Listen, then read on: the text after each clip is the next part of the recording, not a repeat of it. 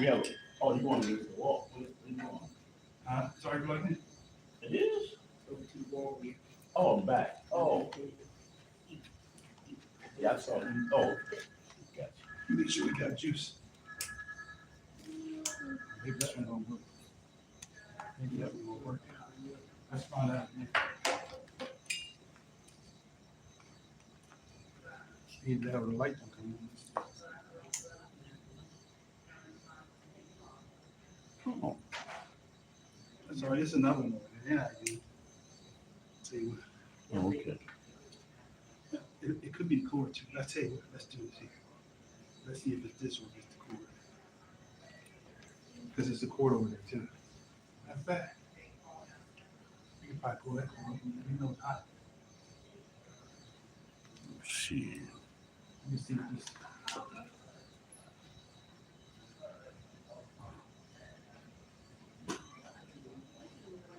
Share. Free.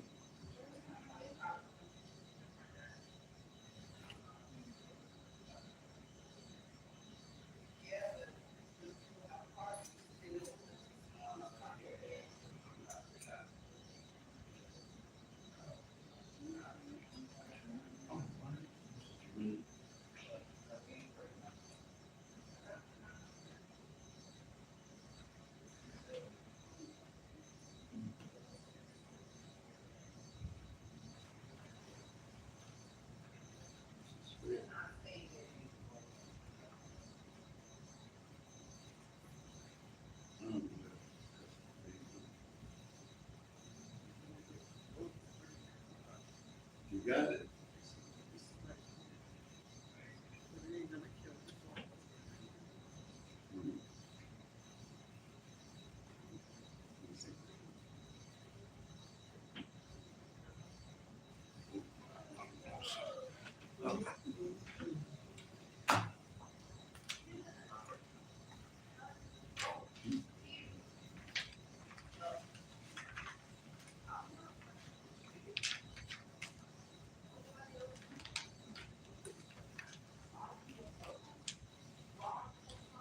Yeah, I back there, Keith.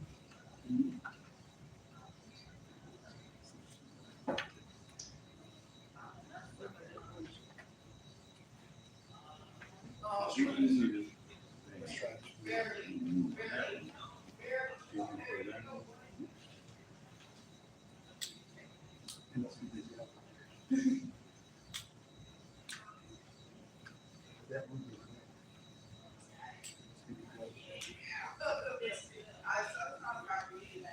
I don't know. Let me see. Wait.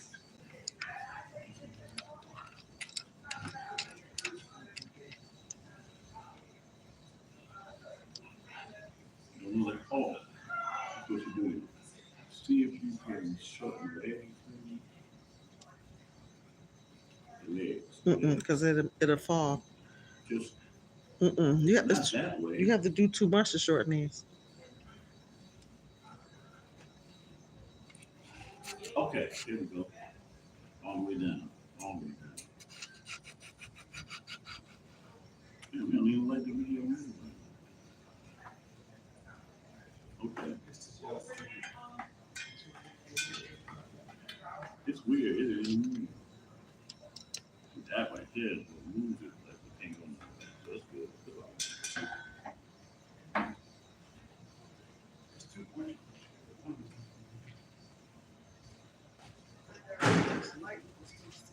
good.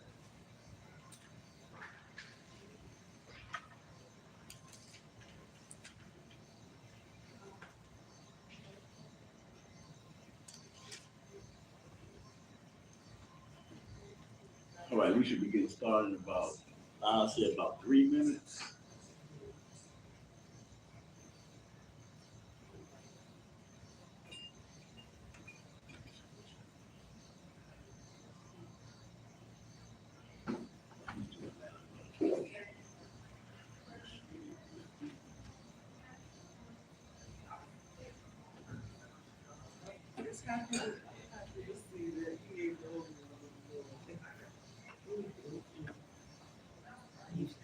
Stay away until it's all stuff. Yep. Tortures to watch it.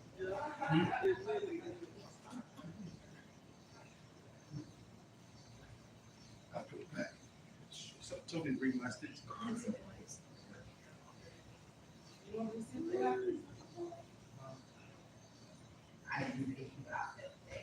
I'm trying to should be cool. We got another one. And,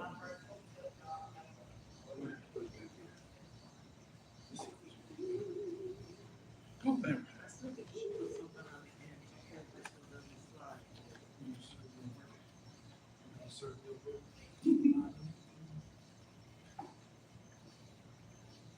Okay, we get out of here.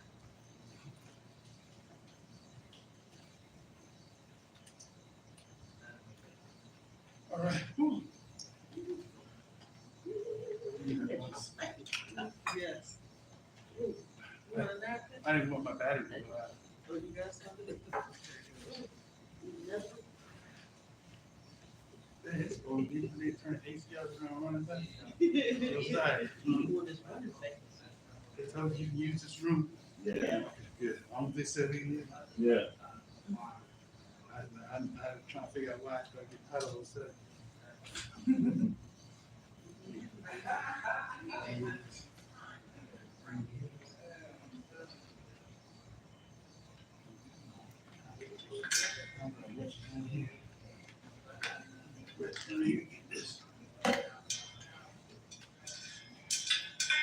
We're getting those things.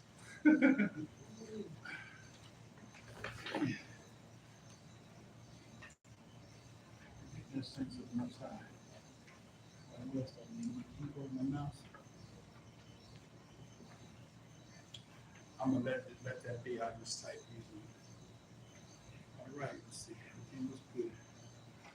All right, brothers and sisters, we're just about there. It's a long time coming. Change. It's long coming. All right. Hallelujah. Everybody feeling good today? All right.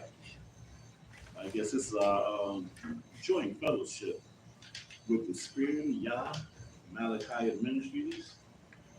Of course, you know I am Moreh, Josiah Israel. And who's on my left?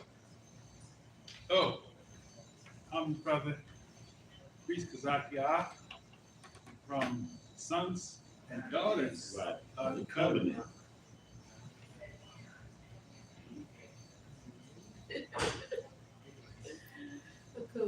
Bronte by Israel. Moreh Bronte. Israel. Yeah. Yeah, I got you. Now, so you are recording on both? Right, that's Team Facebook, and this Once is okay, I see. It's Facebook.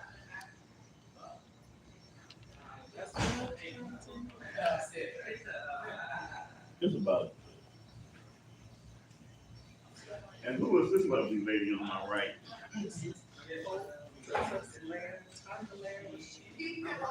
Speaker got the fleck, just a little bit. Oh, no, this is the Pope. Time to later. Okay. Otherwise known as Princess Leia. Okay. So yeah, we are here live from Dover, Delaware, at the Wyndham Garden Hotel here, and again we're here, fellowshipping here, and let's see, what else can I say before we open up So the what start? brought you this way? Huh? Oh, you brought me this way. You know, I have, we had fellowship for a long time. And I fellowship with you in, shoot, in Atlanta, in Chicago, and in Florida. But I never fellowship with you in your hometown. Right. Never giving you home court advantage. So I figured it was time for us to come up here in East Maryland area, and especially before the weather changed, because you will not see me in the months of November, December, January, February, March. Well, we kind of similarly go by that, and up until say maybe January, Exactly. Okay. Well, so because it don't really get cold it don't. until like January, like cold month. Do y'all reach 40 degrees in December? Depends. Okay. I can't be around the pins. It depends on the. He told us kryptonite with me. Anywhere Superman can go where it depends, it might be kryptonite. He ain't gonna be there. So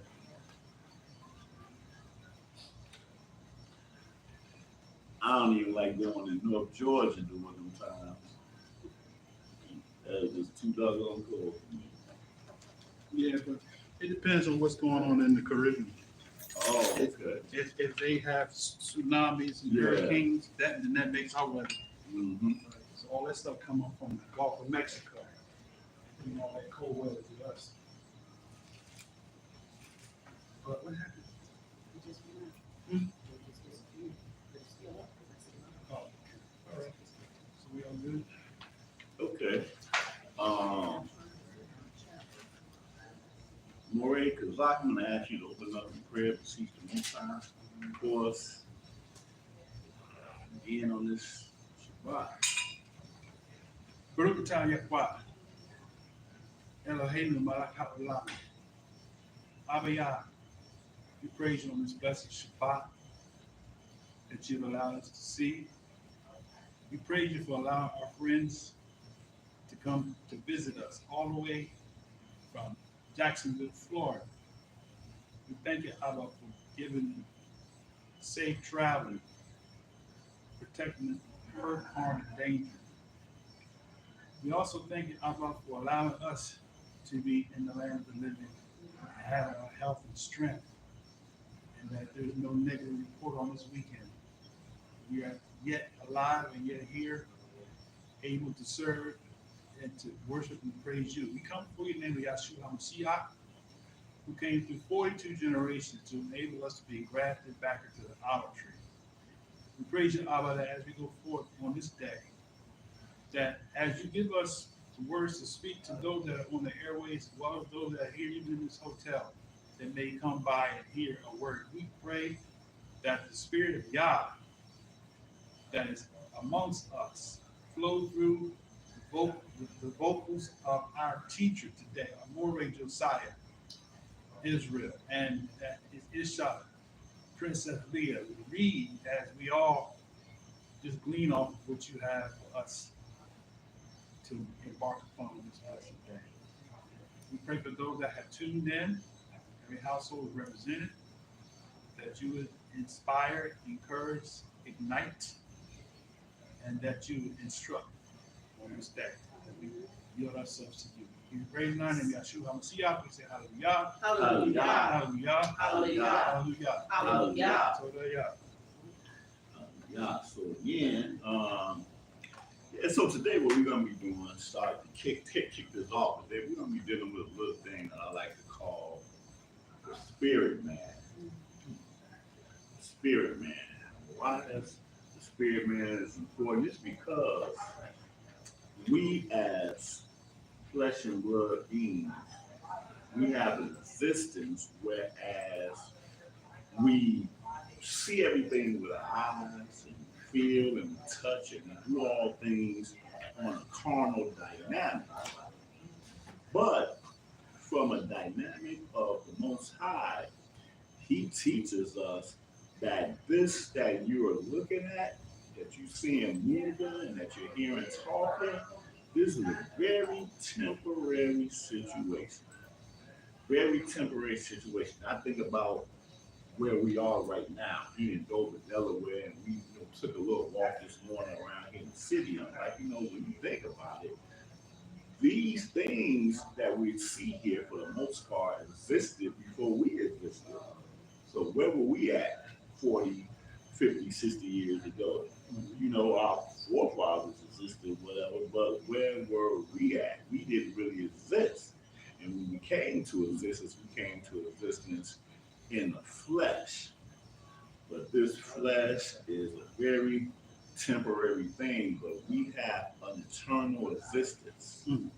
past this flesh. Mm. So I like to look at it as this flesh being a trial run. Mm.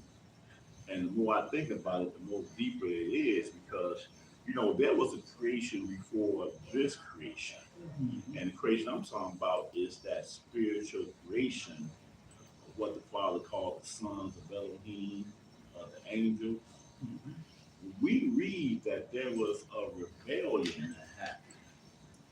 And when that rebellion happened, that put the chief of that rebellion, Satan, on the opposite spectrum of the Father. Mhm. But see, those creatures cannot die. They're spirit creatures. So when the Father created us, He created us, I'm just quoting script where He says He created us a little lower than angels Mhm. out of this earth that He created. And He planned on giving us a rebirth. But unlike the angels, we're here on this earth, and we were also given an assignment to rule over those spirit beings, Mhm. right?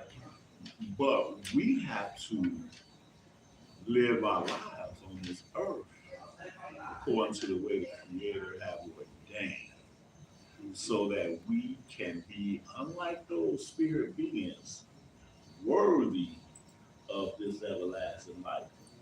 Because even though they got everlasting life, they're gonna be judged with everlasting judgment, just like we're gonna be judged with everlasting judgment, according to whether or not we are obedient with the Creator that has given us life and given us a place to dwell. And Scripture says that this earth will abide forever. Mm. Man can do everything that they can and try to destroy the Father's creation, but His creation can't be destroyed. So America's not gonna be destroyed? Huh? Well, the America as a place, as a government, as a nation is going to be destroyed. Well, see, for that matter, Israel is going to be destroyed too. You see what I'm saying? Because Israel is controlled by Babylon right now. Matter of fact, if it wasn't for Babylon, the nation of Israel or the state of Israel would not even be in existence right now. So the Father's going to purge that place just like He's going to purge this place. But as far as the geographical place, it's still going to exist. You see what I'm saying? Right. He's talking about the story. He's talking about nations and rulings and governments. Yeah, those will be destroyed. So the land mass will be. Yeah, there you go. The landmass is going to be here. That's not popular with some of the other candidates. Well, they don't understand. When they kind of twist the passage, what's that, in Revelation 18 or 19, where they quote, we're talking about, Babylon. This is going to be a habitation of what? Well, not devils, but I'm talking about at the end time, when it's destroyed, going to be a beast or something like that. Right, see, so they're going to be living somewhere. They're going to be right here in this place still. And if the Father decides to want to inhabit it back with whoever He's going to have it with, that's what it's going to be. But it's still going to be here. Just like the righteous are going to dwell in the Holy Land, where the throne is going to be set up at. But before that can be set up there, that's going to be destroyed, purged with blood and with fire. See? So, That's powerful. My mind just made me think about something that you was talking about last week. When the judgment comes, YAH comes, and when He sent the slain to the one end of the heaven to the other. yeah. That's what you're talking about. Oh, that's what I'm talking about. That's right. That's right. Right. Absolutely. Because he created this beautiful place for us to inhabit forever. And even we talked about in the Father Himself in Psalm 132, He said He desires Zion to inhabit forever. That's my rest forever. So He desired to dwell on this beautiful place that He created. So America is not going to be repaired in the sense of government. Exactly. In the sense of government, no. That's right. So what about the revival that they're saying is coming to America? Oh, the revival. How many revivals they gonna have? For real. I don't know how many revivals they gonna have. Well, however many. That's what they teach. They teach that revival's coming to America. Okay. Mm-hmm. We've been saying that for years. Mm-hmm. But where is revival in the scriptures? That's a good question. But again, when we talk about they say, we gotta look at who the they is talking about.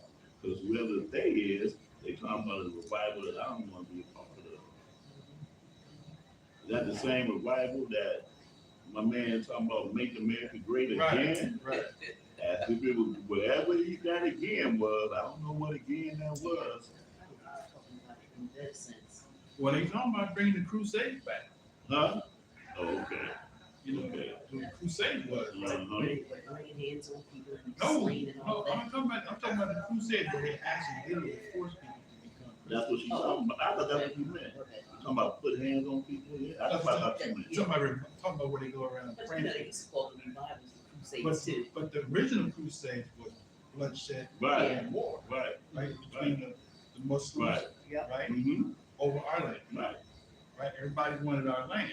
So what happened? They call it crossing the shield, Mm-hmm. where the Muslim empire was warring. It's called, what's it called, the 100-year war? Okay. Okay. Where the Muslim was warring against the Christians over Jerusalem while we was in captivity. Right. Just like the scripture said, Mm-hmm. right? Enemies are going to be battling over our land Mm-hmm. while we're in captivity, Mm-hmm. in our enemy's land. Right. Right. Right. They always gonna find a reason to bring about whatever it is that they want to control whatever part that they want. You know, but at the end of the day, we know it's coming down to the wire. You know, and even like, you know, I personally, I try not to get too much into the prophetic dynamic because a lot of people will teach wrong when it comes down to prophecies. We done seen that happen time and time again. So I don't go that route, but I do know from a personal standpoint that I have a last day myself. You have a last day, we all have a last day. So in other words, you know, like Paul said, we who are alive at the comment, well, he didn't make it. And here we stand, who's to say we might make it either. But wherever we are, buried or sitting on your son's battle place in a jar, whatever, we still got to live our lives according to the Creator. Because we have a last day. We might not see that revival. We might be doing the revival. I don't know. I can't say. But I know one thing I can say, prophetically speaking, that we all can testify of a time that is so different from the time we're living in right now. I dare anybody to disagree with that point. You know, we done seen some things that we thought we would never see in all our short years of living. You know, things that we have read in the scriptures or come across in the scriptures, it has become made known to us on a whole new dynamic because of the time that we living in. You know, I'm gonna give one example real quick on that. Like in that Revelations, or that might be in Daniel, where it talks about the man of sin, and it said that he had no regards for women. You know, I could have read that I don't know how many times, but my mind didn't think that this dude could be gay. But based on the time we living in, Yeah. it's very much Yeah. possible. Yeah. And I know that most average person before me, preachers or whatever, that wasn't none I ever heard from other preachers too. Right? Just say you don't have no regard for women. Okay, so you just ain't gonna have no regard for women. But now we can see it on a whole another level right now, you know. So I'm just using that a little bit as an example. But the thing is this. And also the thing is this. Speaking of Daniel again, I always trip out on the fact that Father gave Daniel so much prophetic understanding, right? He told Daniel certain things, but Daniel didn't understand everything that was given to him. And when he was inquired about certain things, the Father would tell him, look, go your way, Daniel. You're gonna stand in your lot at the end of your days because this is not for you. So let me ask you, Uh-huh. since you're there, But I'm going real quick. But we can see things that Daniel didn't even see, even though he spoke of it. Same thing with John in Revelations. He was receiving things, he didn't understand everything he saw. But we here in this end time, we like, wow, Yes. we can see these things. I think us first one of the letters said something, how we see these things that they don't, the prophet's desire. right, that they desire, yes. Right. Go ahead. No, let me see, I was trying to. Oh, okay. Oh, I'm, Right. no, I was gonna ask you about Daniel, but since you're there, let's go there about the prophet's desire. Mm. Mm-hmm. You found it? No.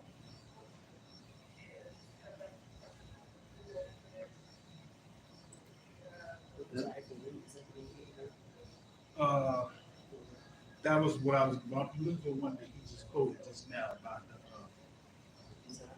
is that First Peter? That's when I heard that. Look into that. That's what I was thinking. Mm.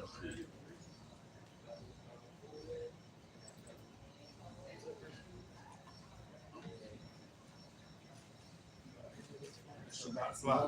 We have a Shabbat fly at 5 Mm-hmm. Seeking to get some understanding.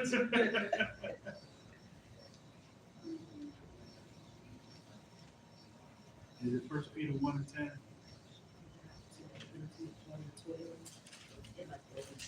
Okay, 1 and 10, 1.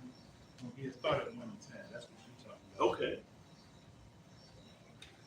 Well, 10 is like in the middle of the thought. Mm-hmm. Actually, the whole thing is when you Start off at 6. get 6.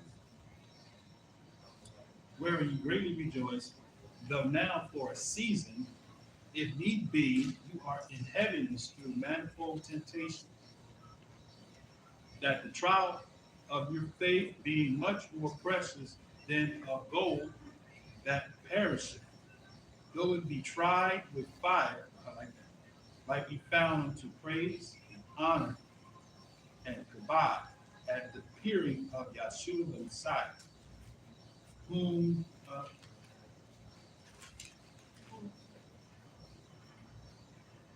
having not seen you love, and whom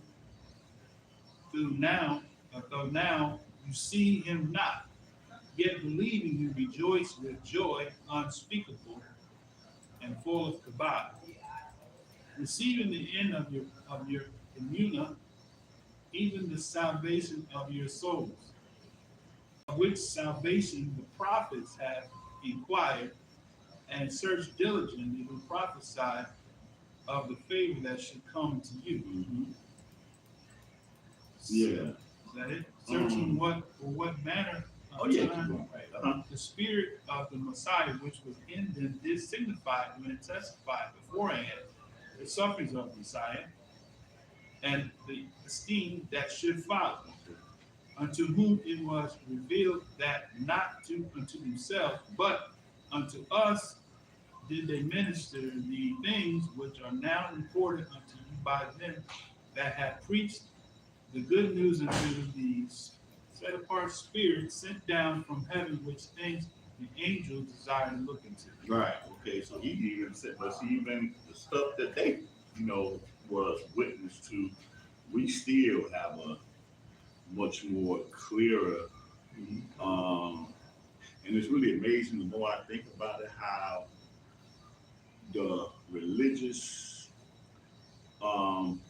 dynamics that we were born into, right?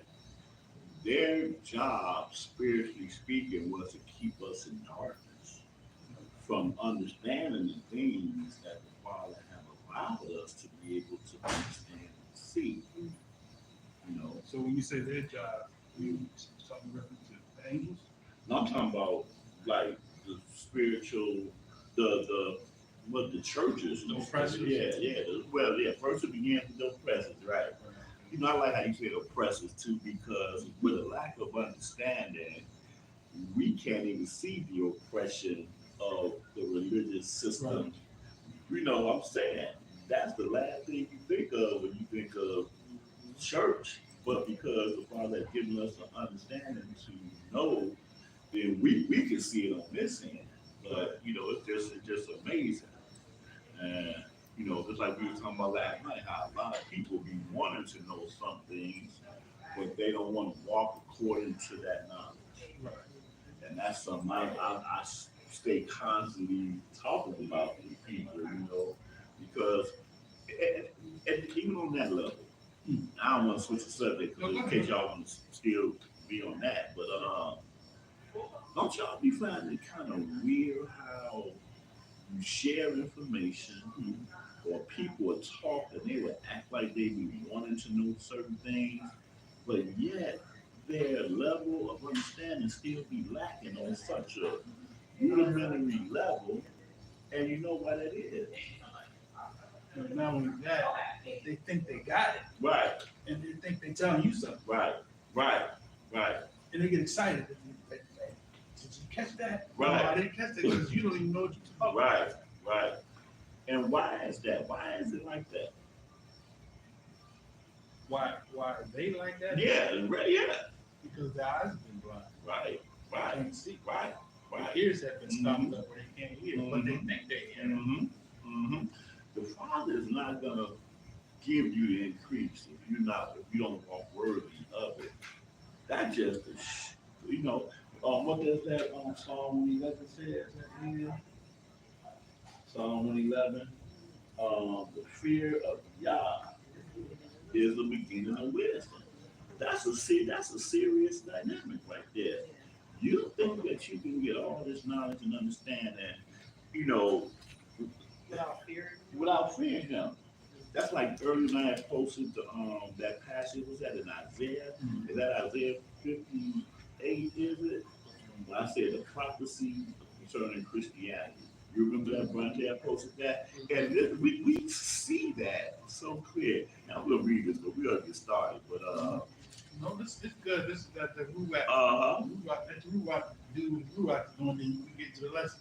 Right. Where is that? It's Isaiah 50. A lot of people like to hear it, but they don't want to act on it That's and it. do what's required. Where it says about how I think that's the one we talk about. When they say, but it is sealed. That's what I'm looking for. We said, but it is sealed. They look into the book, but it is sealed, and the passage that I don't understand. She'll find Keep elaborating on what it said. That's your fine. But the thing, what you're saying is that they want the benefits of being Israel without the sacrifice. Right. The world everybody wants to identify that they're chosen people. Even when it comes to the culture, like I was telling you, Yeah. I saw a brother who had locks in his hair. Mm-hmm. I'm like, that's an Israelite. Right. And went over to him and found out that he was more Christian than I ever could have been. Well, you said the book is sealed. Right. To them that are unlearned, that's not. Wait a minute. What's that? That's 2 Peter 3:16. 2 Peter 3:16. No, that sounded very cool. I think this is not Isaiah I'm talking about. I posted it and I put my mind and I remember where it is at. I had to go back on your Isaiah page. 29. Wait a minute. Hold Go up. back on That this might page, be it. Tasha. That might be it. Let's see, you got Isaiah 29.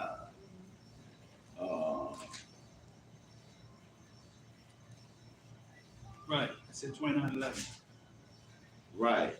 And you see how that's you right there. It's when you just quoted that. So 9, read that from 9. From 9. Uh-huh. That's it. No, this is definitely it. Isaiah 29, and I should have known this because it lines up with that Matthew 15. I forgot about that. Go ahead. Start 9. Uh-huh. It's Isaiah 29 and verse 9. Okay. All right. Stay yourselves and wonder. Cry ye out and cry. They are drunken, but not with wine. They stagger. See eyeglasses. What verse are you at? 9. In the 9. a stagger, but not with strong Yeah. drink. For Yah hath poured out upon you the spirit of deep sleep. That's better than the deep state. Mhm. Deep sleep, and have closed your eyes. The prophets and your rulers, the seers, have he covered. These are your religious leaders, right? Right. Here. Right. You know, all of them have a deep sleep. You trying to learn from them, but they have a deep sleep. So whatever they come with, the different philosophies, different doctrines that are not of the Most High, it makes you more blind, right? And that's what he's talking about. He say, hey, I'll report on you on deep sleep only by you submitting and be obedient, because the prophets don't want you to have the obedience to serve the Most High, because they wasn't trained. They didn't submit themselves to the Most High. So he said, look, he put that. He said, have closed your eyes. The prophets and your rulers and seers have he covered. Go ahead. And the visions of all is become unto you as the words of a book that is sealed, which men deliver to one that is learned, saying, read this, I pray thee.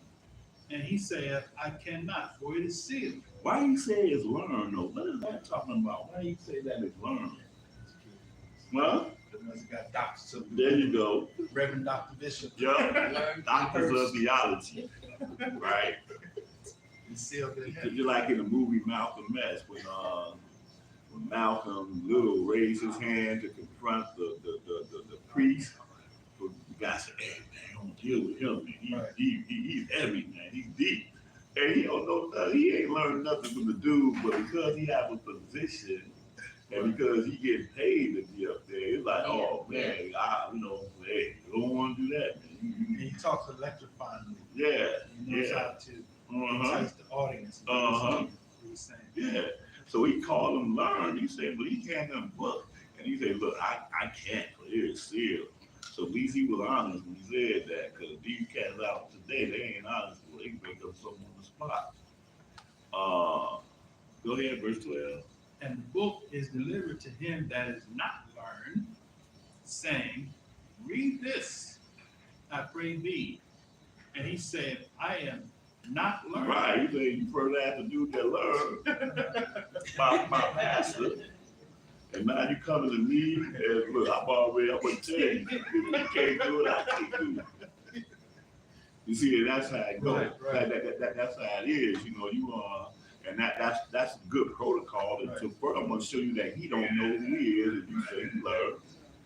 But guess what though? If you ain't learned either, and all you gotta do is really read it, but he done told you not learned. Right. That's basically what it is. Think about it. Somebody asks your pastor something, and your pastor can't answer, then you feel like, oh man, I can't answer it either. Well, they say that when I was coming, some things are just a mystery. Right. That's the way to get an answer. But see, it's funny. Mad and rebuke you. Huh? He can't answer it. He get mad and Right. rebuke Right.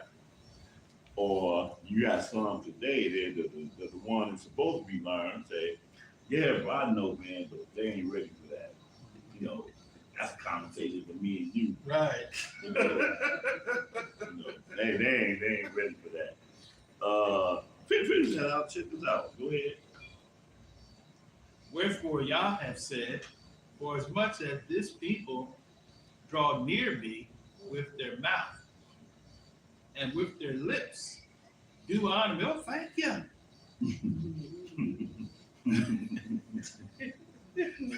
But have moved their heart far from me, and their fear towards me is taught by the precept of men. Taught by the precept of men. That's what denominations is all about. Taught by the precept of men. That's the religious order that we see today, known as church and all of that. And when you were young, you thought that, the Father is that those of us who are saved, sanctified, Father is dealing with. Everybody else that have not accepted the name of Jesus or whatever, they don't come go to church, and they're the ones that are gonna be in hell. See? But when you read all through the scriptures, the Father is dealing with these so-called religious people. But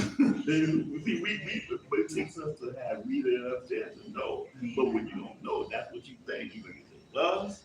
We go to church every day. The Father looking on that and blessing us. We be doing the choir, and everybody else don't want to be a part of this church. They go on. They just lost.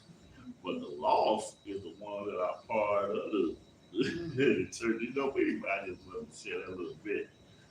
But anyway, let's read a few of these scriptures here regarding, again, the spirit man.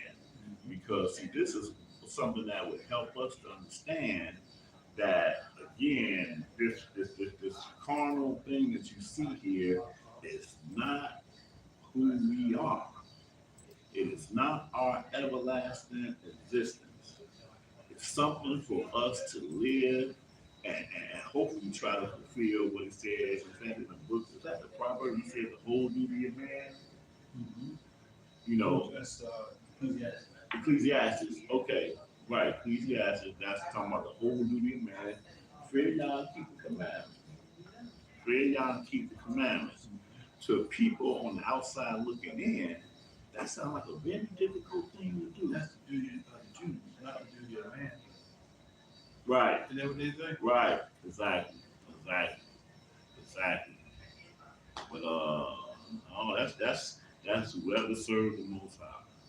Just like we were dealing with. I'm going to the other thing we were dealing with this morning. I posted about that, about what we dealt with yesterday concerning. Yeah, let's look at that real quick. I'm going to do the Mark first. Mark 12th chapter. Yeah, we talked about this yesterday.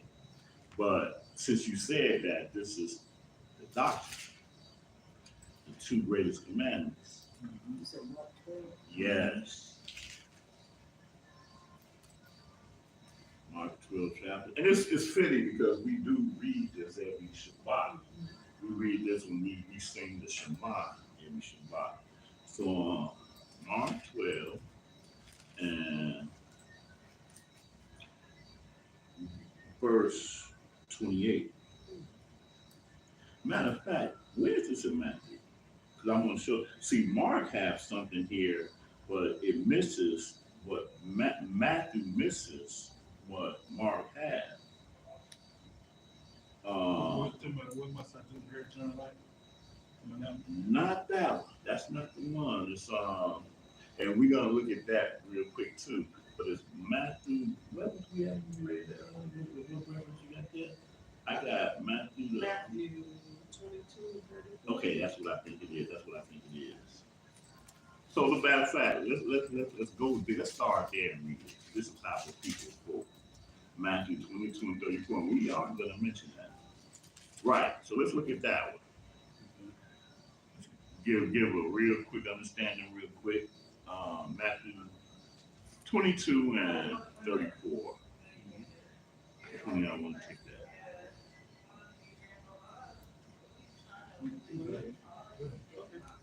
Matthew 22 and 34. Uh-huh. But when the Pharisees had heard that he had put the Sadducees to silence, they were gathered together. And I want people to understand something. When we read scriptures, we always read it from a historical dynamic.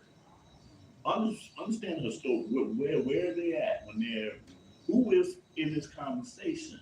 Because it's very important, because when you don't understand the present, when you're not in the present, and when I mean present, I mean the time that they're in, your understanding is going to be lacking. And see, that whole dynamic, it's just how I see it, or my understanding. No, the hell with that understanding. You got to put yourself there among the people there. So the first thing we find out is that there are Pharisees and Sadducees there. You're not there. It's Pharisees and Sadducees there. Understand what they understood as far as being obedient to the law. Right? So they ain't talking to Jimmy and Bob and George. It's very important. I'm going to see just how important that is.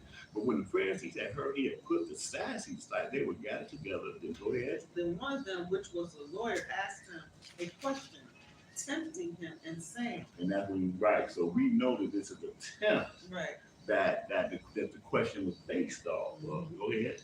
Master, which is the great commandment in the law? Right. So this is just my own thought. I'm thinking that they want one of the answers to be one of the 10 commandments, maybe, to tempt them, right? Oh yeah, the first, thou shalt not commit adultery. That's the greatest commandment. They else, you know, good that, but go ahead. Yahshua said unto him, you shall love Yahuwah your Elohim with all your heart, and with all your soul, and with all your mind. This is the first and great commandment. And the second is like unto it. You shall love your neighbor as yourself.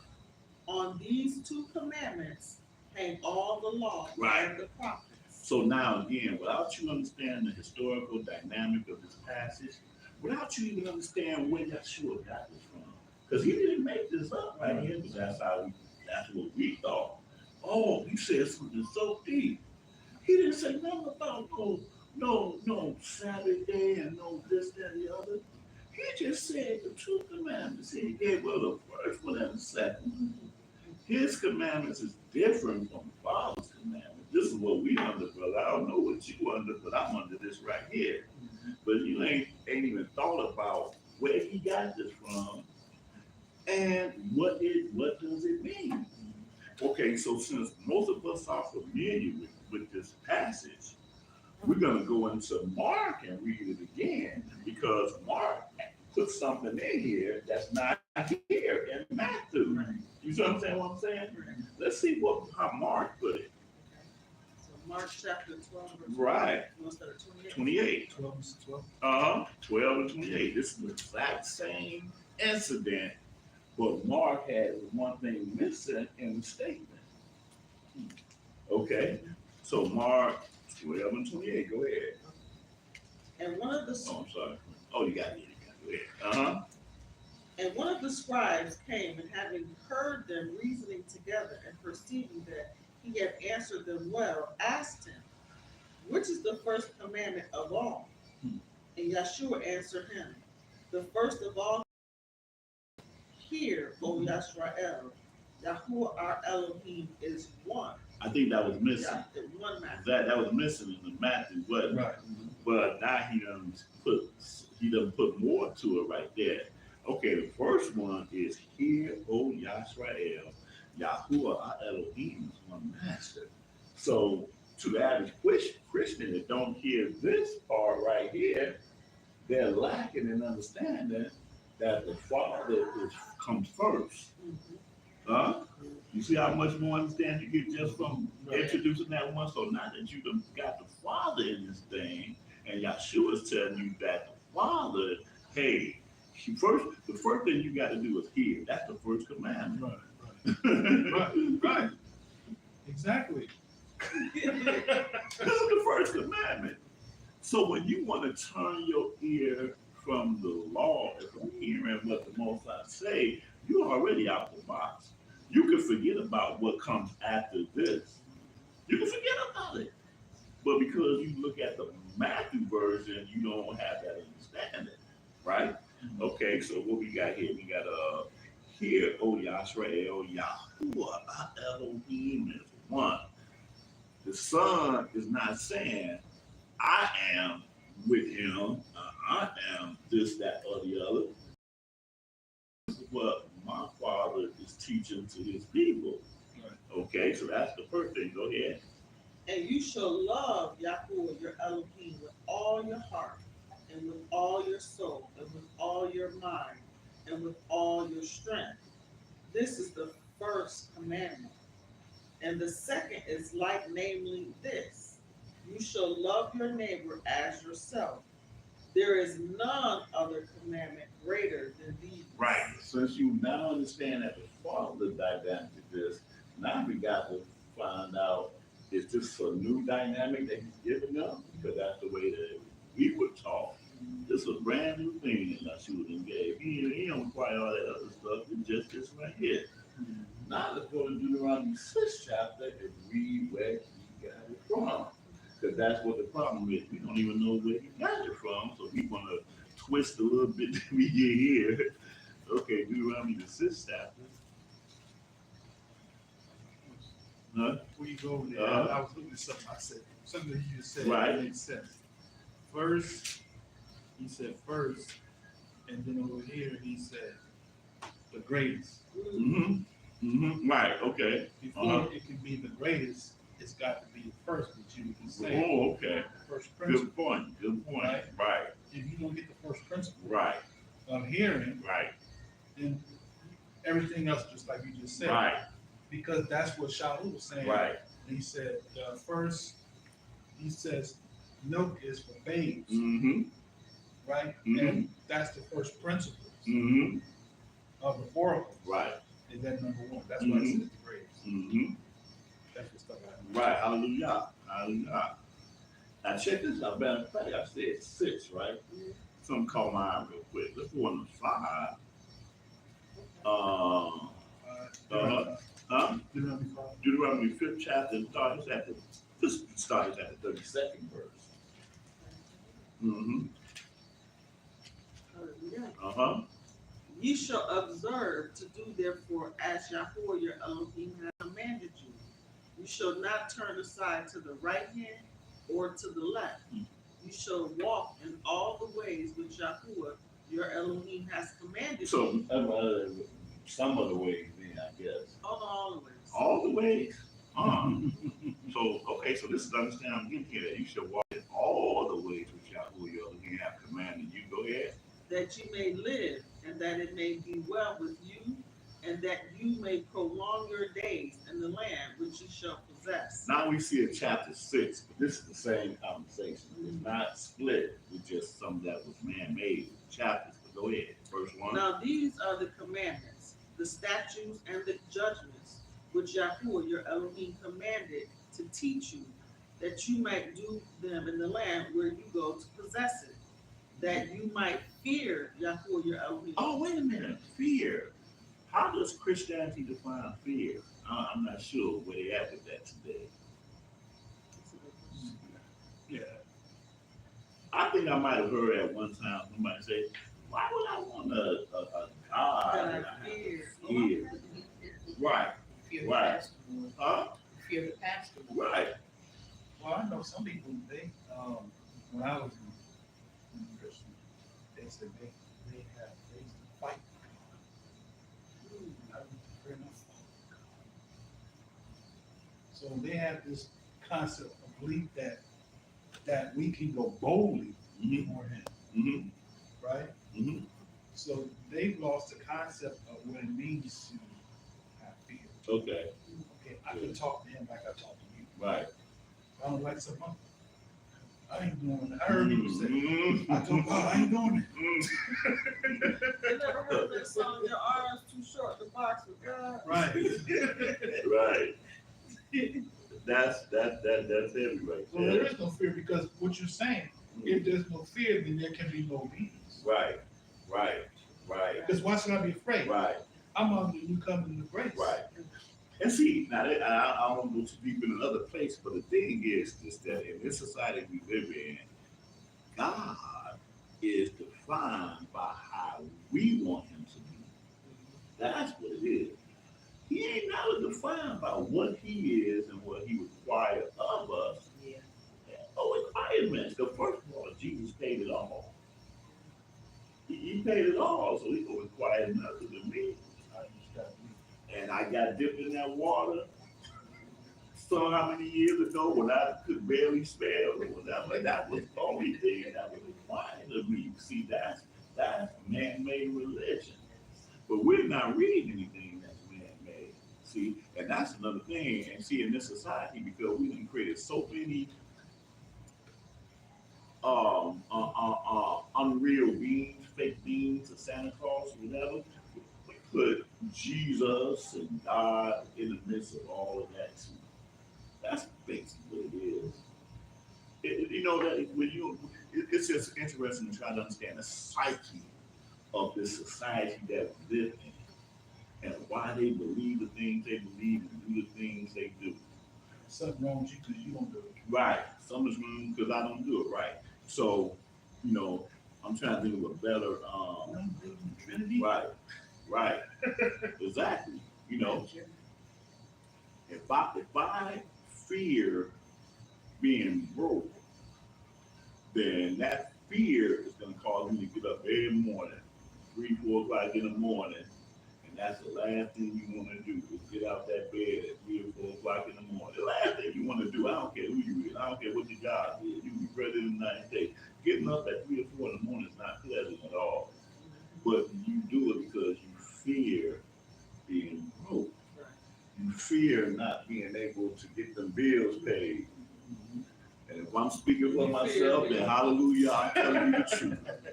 Because I am 57 years old, and I personally think it's an abomination for me to have to get up at 57 years old. It's an abomination for me to sit and be like, damn, I want to go see my brother KhazaqYah, man. I got everything within my power to make it happen, even if it's gonna hurt me. Don't just say it. I shouldn't even have that. I'm just saying personally, but the point is that I do. And I fear that unless I do whatever I need to do, we ain't gonna be going back to a home. You know, so that's it. So if you have a fear like that, how in the world do you think that you can get by in this world and squeak past what the Most High defined as fear? Right. You see, the truth of the matter is there ain't nothing wrong with fear, but you done made it feel like there's something wrong with fear because because fear is not a good thing to experience, but fear can also be a joy in knowing the right dynamic. Because just like the example I gave, oh, it's a joy when I can look and see, oh man, I done saved up a certain amount of money. And how did I do that? Because I went to work every day. I didn't want to do the first part, but I'm able to rejoice in the second part. Now, the creator of heaven and earth has given us promises.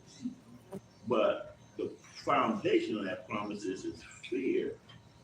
Because I'm telling you, you got that new car out there, but you better be fearful and not doing your preventive maintenance with it when you have to do it. Or else you're not going to have that car anymore. You understand what I'm saying? Right. And that's just the truth of the matter. So fear in this right context could be very rewarding. And that's the problem. We don't think of the reward that comes from fear. We just think that, oh, fear, man, forget that. I don't want that. No. Fear is there's a reward to fear. Like you in school, and you pay all this tuition, and the professor tells you if you don't pass this test, you're gonna fail the class. You fearful of failing that test. And what you do, you be up all night studying, because I don't want no F on that test. That's fear. So if you understand the righteous, what's the word for the value, the rewards of fear, then all of a sudden it don't even be fear no more. It don't be fear no more. You know, in my early days of coming to this truth, Sabbath was a little problematic for me. You know, what? Because I did the Sunday thing, and Sunday was kind of enjoyable, you know, because it was my carnal dynamic that made it enjoyable, to be honest with you. But I did it. But now I'm in this dynamic, and it's brand new. Wasn't really something, it wasn't nothing, but I had enough fear and enough in me to understand I can't get away from this. But when you grow in the fear of the Most High, this becomes the most greatest, wonderful thing in the world. And it becomes wonderful because He gives you a different spirit.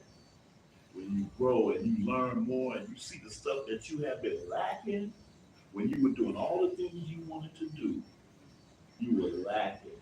But you never know that you're lacking until you Father shows you what's greater than than what you had in the beginning. You know, it's like the things we. What happened? It's trembling. What is it doing? That's weird. Oh. That's the fly. Yeah, the fly man. The The fly fly. on it. I think because we moved it and that's when it cleared up. That's what I don't know. That's what it looked Yeah, like. he living on the land. Yeah. So, That fly the plague. so the world has made fear a negative thing. Oh yeah, absolutely. When fear should be a good thing. Absolutely. It should be a good thing. But it only becomes good through understanding. Understanding is the only way to become good. You know? So what you're saying, so when you fear Yah, you're not gonna do certain things because you know with those things that you do comes a judgment. Right. Right. Right. That's on the carnal level. Before you can even attain to a spiritual dynamic, it's carnal first. Right. But it's tapping into what you were just saying, even incorporating that with the commandments. Mm-hmm. It said, Yah show mercy, right? Mhm. To thousands of them that love me. Uh-huh. If you fear me, Uh-huh. you're going to love me, Right. and you're going to keep my commandments. Mm-hmm. Not be afraid. And I just want to emphasize on that too. I just got finished talking to somebody that responded to one of my threads on things. Love of Yah is defined by fear and obedience. That's good. So we all, you bring that out. Right. We all claim to love Him. I love Him. You can't tell me I don't love God. But everything that you do, everything that you eat, everything that you say, everything that you observe is contrary to Him that you claim that you love. But you go ahead, finish that thought though. I'm sorry. Go ahead. No, it was just, I was just, because the way what you said, when I read, it says, show mercy unto thousands Yes. of them that love me. Uh-huh. They put the and in there. The and shouldn't be there. No, that's right. No, Right. that's good. It should Right. be, show mercy unto Ooh, thousands of them that love me, who keep my Absolutely. commandments. Right. There should be no end. Should be no end. Right. Because they're making the love and the commandments separate. When they're one and the same. Or the commandments, according to that, define the love. Right. Can't have one with the other. Because without the commandment, Uh-huh. which is the agreement Right. to the love. Right. This is how I know you love me, Right. when you keep my commandment. Mhm. Isn't that what Yakinan said? Right. That's right. This is how I know Oh you yeah, we love me. scared to go into the Yakanan, man. Oh, that's you open up 1st, 2nd, 3rd John, you might as well. You should change your life right off the. That goes to I say, ain't quite ready for that. Go ahead. that goes to say that, for all the people that say they love the Most High, especially a lot of our first day friends, and then they don't want to hear His law. Right. Well, He even said the person who turns their ear from hearing the law, Right. they're going to curse. Mm-hmm. Yeah. Mm-hmm. Right. And you know the same, just like how you put that together, love and commandment. You put that together. You can't separate them. Just like you can't separate faith and works. Right. Same thing. James made that thing plain. Without the works, your faith is made void. It's non-existent. Right. So you can't, he's let you know you can't separate the two. And hey, we're living under the order of this false separation, this man-made separation. But let's finish this real quick. Where do we, okay, Verse right, 2. verse 2, right? That you might fear Yahuwah your Elohim, to keep all His statutes and His commandments, which I command you and your sons and your sons' sons, all the days of your life, and that your days may be prolonged. Hear, therefore, O Yashrael, and observe to do, that it may be well with you, and that you may increase mightily, as Yahuwah Elohim of your fathers has promised you, in the land that flows with milk and honey. Mm-hmm.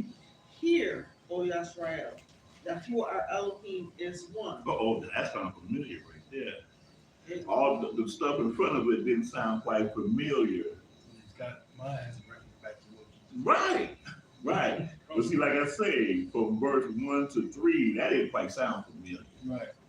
I didn't quite have that understanding right there. But when I got to verse 4, my ears got in tune now.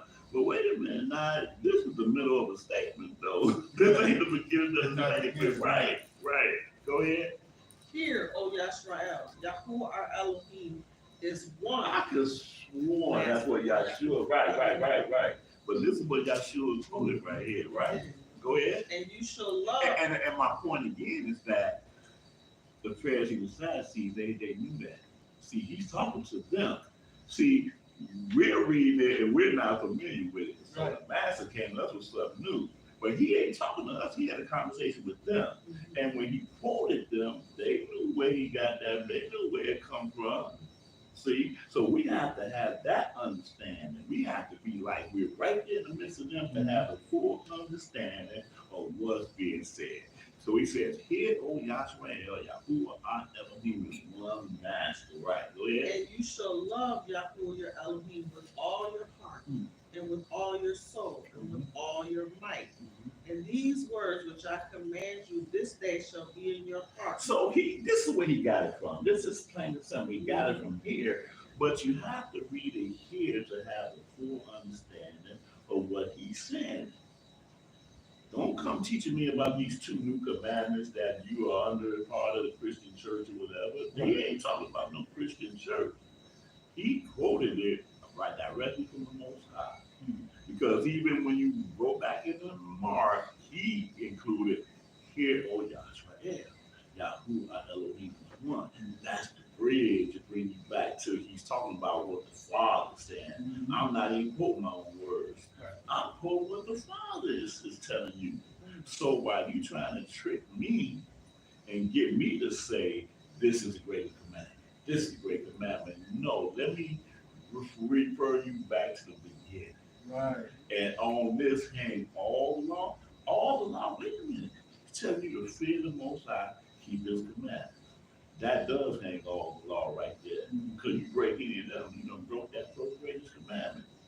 Right. And then the second one, you love your neighbor as yourself, right?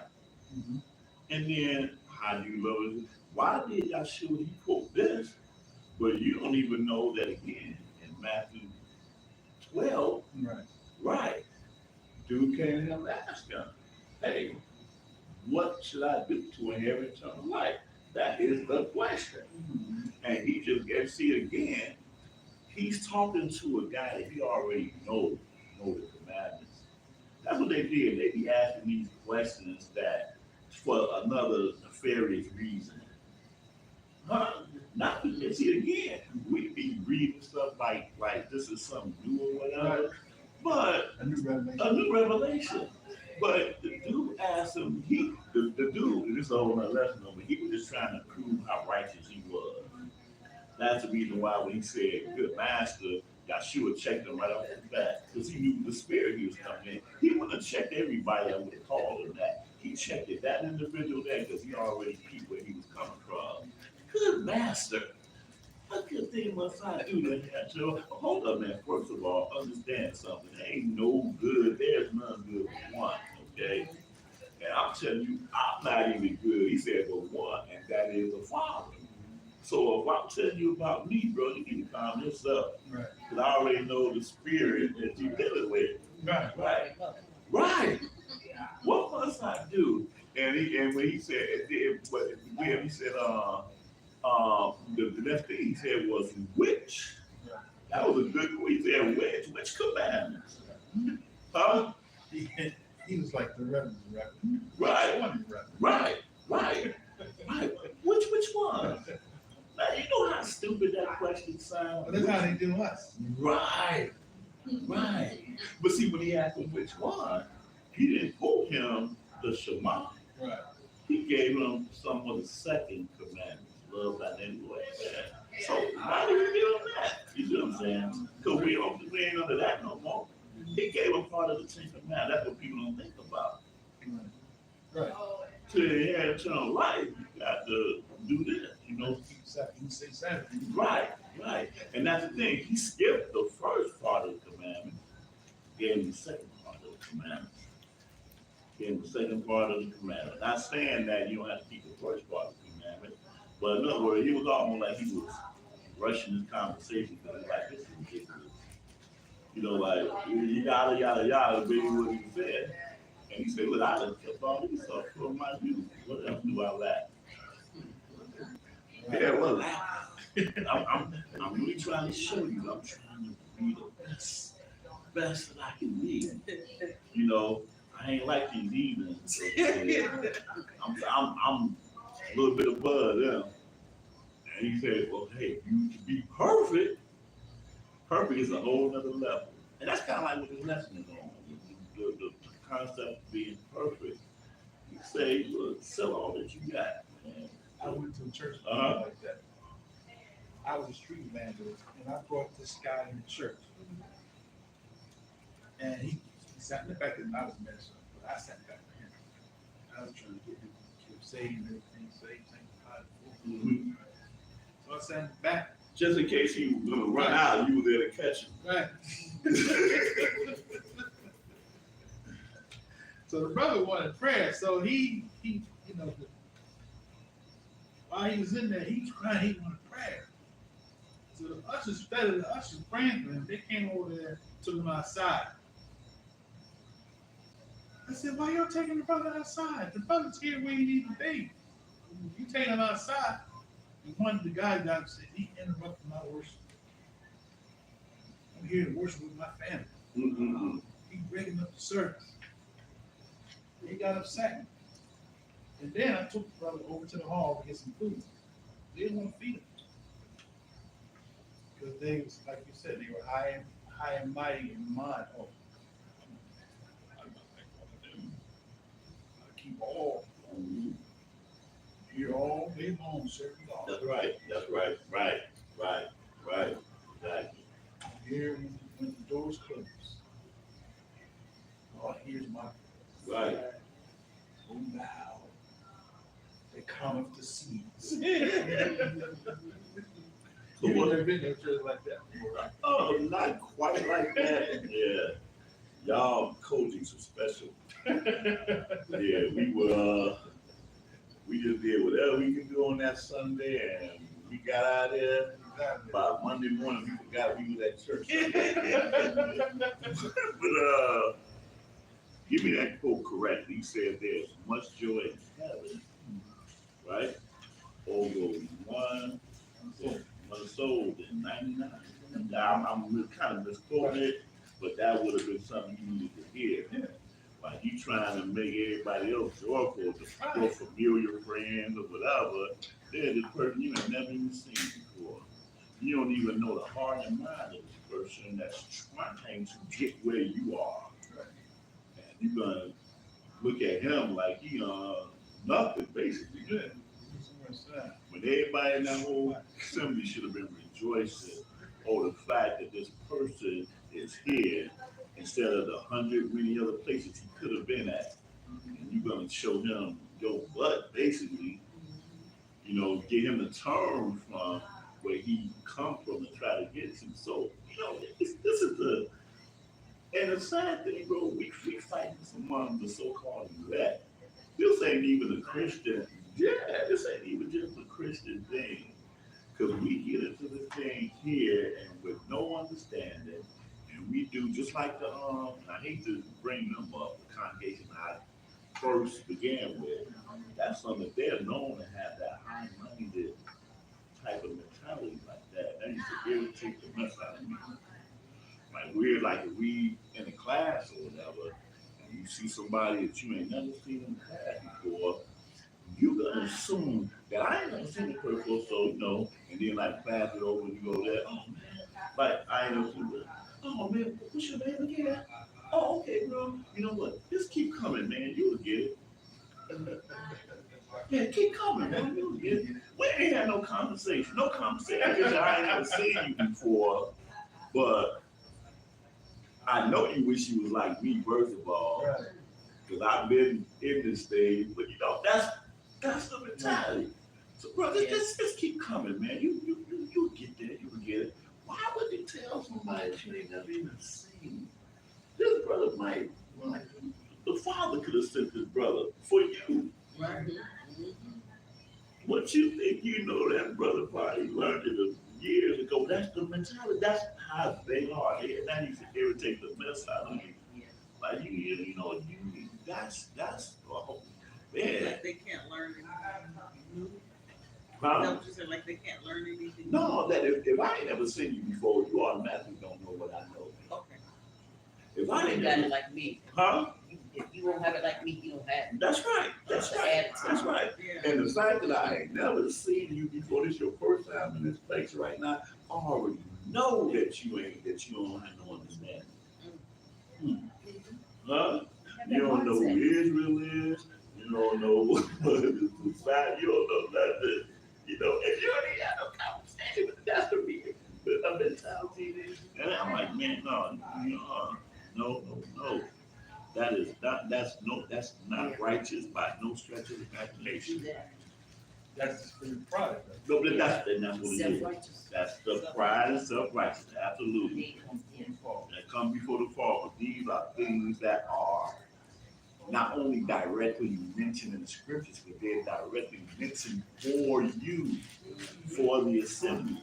See, so in other words, this is that whole level of understanding that you need to have as you're getting milk. Milk, you know. So again, this is all about, and this is like you see these Israelites out in the street, it's the same way.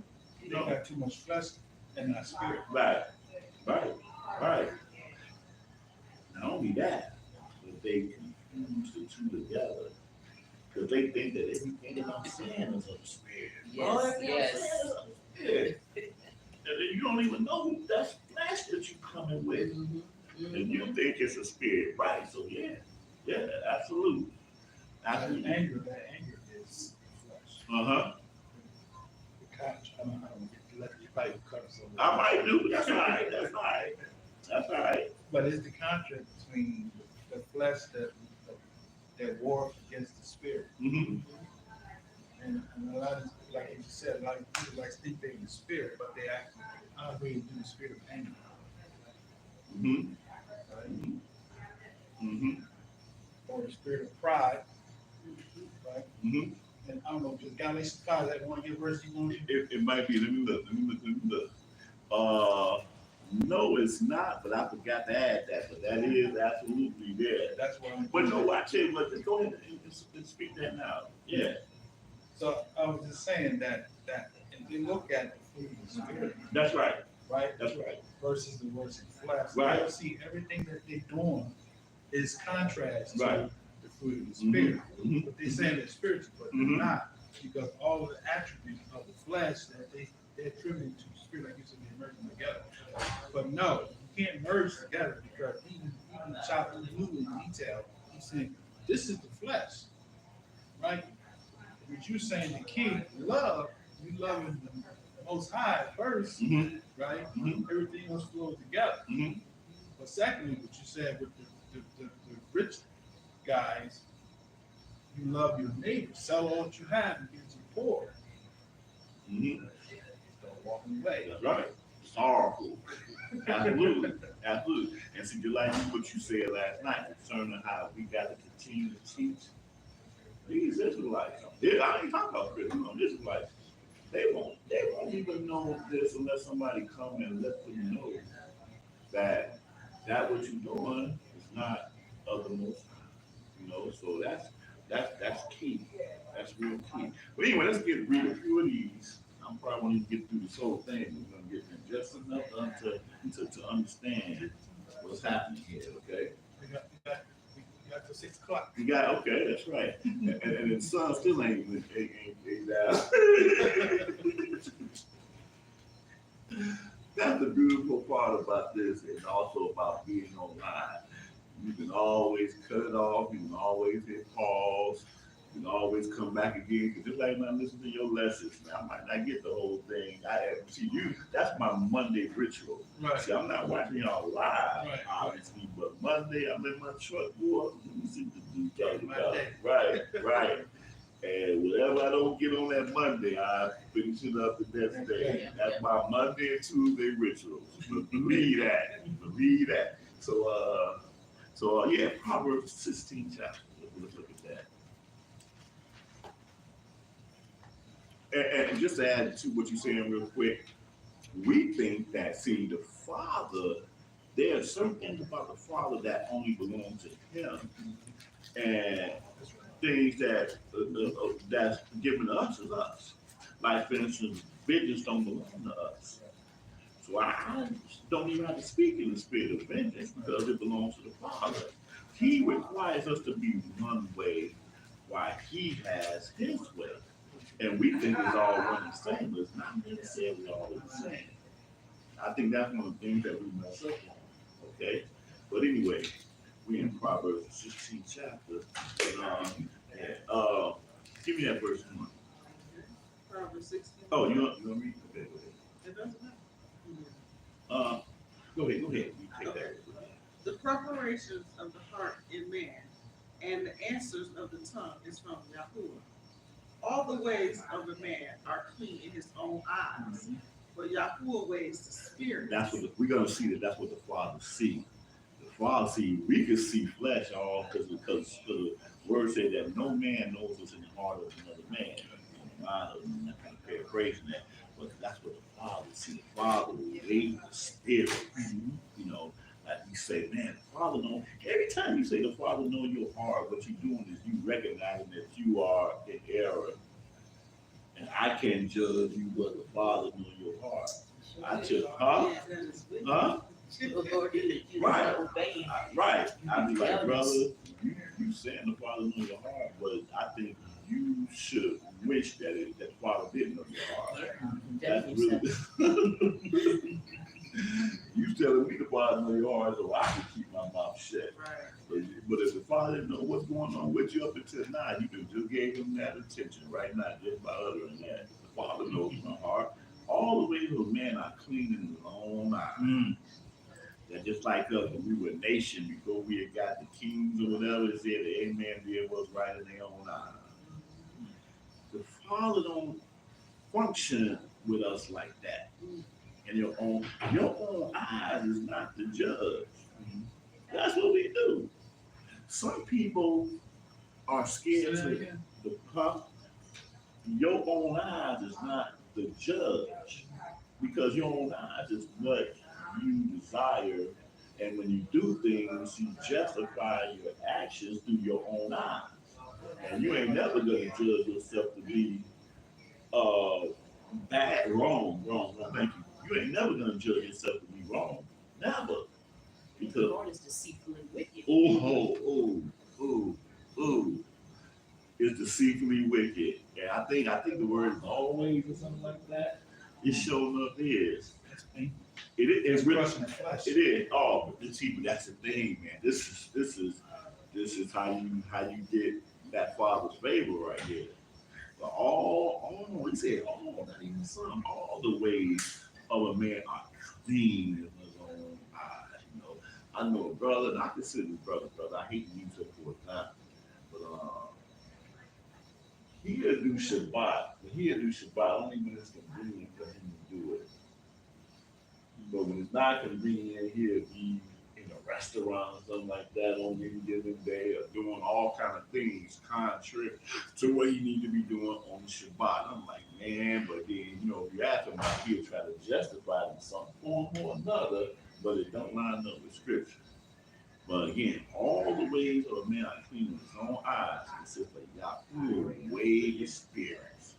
He said, I look past all that carnal stuff. This is I see the foundation of it.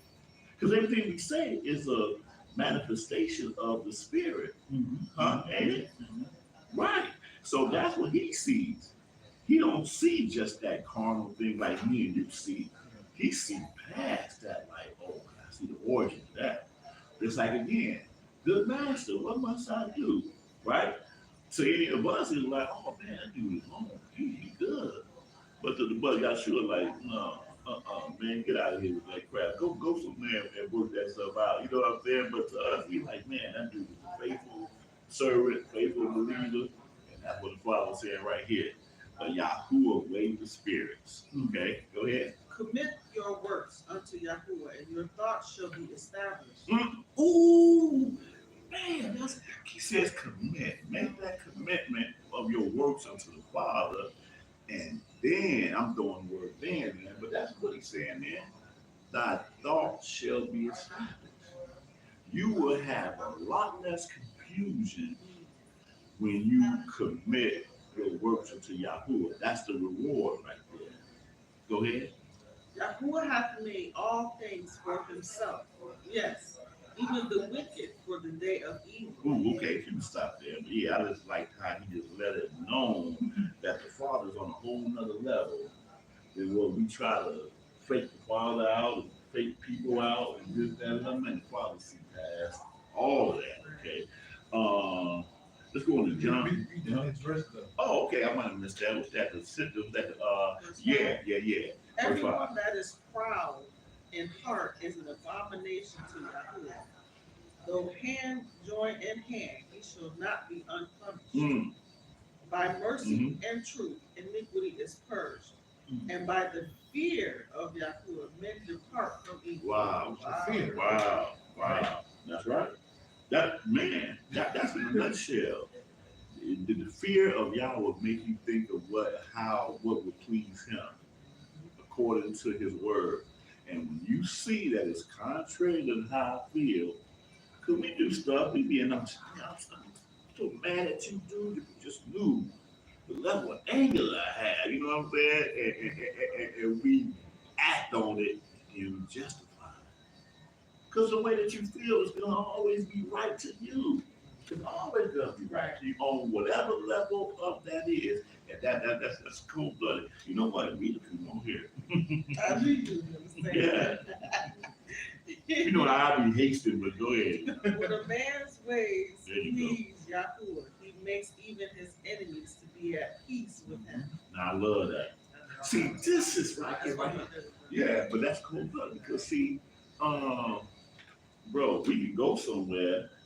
We ain't got to have little Eugene out there checking, doing this. Right.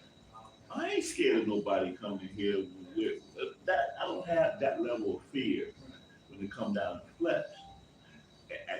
Because first of all, I'm not going to easily get into an argument with somebody that might disagree with what I'm saying.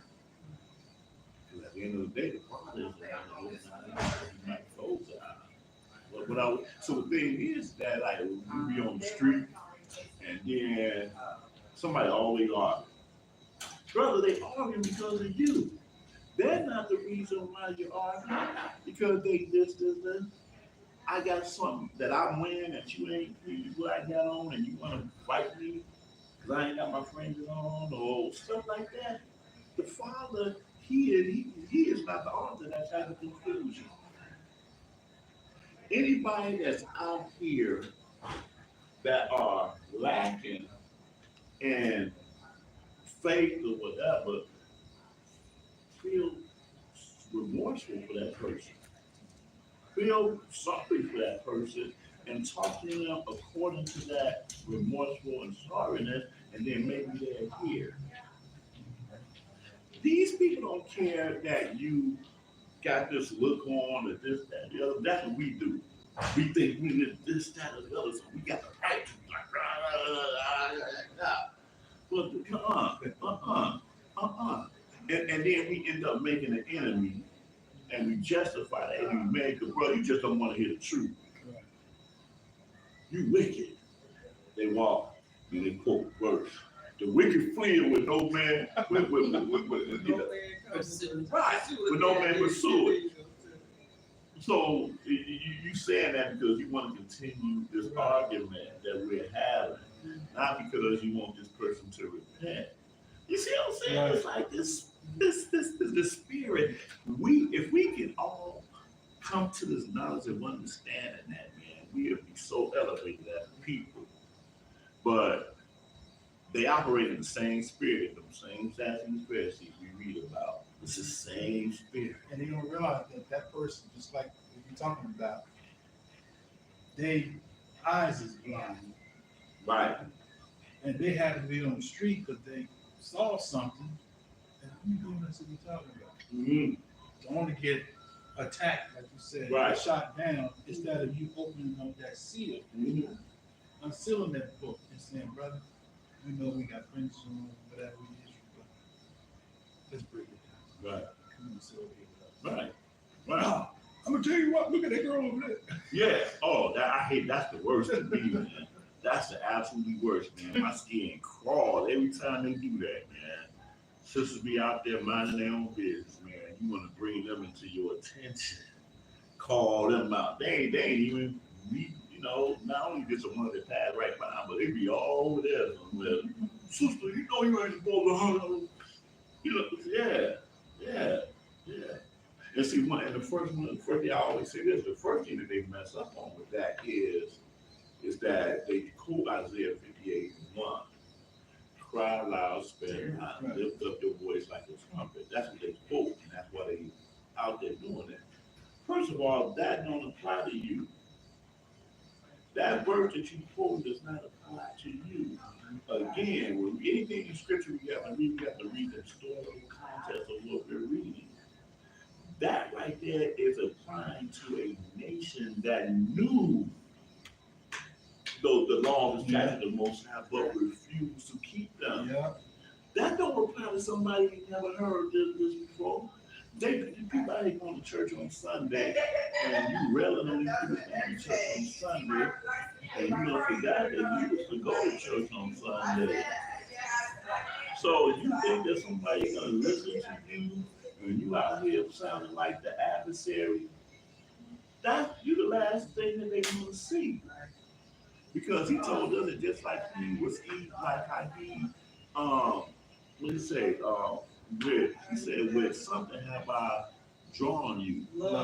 With loving kindness. Like with loving kindness have I drawn. What makes you think that you shouldn't have that same loving kindness for somebody else? And that's the Father said with loving kindness. When the Father executes judgment on people, these are people that knew that. So that you gotta understand the concept, man. Lower your voice. Lower your voice, man. Talk to me like I'm a man. Okay? And then we get to, Bill. But you come out there like you the high and mighty, that you are the authority. Based off of false instruction. There's some more here. What's some more here? But that's what I'm saying. Verse 17, when a man's ways please God, he makes even his enemies be at peace with him. They're not supposed to look at you as an adversary. So you shouldn't have no enemies out there. You should not have any enemies out there. Right. Exactly. Right. Because in the New Testament they use the term gainsaying. You don't want nobody to gainsay against you. You don't want nobody to gainsay, brother. I hear what you're saying, man, but you know what? You came at me wrong. I hear what you're saying, but you this, that, and the other. When they say no gainsaying, that means you are without fault. And you have to be, because the thing is, the scripture says this, it says, I send you out there, I'm paraphrasing Ezekiel, to sound the trumpet. But when they turn from it, if it's anything that you that caused them, it's on your head. Right. And again, that's where our fear comes in, right? Right. We don't want that to be on our hand. Man, I'd have been part of that. I've been in the shoot, man, but that brother, man, he be lusting after women. That brother, he always trying to talk about money all the time, trying to get my money all the time. But you don't want no games out there at all. So when we see, and then another thing is that, hold that thought just for a second. If we're out there, should nobody be scared to ask us a question? Right. Like they wasn't scared to ask Yahshua, but they wasn't scared. If you, That's a good point. yeah. Yeah. Man, I asked them brothers something about this, but I know they're gonna make me to be the subject of that should not even exist. but it exists. Every time you see these cats, you really don't want to even engage them because you know that that spirit don't be correct. Well, now that, to took me away from my question, but now that you said that, Yeshua went out as well and did the same thing. He brought, what they weren't doing according to scriptures to them, and he was there for them to ask questions, and he never came at them in an evil and wicked way. Right. I mean, he might have kicked over the tables. That's when they knew they was doing wrong. But see, But but guess what though? The table that he kicked over were from people that were literally getting paid right, from being what they were supposed to be according to their title, but it wasn't lining up with scripture. right, He always made a difference between the ones who supposed to have more authority Right. to the lay person. Always. now with people coming at other people in a negative tone, would that be considered taking the Father's name in vain? Would that be almost like making his name to be nothing? Absolutely. Absolutely. Without a shadow of doubt. Absolutely. Yeah. Yeah. When we go out before people, man, you gotta put everything about yourself in the back burner. Ain't no excuses. Man, Tonda made me so mad. She made me mad, man. I wanted to cuss her out. But you know what? I'm feeling go out here and do what I'm supposed to do. You know what I'm saying? No, you can't do what you're supposed to do. That's the reason why you tell them another place, you got to, before you come to the altar, you have to get that stuff straight here first. Because and see now we see the wisdom in that. Ain't that wisdom? Because you ain't gonna be coming trying to call yourself doing what I had you to do, but you ain't even got the right mind to do it, and you done got all against that brother, and that brother laughing at you because you are acting like you this, that, the other. Because that's the thing. People always gonna try to find a fault with us, even if it's false. It's like them. False accusations, false. This is all that happens. And you know what we do? We get into our spirit and we be engaging with them.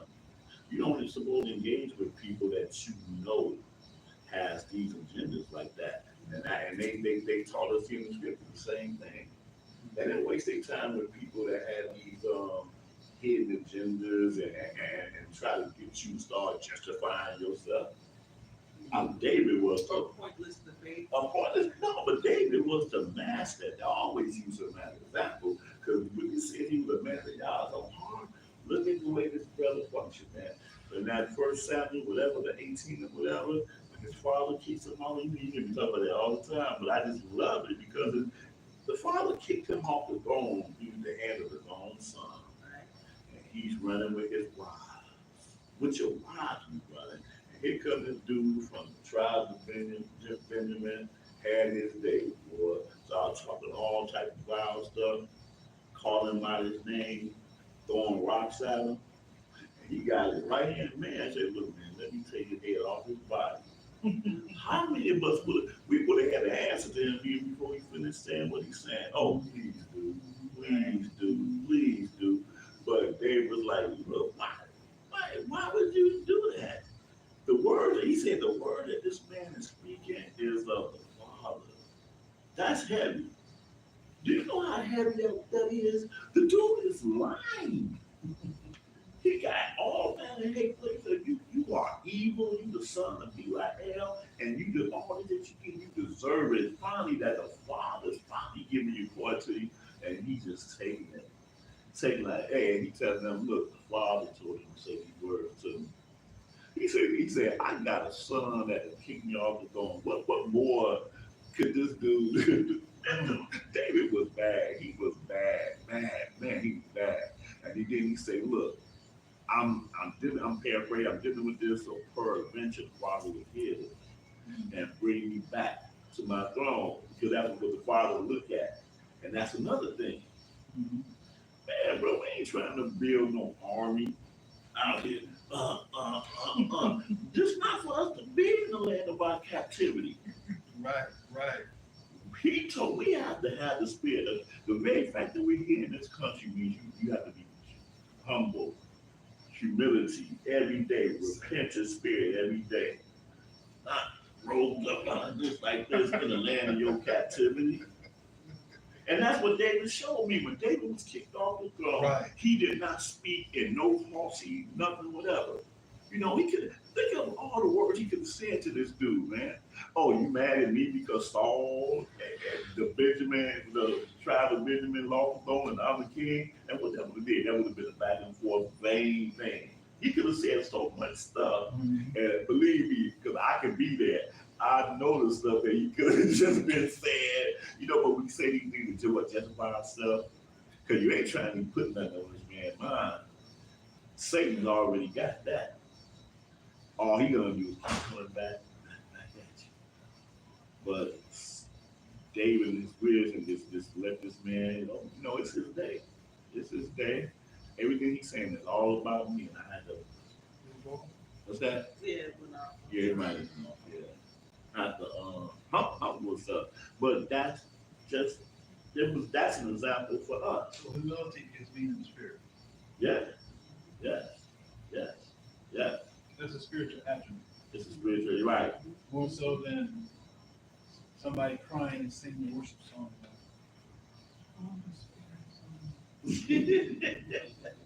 So, because that's how it was made to believe that's what spirituality is. Sing a song, get this on down your spine, start crying. Right, The spirit is on. right, right. But then the Most High say, throw that pork chop out. Huh? Right, right. The spirit that left you now. right, right. Or like you said, or go over to that brother or sister and tell that brother, I was wrong, I'm sorry. Right. How much spirit you got now? Mm-hmm. You were just crying a minute ago. Right, Now Right. the Most High said, go and reconcile with that person, Right. right? Leave your give here. Mhm. Or like you said, people honor you with their lips, right, right. Mm-hmm. but the spirit, their heart, Mhm. is far off. Uh-huh. Yep, yep. Man, absolutely, absolutely. So again, that's what we're dealing with. We're dealing with the spirit. Allowing the spirit of God to be within us more so, because that's who we are. Not that carnal flesh that you see, you know, and I'm sitting here instead of keeping Shabbat, I'm worried about hoping I can get that suit that I saw in the window last Friday or this, that, or the other. You know what I'm saying? Which don't mean nothing, okay? Let's go to John, book of John, 6th chapter. It's a spirit, man. In a few minutes, we're going to read that passage that created this lesson. John, the 6th chapter. John, the 6th chapter, and the 60. Oh, yeah. I'm going to go into the middle of this conversation. And John 6 and 61. John 6 and Uh-huh. 61. Yeah. When Yahshua knew in himself that his disciples murmured at it, he said unto them, does this offend you? What if ye shall see the Son of Man ascend up where he was before? It is the spirit that quickens, the flesh profits nothing. The words that I speak unto you, they are spirit, and they are life. Ain't that something? So words is more than just a sound that we hear. Words itself is spirit. And he's letting us know that it's a spirit that brings to life. It's what quickly means come alive. He said flesh don't profit nothing. We see all this fleshly stuff where we be thinking it's the best thing ever. Carnal stuff is the best thing ever. But it is dead bones. Hmm? That's what he's saying. It's a spirit that quickens, that brings to life. The flesh don't profit nothing. The word that speaks to you, they are spirit, and they are life. And that's also the way that our words need to be in the same dynamic. Words speaking from the spirit that brings forth life, not that brings forth death. You know, Isaiah 59.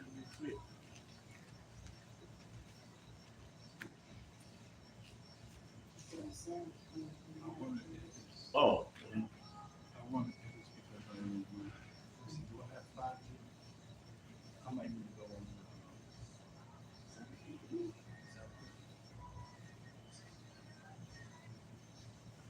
Oh, you got the crows or something?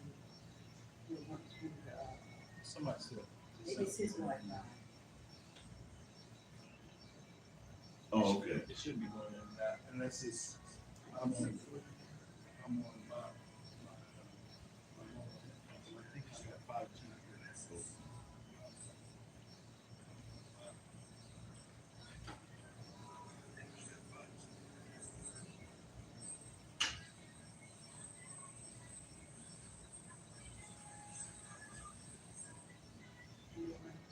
Okay, okay. Yeah. Reconnect, he might. Okay. Oh, okay. Maybe, okay, maybe it's the 5G. Mm-hmm. So you said Isaiah, Yeah, 59. Okay, good. Isaiah 59. And I'm gonna go that I'm gonna go all the way to the end. Isaiah 59 and verse 21. 59 Mm-hmm. and 21. Uh-huh. Yeah. As for me, this is my covenant with them, said Yahuwah. My spirit that is upon you, and my words which I have put in your mouth, shall not depart out of your mouth, nor out of the mouth of your seed, nor out of the mouth of your seed's seed, saith Yahuwah, from henceforth and forever. Right. So and this is talking about the covenant that we supposed to be even under right now. You know, some of us reject the covenant, but this is the spiritual aspect of the covenant. Um, my spirit that is upon thee, and my words that I have put in thy mouth shall not depart out of thy mouth. That's part of the covenant period. The Father's Spirit. Okay, so elaborate a little bit. How is the spirit? The Spirit is upon us because we're walking in that Spirit. See, you can entertain two separate spirits at the same time, right? Just like we're sitting here, I can't speak for y'all, but well, I'm not hungry right now. And even like the day, I'm gonna use this as an example, like the Day of Atonement, which is my favorite high day, the Day of Atonement. When you put aside that carnal desire to eat or whatever, and then you doing this right here, it becomes so much magnified because the Father's Spirit be upon you, and you're exercising your spiritual self. That spirit man that's within you is being exercised because you're dwelling on the word of the Most High. So the word of the Most High, by dwelling on it, it's going to eliminate so much stuff. Just like if somebody again, somebody gets you mad. Like somebody gets you mad, somebody irritates you, whatever. The work, the Most High Spirit will put that on the whole, will put that to rest. Because it's really a carnal dynamic, but you're too mad to understand that it's really carnal, right?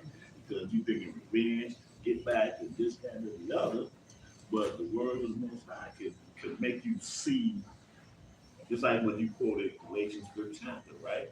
Galatians 5th chapter is what we utilize to bring us above, outside of this thing that the carnal or that carnal individual is trying to put us in. Does that make sense? Right. And the reason why I asked you Okay. is from the perspective of my upbringing and a lot of people, I see it just reconnected. Is it going back and forth between the two? It just reconnected, yeah. Okay. But what I was raised up on was, it says the spirit that is upon you. Mm-hmm. And they used to teach that nobody had the spirit in the Old Testament. Exactly. Right. Right. Exactly.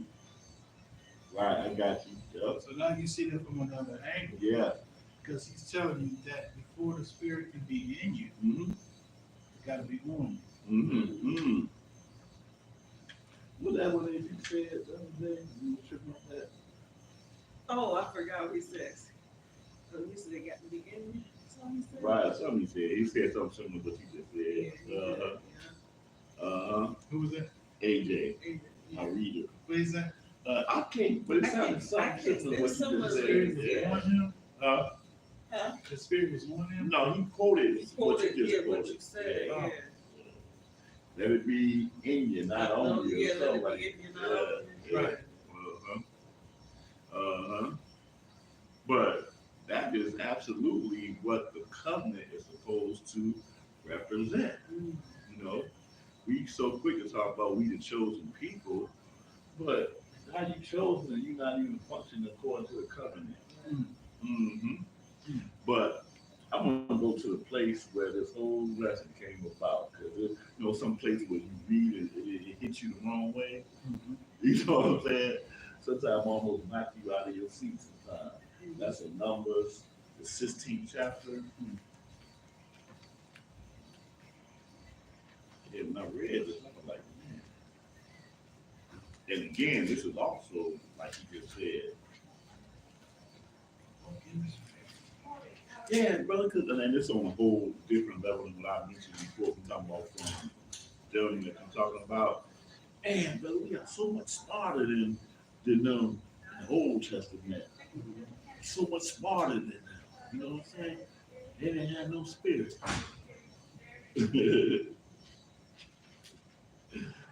Man, Numbers the 16th chapter. Numbers 16th chapter and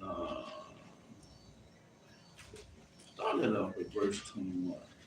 Numbers 16 and 21st verse. Separate yourselves from among this congregation, that I may consume them in one moment. And they fell upon their faces and said, O Elohim, the Elohim of the spirits of all flesh, shall one man sin, and will you be wroth with all the congregation? So again, that's what the Father is looking at. He ain't looking at flesh. He is the Elohim of the spirits of all flesh. That's just a whole another dynamic to because he's spirit and he ain't looking at flesh the way we see flesh. He's looking at the spirits of all flesh. That's just a deep way that it's put.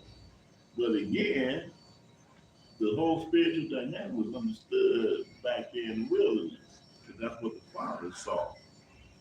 So would you say that a characteristic or trait of a person has So spirit? yeah, absolutely, absolutely, absolutely. You know, because and we all. I like what you said that. I'm not saying it's necessarily something that we born with. Sometimes it can be an inbred trait, and sometimes it's just something that we learn as we grow up. But in whatever it is, again, we do be trying to justify that trait. It's just me. It's just how I am. I was born that way. I can't help that. But the thing is that, and then that's going to take me somewhere else. The we're born with what's that? We're born in sin and shaped in iniquity or something like that. That's what it is. That one verse tells you you can't justify these things that you feel is just a part of you.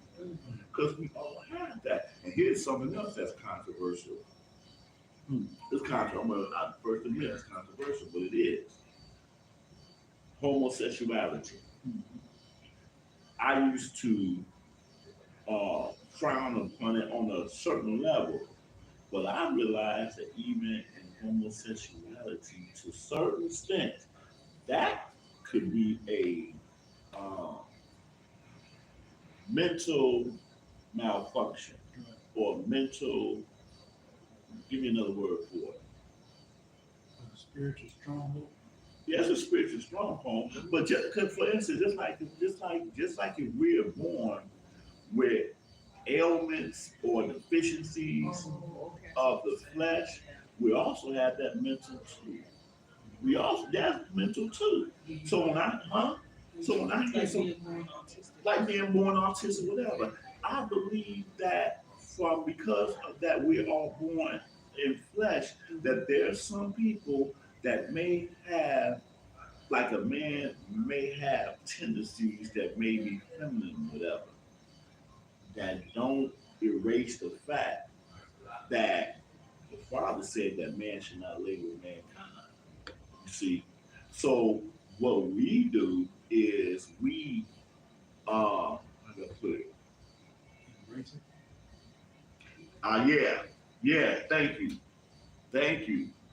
We embrace this mental deficiency without recognizing what it is and recognizing that, you know what, you can be delivered from it.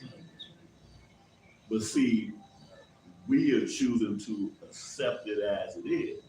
It used to be treated as a mental illness. It was. anyway. It really Only was. now Back in it's and they was absolutely accepted. right. Yeah, you're right. And they, but see, the thing I feel that it helps us on both ends because again, like I said before about every other thing, be impassionate toward this person.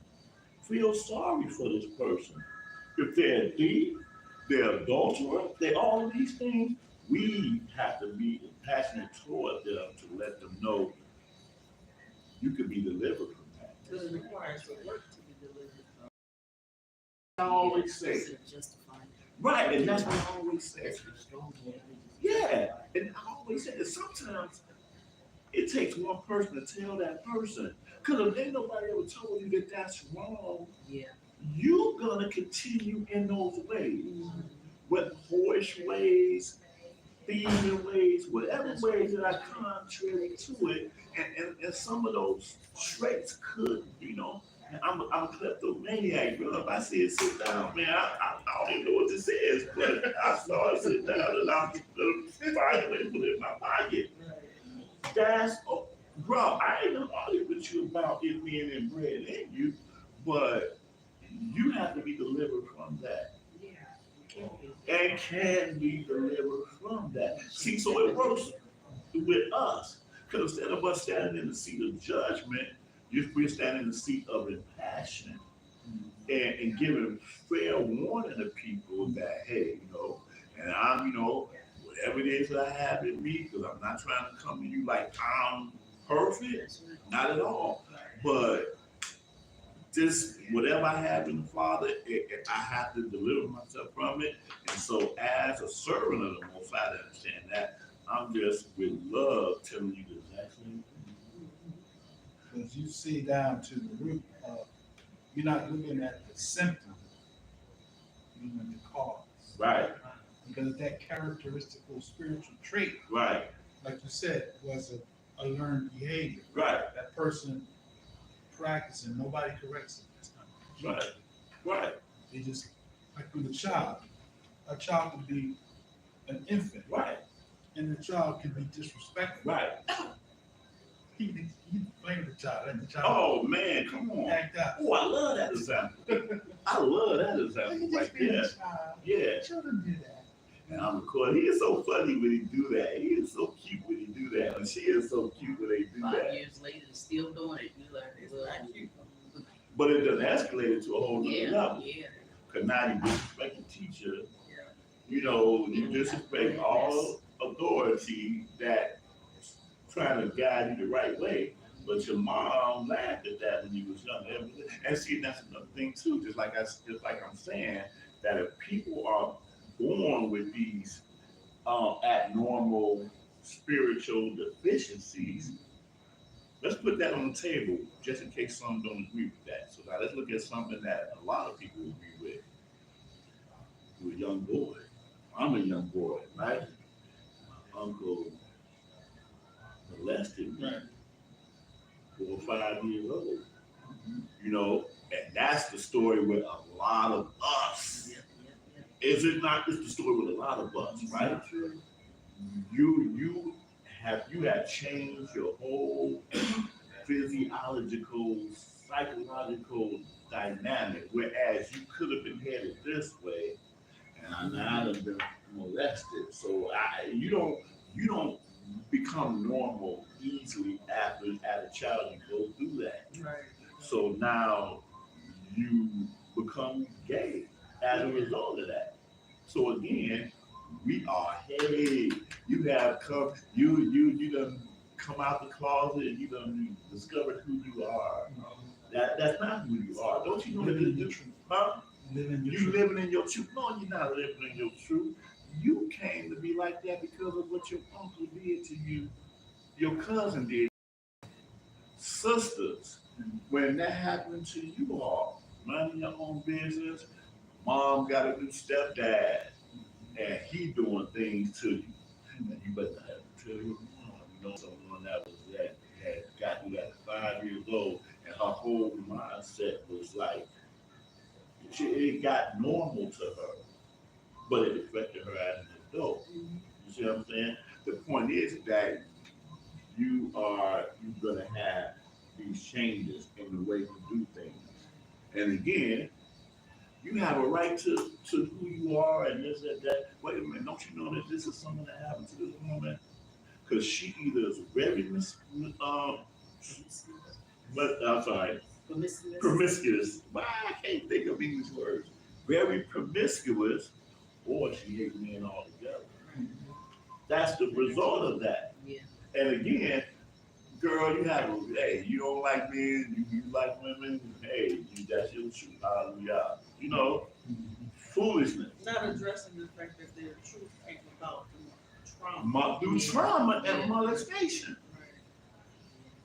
That's what it is. And I ain't gonna speak for Gentiles, but I will speak for Israel because I know that this is the vast majority of what it is with us that we learn. And I get so tired, especially with the brothers, man. Anytime you watch these historical, like Color Purple stuff, I can see in a way, and I can't disagree with it because I know that was historical what happened in our families, man. It's so embarrassing to me to see that. You know, some people be like, "Oh man, they just trying to pick men in this way, that way, bro." That was what happened. Uh, yeah, yeah, yeah, yeah. You know, again, and Satan is the foundation of all of that. Because again, and that's why I say I keep with Israel because he's always dealing with us. Satan don't have nothing. Satan, you know, people without YAH, you're gonna be doing whatever you're gonna be doing, and that's what everybody's doing, whatever they're doing. But the chosen seed, he is always gonna be on us and trying to get through every which way possible. You know, every which way possible. People be thinking, oh, it's the whole world. No, the whole world is doing normally what they would be doing. And in some ways, they're doing better than we're doing because they still have their, we talked about that, their culture, their name, and everything. But the people that has been void of this covenant, void of your nationality, void of your tongue, void of anything that pertains to you, being reduced to that three-fifths person that you are, living among other three-fifths people, you don't have a chance. I'm gonna get in the midst of that and just make it worse and worse and worse and worse. I'm gonna get into your music. And if y'all got anybody in the music that's even speaking halfway near positivity, ain't nobody make sure they don't even see the light of day on the airways. I'm gonna let these sisters define sexiness, the Nicki Minaj's and the Cardi B's and all that. They gonna be the norm that your sons and daughters are gonna accept as normal. Right. Sister Beyonce, you ain't never gonna see her fully clothed and looking respectful because that's not what oh, India who? Wait, give me another. I could go who all day long. India who? Even some more. Who? Wait, who? Huh? You know, absolutely, absolutely. All the who? What? You know, they might have sneaked in a little bit in there, but they can only go so far. Right. until they get with the program. You know, but again, that's all the spiritual dynamic. If you don't know nothing, have no spiritual part of Yah in you, you just think it's just another day.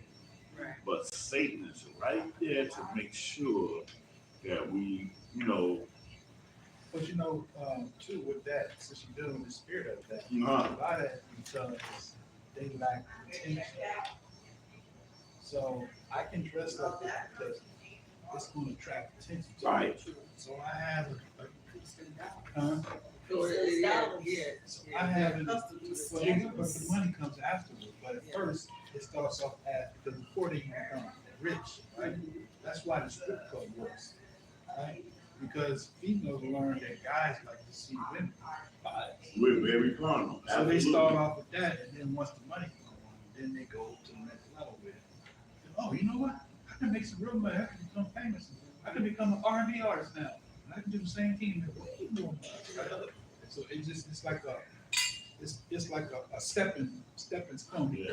They go from one step to the next step. Right, And now they're up to the top, right, doing the same thing. They just want to scream money. right. Like Megan Thee Stallion. Yeah, and it's funny because it's not even limited to the sex part. I'm gonna give you an example of that. We were talking about this the other day. Reality TV, right? Yeah. You have a group of women that be together, but the most vile of all the women is the one that keep you on top. Yep. The most vile. If she's a pleasant demeanor and just easy going and try to bring peace to everybody, you don't forgot what her name is. You forgot who she is. And I used to say this because like way back in the day when you had Flavor of Love, Right. which woman do you remember out of the Flavor of Love? You don't remember none of them? You don't remember Miss New York? You don't remember her? Oh, You know? yeah. See what I'm saying? But she's the most popular of all of them. Because I don't remember any of them. But she was the most popular, and it's almost like she knew that she would come in there and cause all type of trouble, ruckus, and had this type of spirit of adversity, whatever. She knew what she was doing. But at the same time, we just know that she was just one among the other 20, whatever. And then when you look at the same thing with your housewives and all them, it'd be that one that's causing all conflict that be the one that's the most popular. Because you don't remember anybody from, what was that, The Apprentice. But you remember Omarosa. Right, Omarosa, right. People know Omarosa just because why? Because she caused the most confusion among other people. One trying to work well with others and nothing like that. So again, that's just the way Satan operates. I'm not talking about with us as a people. See, everybody else ain't got to do that to prosper. Right.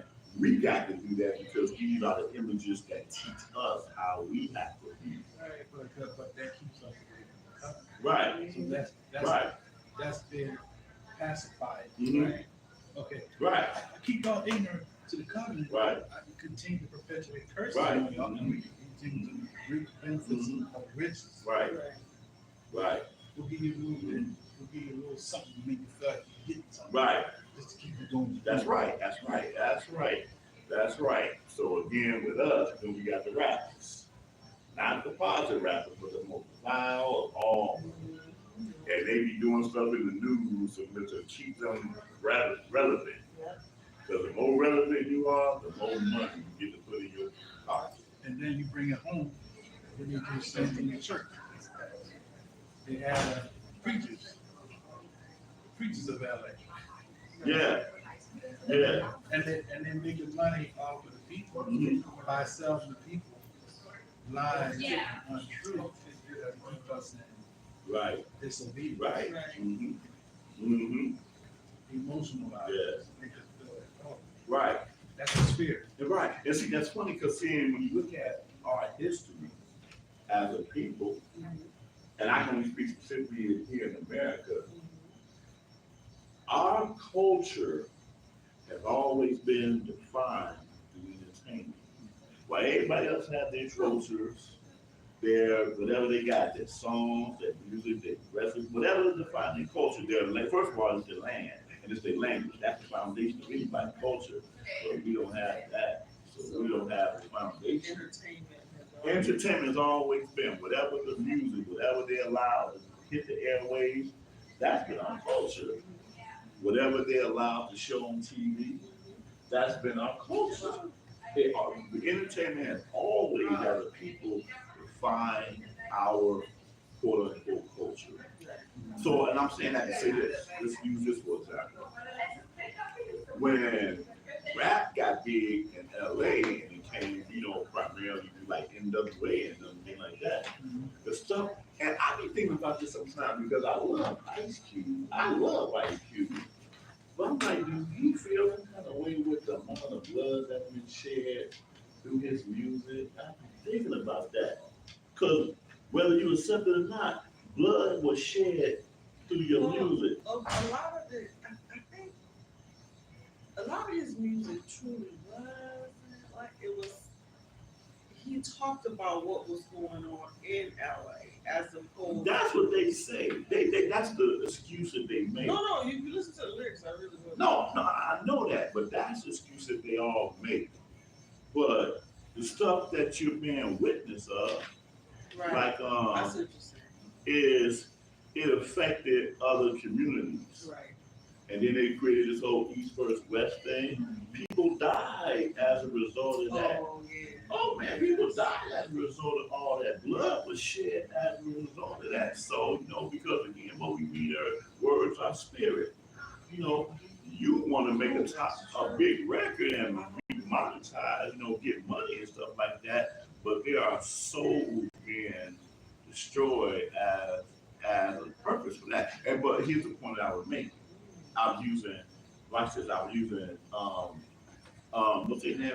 NWA as an example. But here's something very little that most of us don't realize. If it wasn't for them white people buying, white kids buying their albums and stuff like that, we wouldn't even know who we were. Because they would often talk about how when they did their concerts, they would look out. Yeah. But here's the flip side to it. White kids could buy that stuff all day long. Same way back in the 50s when they snuck and bought Little Richard records. And their mom, you better not bring that in here. And they set up Pat Boone to record his music because it wasn't that sexual. His music. And he got paid more than Little Richard that wrote the music did. But my point is that all that music stuff defined who we were as a people. But them, that never changed who they were. Right. All them kids could buy NWA all they want to, but their neighborhood is still the safe place to be. There's always a place where we say moving on up. Moving on up ain't never been moving on up, it's moving on out. And we thought that, I'm saying? We normalized that. Like a show like the Jeffersons, you know how embarrassing that is for those of us that know past what they try to teach us, but we're entertained by it. We're so sad that the Evans family had to deal with this stuff every day in and out, but people are entertained by the Evans family. But that's been our reality. Oh, it's easy for us. So somebody that ain't living that can get entertained by it. But that was, and again, we're talking about a people who lived their lives probably never even seeing a white face. So it not only defined us, it defined us for them. Oh, I know what y'all about. I watch Good Times every Friday night. I watch Family Son every Thursday night. I know who y'all are as a people. But we got sensitized to that. And then again, Jefferson, he left the hood and moved up to the high in the sky. And that's supposed to be entertaining. But it's a reality, the lesser part in the sky. But we don't see it like that. It was all part of our conditioning.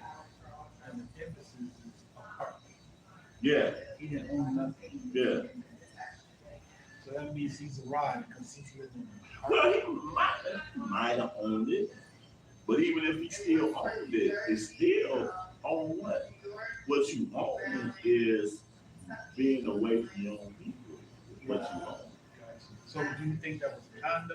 Yeah, it could have been a condo. Yeah. Because it was all about ownership. He bought his business, and now with that business, he know about ownership. So yeah, huh? And we made up in the Yeah, exactly. All of that. He was living the American dream, and the American dream is about what? Ownership. So let me ask you, do you think that these characteristical things are transported around through spiritual beings? Very, yeah, absolutely, very positive. Satan ain't by himself. What was the warning that was given to us in Revelation concerning Satan? We got a warning by him. Something like he ain't got much longer, he ain't got no size. Right. That's what the warning given to us. So the book let us know that they're on their job, and even in the last days, it's escalated on a whole nother level. We, huh? social media. Yeah, yes, yes, To yes, help even more. yeah. TV, Mhm. so wicked. And speaking of which, this is what makes it so much worse. Because, again, with us being the age we have a certain reality that we grew up in, whatever.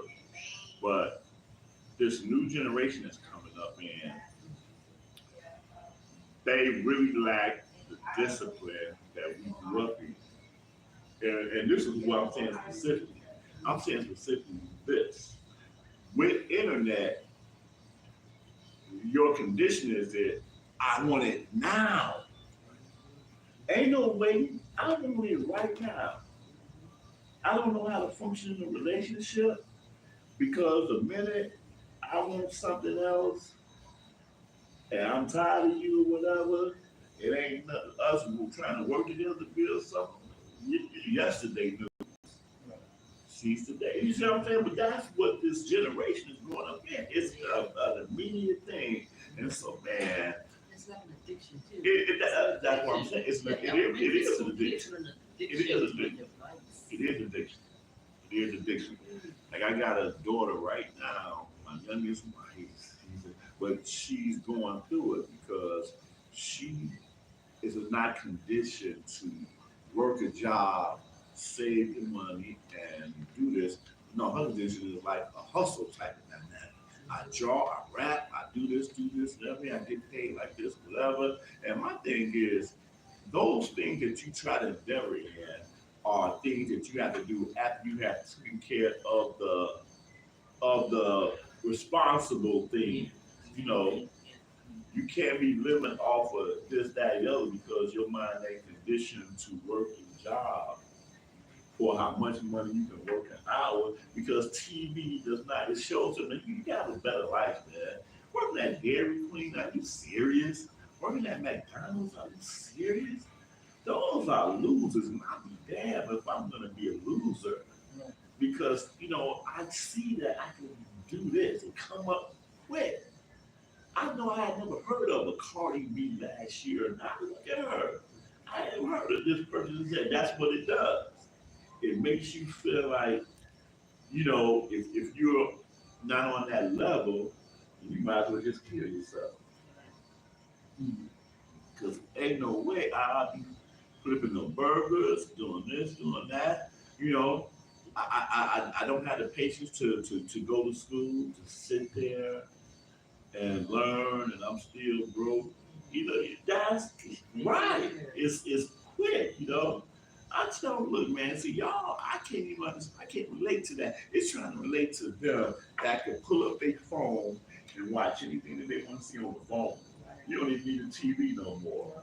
But before that, we lived in a time where that was some Jetsons type stuff that might not even have happened in our time. Movie came out, and if you didn't go see it in the theater, which some of us couldn't afford to go to the theater like that, then we had 4 channels on the TV to watch it. And you had to wait 6 months later for it to come out on VHS. Shit, it was longer than that back then. It was CC talking about VHS. I grew up before VHS. Right. So it was more like 8 years before those new movies showed up on the TV. Right. And they showed up with the commercials and all this stuff. And one thing about it, If you wasn't sitting in front of that TV with ABC or NBC or CBS on, watching it when they showed it, you missed it. Yeah. That's a different mentality from the mentality I can put it right up on my phone. I can watch it anytime I want to.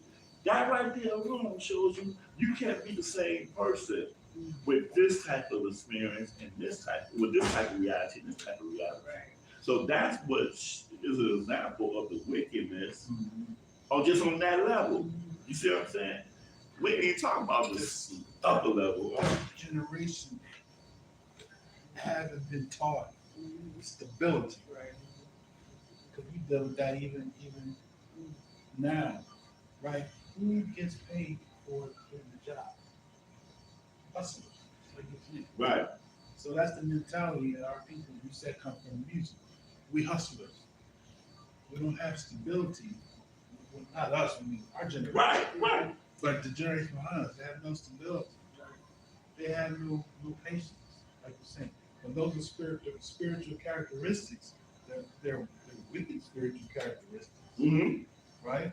The spirit. But they don't define it as wicked because they don't know that is wicked. They realize it's wicked and their kids could grow up and they are the adult that they should be. They don't realize it. Right. Right. Ooh, that's gonna be a mess. Right. Right. You know. Good love. So now imagine, okay, so now let's bring that to the scriptural dynamic. Imagine, see, we read concerning Israel. The Father did a mighty work with us as a people, destroying the most mightiest nation on the face of the earth, right? But then, in our mind, we should have transformed into a people that had better this, better that, better that. But the Father put you in the desert where you were lacking to try the Spirit. He could not have put you in this place of populance, of all that. How did you even been able to Comfort. appreciate? Right, because see, first of all, first of all, the thing is this. You just like us, spent 400 years in captivity. Everything about your mental is Egyptian. Everything is Mizraim. Now you speaking it fluently. When back in the day you couldn't even speak the language, right? And back in Joseph's day, right? They couldn't speak us, we could speak the. But now after 400 years, we speaking it fluently. But our whole mindset, the gods of that nation, we very well familiar with. We even worship them because this is what we were under. And the Father teaches us is that he had to bring a people outside. You couldn't serve two masters to fulfill the covenant. I got to bring y'all out in order to do what I need to do with y'all. Claim I had to bring out your father Abraham. Abraham couldn't sit there in Babylon and be like, oh, I know the Father knows me. Look, I get you to know the truth, but I get you to know the truth. No, he had to dig him out to establish what he needed to establish. So again, as a people, we understand the dynamic of the Father purging us and also disciplining us. Y'all gonna have to go without this. Y'all might even have to go without water. I done took water away from y'all just so I can see what y'all doing and hear y'all murmuring. And y'all murmuring so bad, y'all threatening to go back to the land of captivity. Because y'all don't understand that I'm trying to prove you. I'm trying to purge you to take. You can't put new wine in old bottles. You got to first destroy that you were made to be. Like I say, we're here made to be 3/5 as a people. They so many think that's just a constitutional thing. It's not just no constitutional thing. They were serious about that. They gonna strip you of anything that pertains to who you was. And they programmed you that by the time the chains came off, you was settled on, you was programmed. The only way the chains could come off was if you first was programmed, right? And they had set up the country of Liberia, bought Liberia, and for some of y'all that want to go back and go to Liberia, Africa, are you crazy? So now we are conditioning our mind, Africa. you know. It's full. So they clapped it works. Oh God, you a full-fledged American. You know, red, white, and blue, see the anthem, pledge allegiance, all that. We don't see that. We don't understand that programming. It's sad when you think about it. But the main point I was making is terms of the discipline that the Father's trying to instill on us, so that we could really be that covenant people. We never wanted to attain to it because we couldn't deal with the programming that the Father was trying to give us. It wasn't according to our liking. Right. So It required too much work. it required too much work, and it required us to be outside of who we are, who we think we are. You know? Yep. So where we at, people saying, oh yeah, I didn't want to read that part about the spirit of all flesh. We're going to read a few more, y'all. What time is it? What time is it? 3:08, and we started about what time? About one, a little bit after one. Okay, yeah, real quick. It's gonna be like the same. The number 27 chapter, number 27 chapter. I think he's doing pretty much the same thing. But this is one of the things that identifies these scriptures as a living book. You can claim you done read the whole Bible, front to back. You can claim you read it, and you did read it the best as you can. The Father give you something that you done read 100 times, and it'll knock you out of your seat. That's how the whole Bible is, really. Right. Only a living book can do that. Right. No other passage can work it out like that. But anyway, Numbers 27 chapter, start just at the 15th verse. Mm-hmm. And Shemaiah spake unto Yahuwah, saying, let Yahuwah, the Elohim of the spirits of all flesh, set a man over the And you congregation. can stop this. I just want to just read that again as another witness to the whole fact that they understood the deep dynamic of he don't care nothing about this flesh. He is the Elohim of the spirits of all flesh. 2 Peter first chapter. We're gonna fly through some of this. 2 Peter first chapter. But again, we dealing with the spirit man, because as servants of the Most High, we have to understand what we truly are. And what we are is not this flesh and blood. We are more than just this flesh and blood. This flesh and blood is so temporary. Here today, gone tomorrow. All right, so we're in 2 Peter, the first chapter. 2 Peter, the first chapter. And the 2 Peter, the first chapter, 13th verse. Moreh, get that for me. 2 Peter chapter 1 Yep. and 13. Yes, sir. In 2 Peter chapter 1 and 13. Yes, I think it meet as long as I am in this tabernacle to stir you up by putting you in remembrance, knowing that surely I must put off this my tabernacle, even as Yahshua the Messiah have showed me. Right, that's cool. So it's just identification of knowing that all this is just a tabernacle. It's just a tabernacle being guided by spirit. But the actual spiritual person that you are is going to live forever. Not the tabernacle. It's like a moth. All a moth knows is its reality of a slow-moving creature. If something's coming at me, we have no way of escaping because he moves slow. That's his being. But one day he's gonna be covered up in the cocoon thing, buried. Right? He's buried. And I don't know. Oh, it's a caterpillar. I'm sorry, caterpillar. Right. Correction. And that's what he's gonna be. He's gonna be buried. I don't know if he's in a state of sleep. I guess he's in a state of sleep or whatever state he's in. And then he's gonna come out as a butterfly. A whole different creature. Huh? Some pretty colors. Pretty colors. But he's a lot better than he was before. He was in that flesh. So it's almost like a butterfly gives us kind of an example of the reality of a resurrection. When you really think of it, it really does. Yeah, it just really does. Think of it, all of a sudden the caterpillar is just doing his own thing, Right. doing his own thing, and all of a sudden he died and it's covered up. And he comes out as a brand new creature and don't know how to fly. That is a really good analogy. Well, I can't, the analogy is just right there in front of our face. The Father gives us something natural to show us the spiritual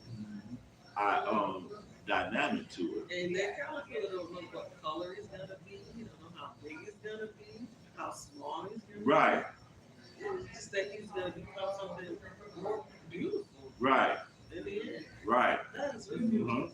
I don't even know if caterpillars see other caterpillars. I don't know. Maybe they do. You know, man, what's this thing on the caterpillar? We're not gonna see the caterpillar no more, you know. So they might even see him go through transformation. Right. You know, right. It is. It's really deep. Okay. All right. So we read the second Peter. Let's go on to First Timothy, the fourth chapter. First Timothy, fourth chapter. Anybody that's online, man, we sure appreciate you spending this time and observing this Shabbat with us. You know, this is what the Shabbat is about. It's just about building in the Father's word, giving him his day. One day out of 7 days is an awesome trade to seek his will and to be a stronger servant than we was the day before. All right. First Timothy, fourth chapter. I think I only got one verse here, the 8th verse. Gentlemen, First Timothy 4 and 8. Good. I got it. First Timothy 4th chapter, verse 8. For bodily exercise profits little. I'm so glad I read that. For bodily You know what you need to do now. Hey, maybe get out myself. Come on. He's talking from a relative. You see what dynamic, he's all right? right here? He's telling you not to be a meathead, but forget the spiritual exercise where we need to involve ourselves in. Huh? Right. Exactly. Right. Compared to. Right. Go ahead. Bodily exercise profits little, but righteousness is profitable unto all things, having promise of life that is now, and of that which is to come. This is No, a let's stop right there. So he just letting us know concerning the body exercise that we concern ourselves with. Because, you know, bodybuilders, whatever, right? That's what you see. That's what they concern themselves with. And that's us. They almost to perfection. When you get out of bed again, 4 or 5 o'clock in the morning, first thing you do, you at the gym. And you doing what? You're trying to build up that physical dynamic, which is good, but it doesn't compare to exercise yourself. But they got all that exterior cloth, and they got rocks in them. Right. Exactly. Exactly. That's Exactly. what he's talking about. The body extra problems. Right. Like you're saying, the true you is not being go. Right. Right. You would say crazy stuff like reward versus walk. Oh. Okay. He's like this. Yeah. I mean, he Right. muscles. Yeah. Meathead. Yeah, but he just Right. talk crazy. Mm-hmm. Mm-hmm. Mm-hmm. Yep. All right, real quick. Zechariah 12th chapter. I didn't even call him out like that. He might see this video. Well, yeah. And he might be visiting email. What you say about me? Yeah.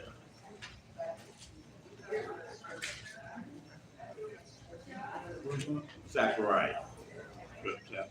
We know that's the chapter before the book before Malachi. Oh, yeah.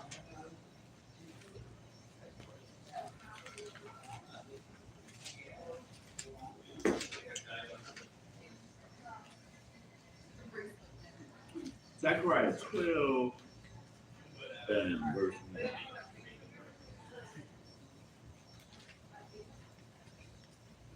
The burden of the word of Yahuwah, for Yashrael saith Yahuwah, which stretches forth the heavens and lays the foundation of the earth and formed the spirit of man within Yeah, him. he's sorry. Yeah, that's what he do. He don't just form the man, he form the spirit of man. We're not just the dust of the earth. When he breathed in us the breath of life, that created a what? A living soul. Okay. Uh-huh. How do you explain to somebody, because they believe that man has three parts: Mm, spirit, soul, and body. okay. And you just explained right there that you just said that he became a living soul. Right. So how do you explain if there's a difference? Is there a difference, or is the soul and the spirit one Mm, the same? What is it? okay. Yeah. A lot of people, well, in scripture, when you really deal with scripture, the scripture aligns soul and body is almost like pretty much one and the same. Soul that sinned it shall die, and so many souls died, was cut off, so many souls this. The spirit didn't die. The breath of life that was given them, but what they became, the scripture aligns souls with bodies in so many different places. I don't really get too deep in it like that. My thing is whether you look at soul, or you look at spirit, or whether you look at body, all three of them need to be keeping the commandments of the Most High. At the end of the day. At the end of the day. So they again utilize that what we read earlier about loving with all your heart, mind, and soul. They kind of look at that too and say, well, there's three there. So man is made up of three pieces. I'm like, well, shoot, at least try to understand what the words are talking about. If you love them with all your heart, what does that mean? The heart is what motivates you to do certain things. In my heart, I love, Passion. that's your passion. Absolutely, it's your passion. I get up in the morning, think about how I'm gonna get this brand new, monster, whatever. That's what my thought is. That's my passion. Nothing's gonna deter me from what my passion is. Nothing can deter me from what my passion is, right? But my passion needs to be my creator. That's what it needs to be. What's on this? Don't worry about Yeah. it. Probably you understand. Right. Right. I need to be able to appreciate my creator to the point that I am passionate about him. Some of us are able to achieve that, right? Because when you talk about the parable of the sower seeds, that's what we're talking about. The parable of the sower seed, first of all, the seed was outside of the context of the Most High. Had no knowledge. The seed is planted, and now the seed is planted. What am I going to be? Somebody that hear that word for a minute and carry the word and take it away from me. I didn't develop the passion for it because of the carry the world took me away. And every other example that sow a seed is based off of where you are once that seed is planted in you. So to love them with all your heart, you have achieved the passion for the Most High. And that passion comes from what? Where does that passion come from? It comes from love. I like to say it also comes from appreciation. I can't be passionate for something that I don't have appreciation for. Right? So if I am conditioned to see this Old Testament God as the worst thing ever, huh?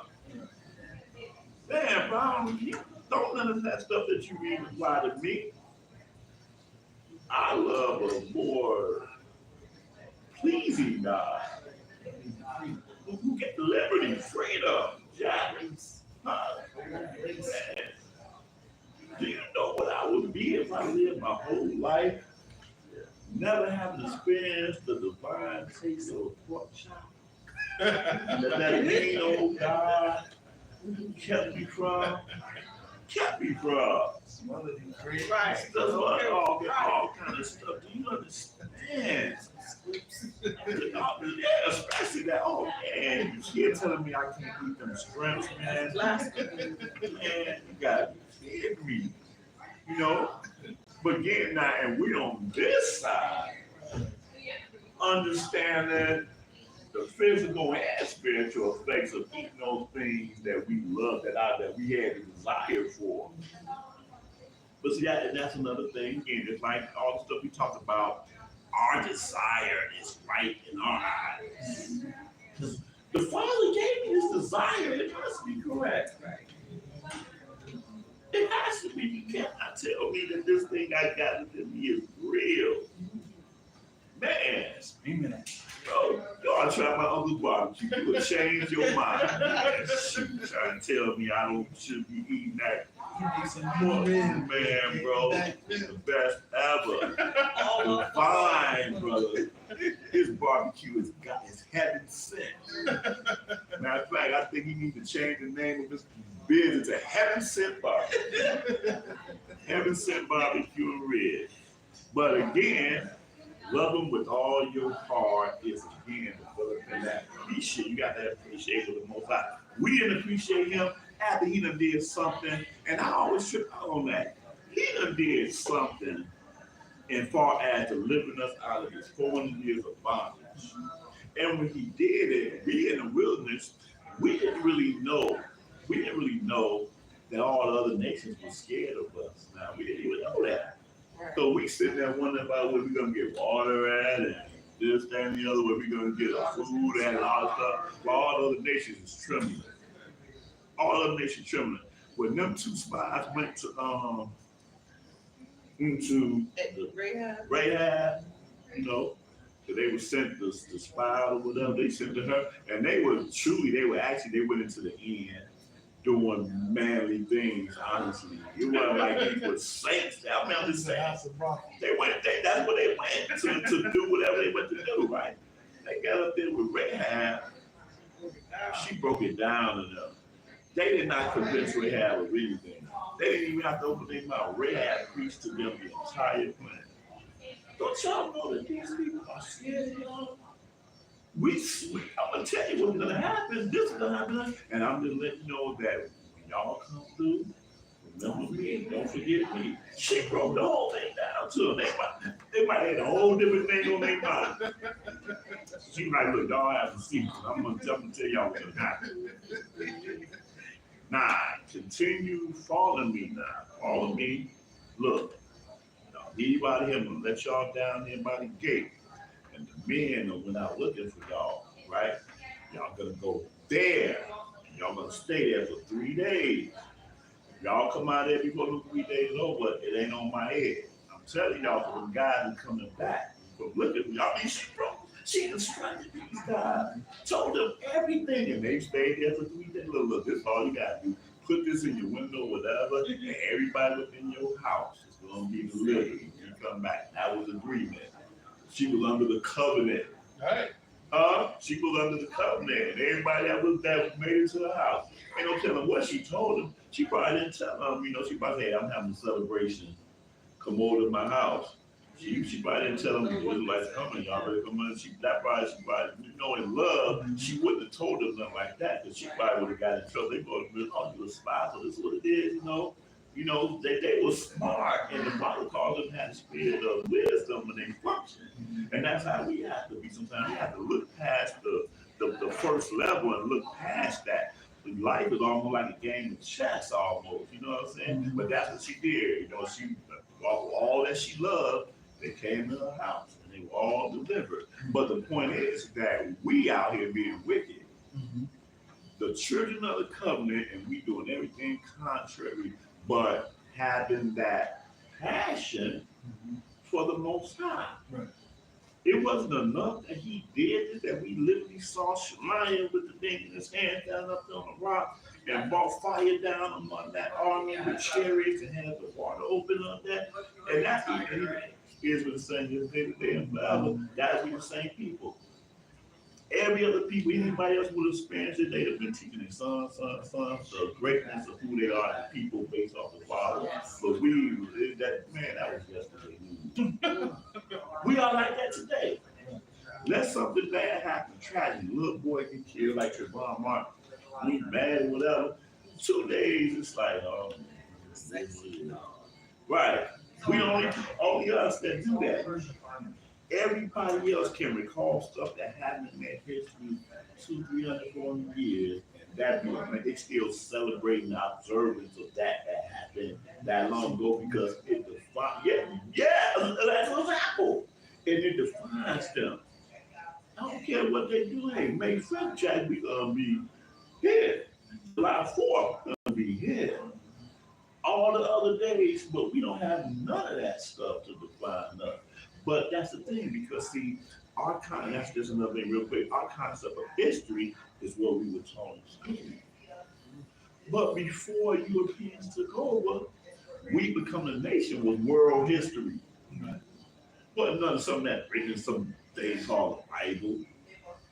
Ain't no such thing, man. I don't care where it's written that this is our history. And everybody knows that this is our history too. But right now we living in whatever happened to Africa don't even have no bearings on this. That happened in Africa. That ain't even no world history, man. That's right. That's just Africa. That's all it is. So again, that's one of the reasons why we appreciate our Creator, because He gave us a whole new spirit, transformed us from being ignorant, being ignorant, to be able to look at that stuff we used to eat with so much passion, like you were dying by eating that stuff, transforming us and saying, look, the shrimp job is to keep that water clean. And that's why all this water is polluted right now, because y'all eating the things that was created to keep the water clean. But you think that Only servants of God can say that.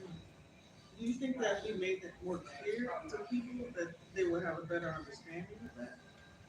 That, if you keep eating the stuff that's in the water, and that's why it's polluted. I think people need to see it from that aspect. Yeah, but you are fighting against so much. First of all, you're fighting against what America represents. Oh, America represents the land of liberty. That's just like for instance, real quickly, the COVID thing that happened, right? What we were sure to do was wash our hands and to wear masks. See, what we learned was wrong with that. What's wrong with that is this. When there's a pestilence in the land, you might not can escape the pestilence, but through the keeping of the correct instructions, you're able to deal with it properly, if that makes sense. Or you might avoid it altogether. So for instance, nobody in the government was telling people, stop eating this, that, or the other. Unless we can't tell people what to eat and what not to eat. right. But we know that, hey, you can't keep eating the stuff that lowers our immune system. But that's what all this stuff does that we're commanded not to eat. Right. As a government, we can't even take away your freedom. Our financial system is based off of the eating of these things. Or the celebrating of these things where you do eat these things. So they didn't instruct us like that to strengthen our immune system through this, that, or the other. We can't even tell y'all to stop smoking cigarettes. But Dr. Oz is up there. Dr. Oz revealed all that stuff, man. He showed you your lungs, the effects of COVID. Here goes a smoker lungs. It's all clouded up and COVID is ravishing away, and the healthy lungs that don't smoke, this, that, and the other. But the government should have been able to tell us that. That is an example, you know what I'm saying? So that's the answer to your question in regarding that.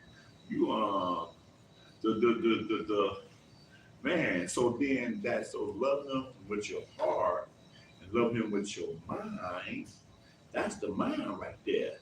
My mind is not conditioned to try to do things that are contrary to what pleases me, which is again what these Nick Cannons and all them is dealing with. You wanted to show people how smart you was. You want to show somebody you was woke, but you forgot that there was a spiritual aspect that you wasn't quite ready to pay to do that. You know, like I look at Fantasia. Fantasia, her man, they do have this one video where they breaking down who is, but she's still doing Christmas. She's still doing Sunday and all that other stuff. She wasn't quite ready. None of them are quite ready to accept the fullness of it. So you lack loving him with your mind, loving him with your heart, and loving with your soul, which is the body that the heart and mind is controlling. Right. You know? Like you said, as you were saying, Right. because when we came out of Egypt, She was holding it look, up. we came out of Egypt, same thing. Right. So, yeah, all you said we can do. All right, okay. Show some fireworks and explosives and everything, you know. We ain't ready. That requires too much work, Right. right? And that's Right. how our people are today. Yeah. They want to embrace that identity and the culture. Mhm, You know, mhm. lots, you know, those. And that's a good point you making. On that very day of you having a divine covenant with the Most High, which we didn't deserve. It sure did. We didn't deserve. Man, when I had put my book together and I was reading all them chapters, one after the other, and I done read the Bible 100 times. But when you sit there and you read from the 12th chapter of Exodus, when we came out of Mizraim, until that 19th chapter that you read every Shabbat, I was like, I'm reading it like, I'm reading like, when I got to the 19th chapter, in my mind, I'm like, ain't no way he's making a covenant with these people. That's what I'm saying. You know, it's just like you watching a movie, it's a horror movie, you know, watching it all day, and no, that's not gonna happen.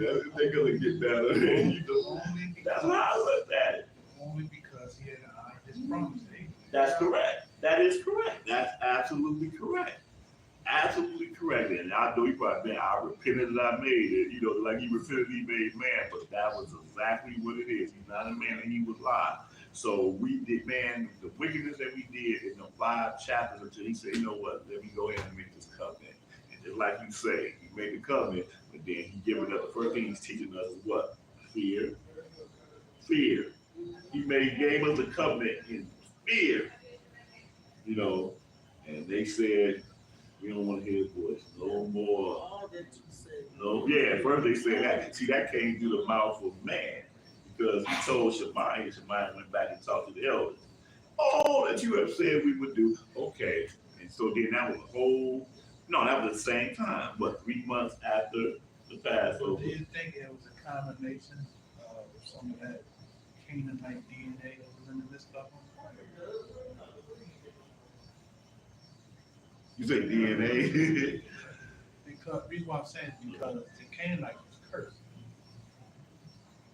So you had that dual nature that some Israelites had, especially the tribe of Yehuda.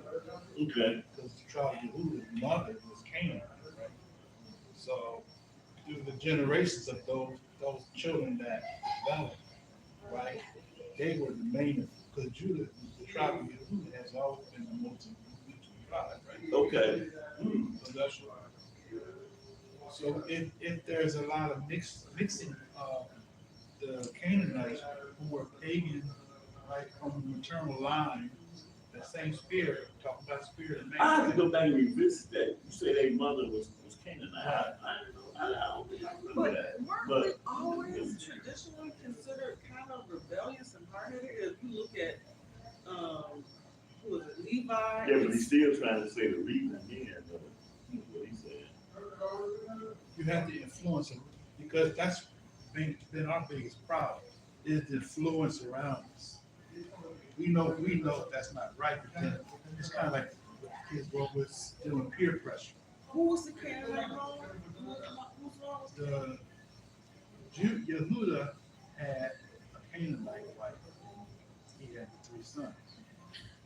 You know what? That's funny. I turned right to it. Yeah. I turned right to it.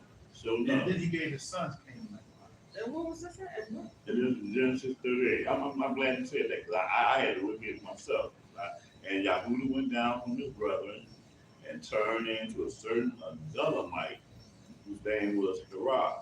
And Yahudah saw there a daughter of a certain Canaanite whose name was Shua. And he took her and went in unto her. And she conceived a son. And I'm gonna be honest, I forgot about this myself. But that's exactly what it is. Yeah, but this is Yahudah. That's what we're talking about. He's a founding father, though. That's what we're talking about. Right, but we're talking about the disobedient children, because Moses come out of the 12, but weren't we disobedient when we were the 12? Weren't we just as hard-headed when we were the 12? You understand what I'm saying? Like, weren't we hard-headed? Wasn't Levi and Simeon hard-headed against Israel when they went and killed all those men because of Dinah?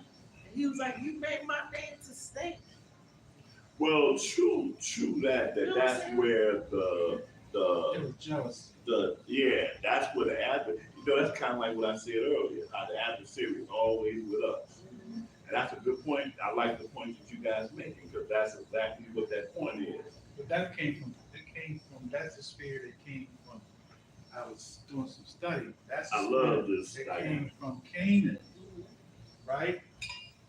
Because I think Noah's wife was under Canaanite stock, or Canaan stock. Oh, Cain, Canaan, right? right? Uh-huh. Because Cain was wicked. So Right. that wickedness was brought amongst the three sons of Noah, and it really spilled over into Canaan, right? And that's why Noah cursed Canaan. He said, "Curse on Canaan," right? And it always boggles my mind when you go read up this. It lets you see that Canaan was perverted, but he got it from his maternal lineage, his mother, Okay. on his mother Noah's wife. Okay. Because King James don't take nothing about Noah's wife. Right. The Noah's wife, Right. I believe I read somewhere she was a daughter of Okay. the king. No, I do think it's very interesting just that from the aspect of what you're saying. Abraham lived according to the covenant the Father made with him, died in the covenant, and that was it. Everything he told Abraham had to be fulfilled regardless, without fail. And then Isaac also lived righteous according to that. And Yaakov, those three, they all lived so that the covenant can be established sure. But when it came down to the 12 sons, that's when the adversary began to start dealing with us on a whole nother level. And so I'm not gonna get deep into the DNA dynamic, but the Canaanite influence among the 12 was prevalent. Even if you just go, and they've got, matter of fact, and I'm reading it right here, with Yahudah. I mean, the only son that has any type of level of righteousness is really yourself. Really, and the Father dealt with him according to how he dealt with him. But the other, you don't really read any level of righteousness with the other brothers. So you're saying Cain is the reason, Cain is the reason why Canaan was cursed. Okay. Yeah, he's saying that the DNA that was passed through your mother was inherent in them, is what he's saying. Well, that would be Eve, though, wouldn't it? No, because Noah, after the flood, before the flood, Noah took wives for his sons That's right. of the daughters of men. Oh, I get what And you're his saying. wife. Right, because they were the ones that came off. There was no Got righteous women, I got it. right? So Yeah, they I was grabbed- lost for a second. Yeah, they grabbed the daughters of men, just kind of like it back in the beginning. Right, The sons of because they had to be popular. took wives. of the But they daughters were of still their relatives. Right. Sisters. Right. Yeah. I get what you're saying. Yeah. Yeah. Yeah. but like I was saying, the Canaanites, they brought that level of wickedness in that DNA. And everything spilled out from the Canaanite. That's the reason why the law had been given, because the Most High told, if you remember was it, Isaac told his sons, don't marry Canaanites, right? Right. They already knew, right? So this is before Yehuda, right? Mhm. So what do you do? Nobody married Canaanite but Esau. Yeah, he went out Right. with two of them. Right. Because of that, that was his Now, rebellion. here's another question I have then. Okay, so when they got off that boat, they didn't have wives when they went on the boat with three sons. They did. Yeah, they did. They It did. was 8, yeah. It was 8 souls that were on Right. that boat.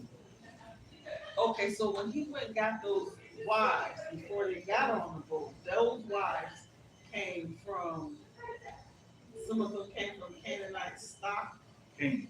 king. Well, we do know, according to what's written, that Noah's wife definitely did. Come from Cain stock, according to what's written. Where is that? Well, it's not in here. Oh, it's not in here. Yeah. Yeah.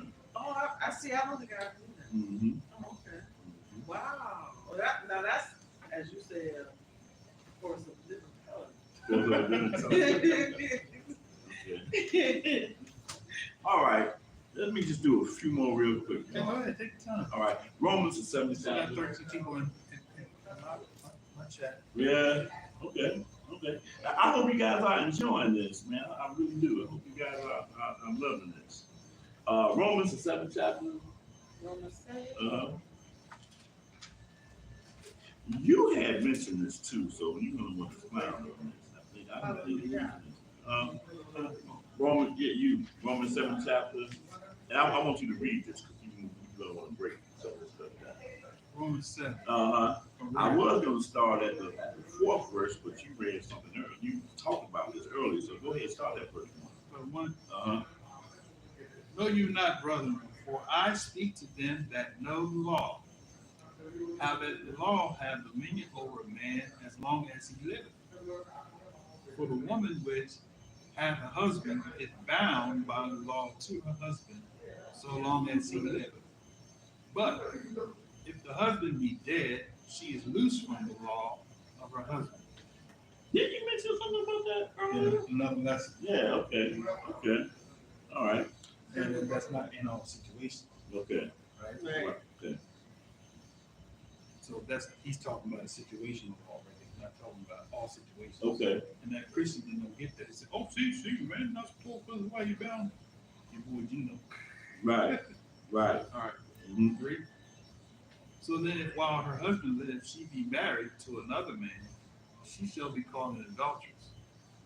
But if her husband be dead, she is free from the law, so that she is no adulteress, though she be married to another man. Mhm. Wherefore, my brethren, ye also are become dead to the law by the body of the Messiah, that you should be married to another, even to him who is raised from the dead, that we should bring forth fruit unto YAH.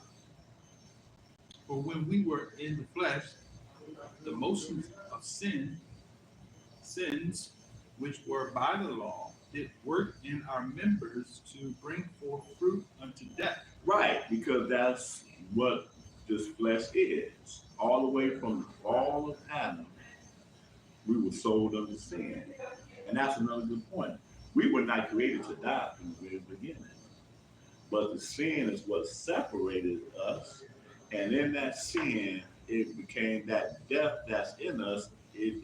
That's really what he's talking about. Cause us to do things which is contrary to the law. Mm-hmm. But now we are delivered from the law. Right. And that's something to see. Right. But go ahead. That being dead wherein we were held, that we should serve in the newness of the spirit, and not in the oldness of the letter. And we said delivered from the law again because he speaks short and he's talking to the Romans here. But he's basically, when we continue reading this, he's talking about the judgment of the law being delivered from. Because when we did things contrary to the law, that was death within itself. But he said, but now we are delivered from the law, and you're not delivered from the law, statutes, and commandments. You're delivered from that you were subject to for breaking the law.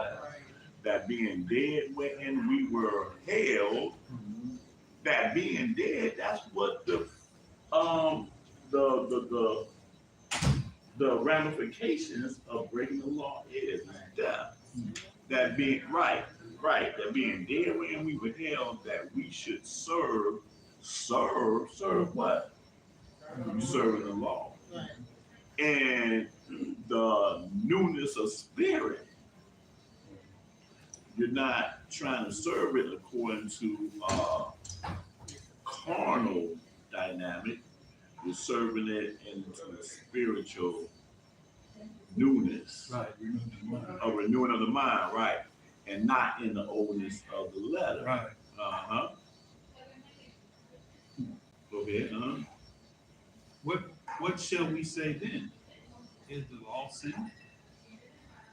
Yah forbid. Nay, I had not known sin but by the law. For I had not known lust except the law had said, thou shalt not covet. So Paul kills false doctrine right here, right? Brother, what's sin? Sin is all unrighteousness. Yo, dance in the club, bro, you know that's sin. Yo, this, that, and the other, all these things, man. Yo, you wearing makeup over there, you know that's sin. All unrighteousness is sin. And he's saying right here, what should we say then? Is the law sin? I forbid. Don't even think no crap like that, right? No. Understand, I had not known sin. So in other words, I didn't define within myself was unrighteousness. No, I had not known sin but by the law. Not nothing else but by the law. Well, the Father say it wasn't sin. That's how I know sin, by the law. So I had not known lust. And I see lust again. It's a natural desire, man. I see this woman, and she's scantily clad, and before I had a chance to think about it, I'm thinking, dang. How Ray J said, if I had one wish. Ray J, that was his main subject, if I had one wish. He said, I had not known lust except the law. So he let you know that the law brings you to the attention of that which you feel is a natural part of you. It ain't right. And I'm right, bro. I'm saying, oh, am I right?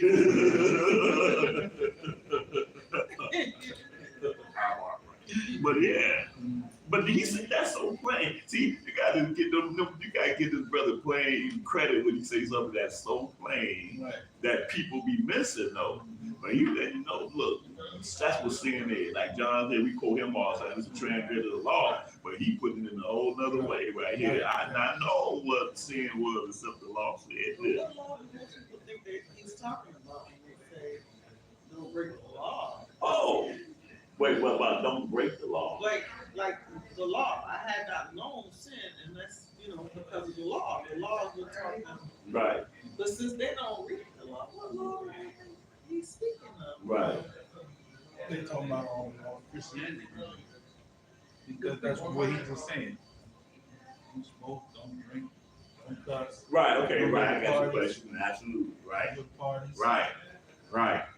Mm-hmm. Go ahead. Verse number 1. The law hath dominion over a man as long as he liveth. Uh-huh. Mm-hmm. How do you get away from that? Right. Mm-hmm. Ain't. But you're free from the law. That's how they answer that. Right. You're not under the law. Mm-hmm. No, go ahead. First say, because you can deep into this here. But sin, taking an occasion by the command, wrought in me all manner of concupiscence. For without the law, sin was dead. Right. If the law don't exist, and you said it later. Do I want to do. Right, absolutely. Without no law, there's no sin. For I was alive without the law once. But when the commandment came, sin revived, and I died. And see, he's saying here, this is why people don't want to hear you or me or any of us that's in this truth. Because ignorance is bliss. I was alive, bro. When I was eating that catfish and I was doing all this stuff, I was alive, and now you trying to murder me. You trying to kill me, Jack. bondage. Put me in bondage, absolutely. Uh-huh. Uh-huh. And the commandment which was ordained to life, I found to be death. Ain't that something? Absolutely, man. Man. You tell me I can't do what I want to do on Saturdays, and I'm so used to do anything I want to do because I done had to work 5 days out of the week. And you bringing me into a bondage of death. Man. Go ahead with yourself. Go ahead. For sin, taken an occasion by the commandment, deceived me, and by it slew me. That's right. So sin deceived, not the commandment. Right. Absolutely. That's fire. Go ahead. Wherefore the law is holy, and the commandment holy, and just, and good. Wow. So I think holiness is, ain't that what your boy talking about all the time? Holiness. And he tell you what holiness is here, right here. Plain as day. Well, then that which is good made death unto me? Elohim forbid. But sin, that it might appear sin, working death in me by that which is good, that sin by the commandment might become exceeding sinful. That's right. Because you didn't know that the law said this, that, or the other. But you is this carnal, fleshly being that's doing all these things. And every man do what he do that's right in his own eyes.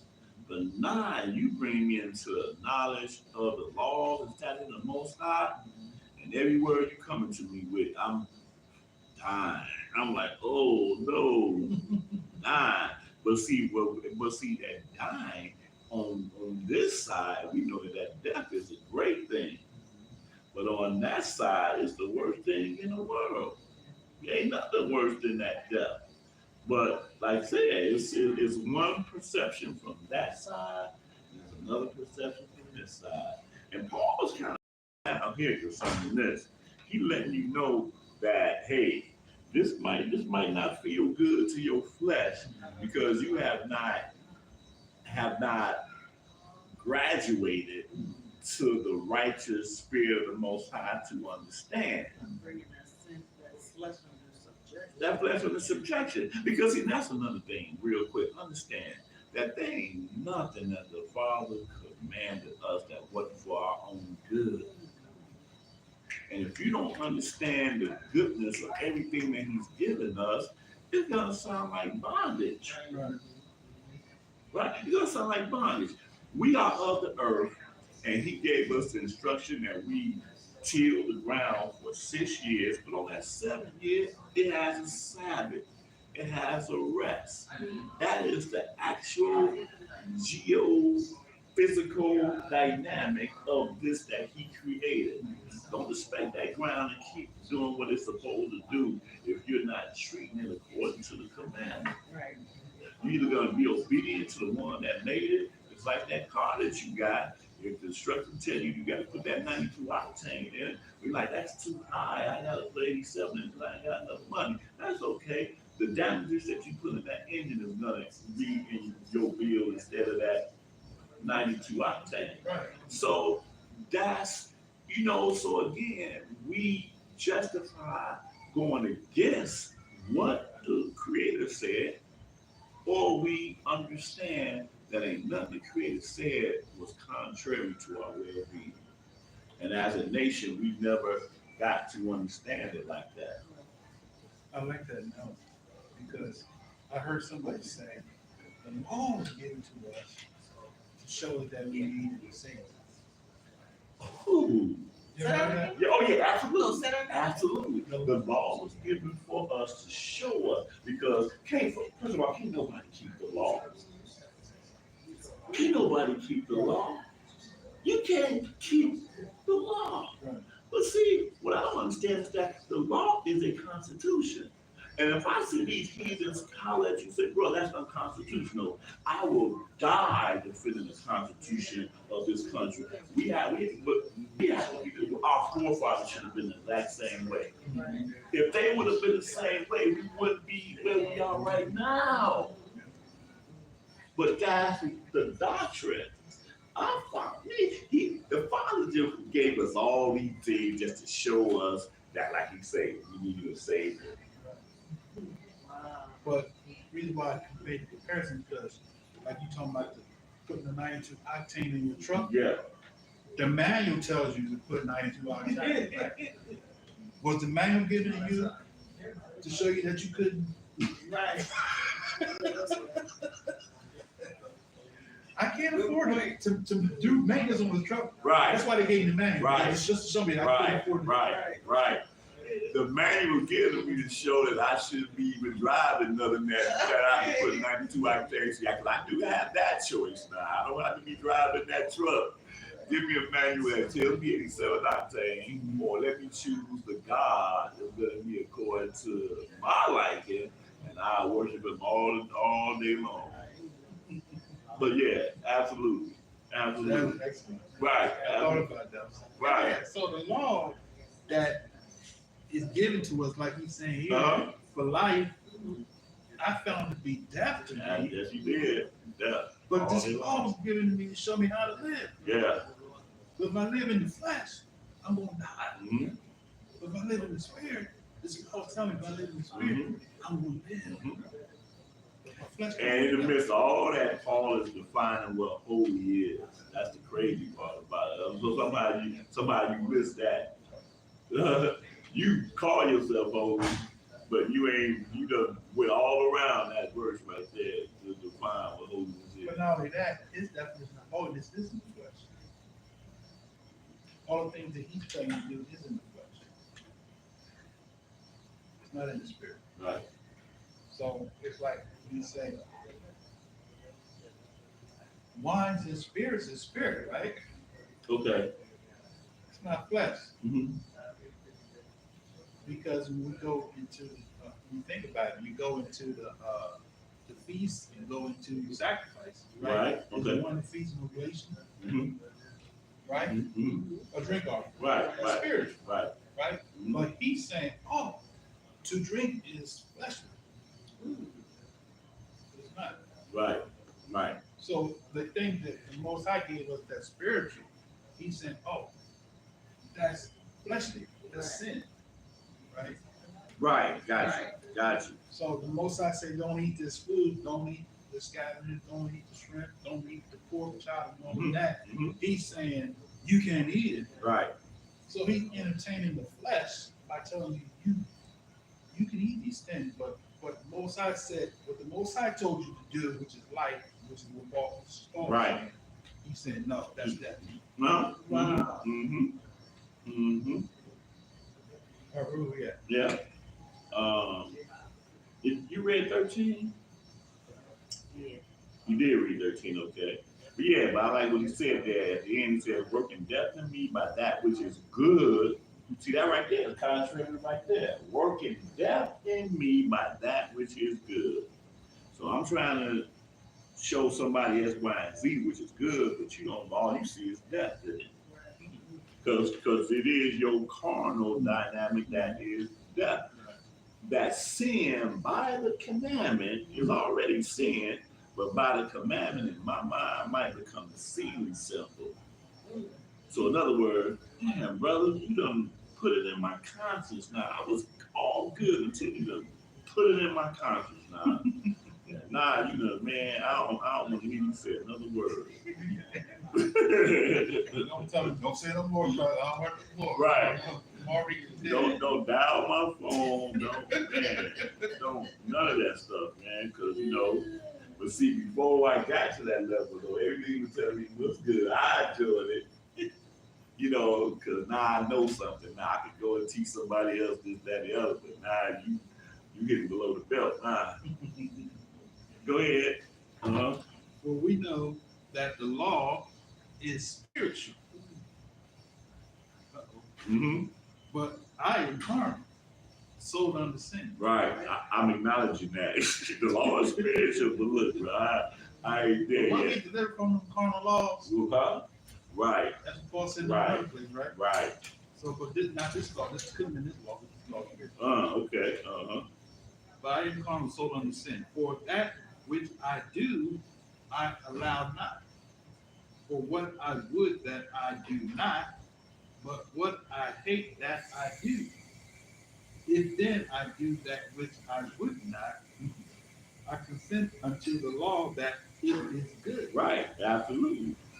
Now, then it is no more I that do it, but sin that dwells in me. Oh, because I thought it was me that did it. But now you let me know it wasn't me. It was the sin that dwelled in me that it was. Wow. Oh, that's. Go ahead. For I know that in me, that is in my flesh. Well, no good thing. See, but you had to graduate to that understanding. Right. You didn't know that at first, and now since you told me, damn, that's messed up. Well, this explains what Bronte was saying. He knows my heart. Okay, yeah, he knows that it's no good for him. Mm-hmm. Mm-hmm. In my flesh dwell no good thing. For to will is present with me, but how to perform that which is good, I can't keep all 613 laws. That's right, right. Mm-hmm. Mm-hmm. For the good that I would, I do not. But the evil which I would not, that I do. Now, if I do what I would not, it is no more I that do it, but sin that dwells in me. Right. So again, he's understanding that it ain't just you, it's something within you that's more than what you thought you were. Right. See, yeah. Uh-huh. I find then a law that when I would do good, evil is present with me. For I delight in the law of YAH after the inward. Right, right. But That's the spirit, man. Uh-huh. I see another law in my members, warring against the law of my mind. Right. Right. In my members is going one way, but my mind, having learned some stuff, is going a whole other way. Yep, something. Before this, I ain't had no conflict. We was all on one accord. And Josiah had to bring out the scriptures and tell me that I can't eat no more scriptures. Right, right. I can't keep dealing with this sister the way I've been dealing with her. Man, I was all good. Go ahead. O wretched man that I am, who shall deliver me from the body of this death? I thank Yah through Yahshua the Messiah, our Master. So then with the mind, I myself serve the law of Yah. Or he could have said it with the mind, I believe in the Lord Savior Jesus Christ. right. I'm just saying in a righteous way that with the mind, I love him. With my mind, my soul, I serve him with my soul. Or I love him with my soul. Right. They say love him with your heart, your mind, and your soul. Right. Because where the heart may fail you, because like you said, that's where your desires and everything, your mind has to override the heart to steer it in the right direction. Yeah, it has to line up absolutely, and then which is where your body or your soul it follows suit. Which one is it gonna serve? That heart that ain't quite been circumcised yet, or the mind that has come into the knowledge of the truth? So this whole chapter shuts it down because for Paul to be against the law, he contradicted himself in that verse. Because he said, I serve the law with my mind. Right. I'm not under the law, why am I serving? Right. Absolutely. Right. Absolutely. Oh yeah. He was deep in chapter 7 because the main thing is that he makes you understand the inward part of you. And how the inward part of you, that spirit man, it serves whatever, what you said in another place, you are subject to whom you serve or something like that. That's what it does. But without the knowledge of this, we just think that, oh, it's just us functioning in our own way. Uh-huh. So I serve my mind, I serve the law of God, but with the flesh, the law of sin. Mm-hmm. And that 25:7, he said, I don't curse the Most High. I thank the Most High through Yahshua Messiah, our Master.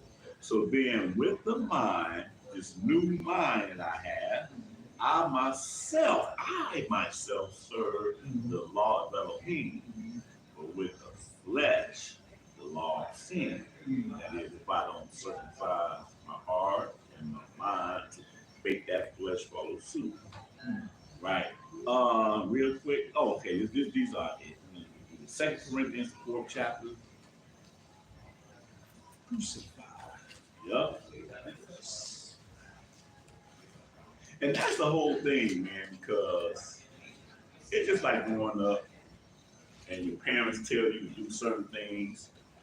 You will probably not know when your father say this, the total ramifications of it. And that's the way the Father functions the same way. You know, the Father functions the same way. You give us instructions, and it's not going to be for you to understand the fullness of it. Just be obedient. That'll be like Abraham saying, well, why do you have to leave this place, man? I'm used to this. You know, I get paid, this, that, and the other. I'm good. Why can't I just stay here? But the faith comes from, it's deeper than what your eyes can see. But the Father has a way of, and once you submit to obedience, to see the other side of it. And everything that He commanded, we can see why He said do this. Why they telling you, man, I was trying to give you a fake excuse to why He said it then. Like He said, because y'all needed Jesus. Man, Father's something else, man. And it's just sad that because we live where we live at now, and I try to tell people that, see, people do not understand. The average person do not understand why Sabbath is why we do what we do. This is the true worship in what we're doing. See, they don't understand that, but see, the thing is that we read scribes and Pharisees, scribes and Pharisees, scribes and Pharisees. They don't understand the scribes and Pharisees was so much closer. Like, bro, show me in the New Testament where they had to keep the Sabbath or they had to do this. That the people understand that when you get to the New Testament, the stuff was mainstream. It didn't. We have to do that now because we're dealing with the people that have no knowledge of this stuff. They didn't have to do the stuff that we're doing now. People don't have a concept of understanding the word that they like to use, dispensation. We're so far removed. We have been indoctrinated and all the other aided and so much, so much contrary to what is clearly in this book that we have to teach everything. They weren't teaching who Israel was in this book and during this time. We the Israelites, they not the Israelites. We have to teach everything. So therefore, even though I can show you like in the Acts that their true worship was just what we do not. They opened up the law and read out of the law, statutes and commandments. But we have been so removed from that we have to do just everything. Just total teach stuff that they didn't even have to deal with. That's good. Excellent point. They didn't have to teach them to keep the Shabbat. Right. Because even the Greeks kept the Shabbat. Right. It wasn't until Constantine Right. or Rome came Right. that changed everything around. Right. Right. Right. Which is what we were born under. Right. Absolutely. So Absolutely. to them, the Shabbat was like the Sunday had become to the rest of us. Mm-hmm. Automatically understood. Oh, Sunday did worship. Right. Right. Until we learned we read. Seventh day. It's always been in the Bible. Right. Why are we here? Right. I remember I was a kid. I was Absolutely. here on Sunday. Absolutely. It's a Sunday. You know, that's a good point because in all the other countries in their language, Sabbath is almost the same word. Yeah, a lot of countries like Mexico, Same they word. call it Sabbathos. And it's only in Germany and here that America that we use a whole nother word. Right. Mm-hmm. But right, but that's the whole point though. The Father, man, we have been so far removed. Revelation tell you saying that to see the whole world. The whole world. I mean, when he say the whole world, he's speaking from a dynamic that Israelites are gone in captivity now. When the Israelites were still in the land, there was still a chance that there were some Romans and Greeks and everybody else coming to understand the worship of the Elohim of Yahshua. But now that's out. So when the Father's raising us up, as He's raising us up now as a remnant, a righteous remnant, which is again where our heart comes in because we could see and we was there, but now we here. Oh man, I love Him with all my heart, soul, and mind. That's the reality of where we are compared to still being on the side. We know that we have to really, man, wake our people up, teach our people what we have been lacking. I think that's gonna take prayer and fasting. Yeah. That's a whole nother lesson, as you all said. Just according to Moreh. Oh, three, yeah. There's another lesson. I'll be for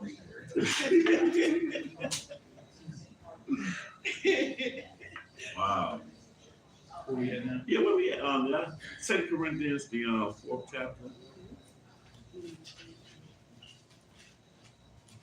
You gonna read?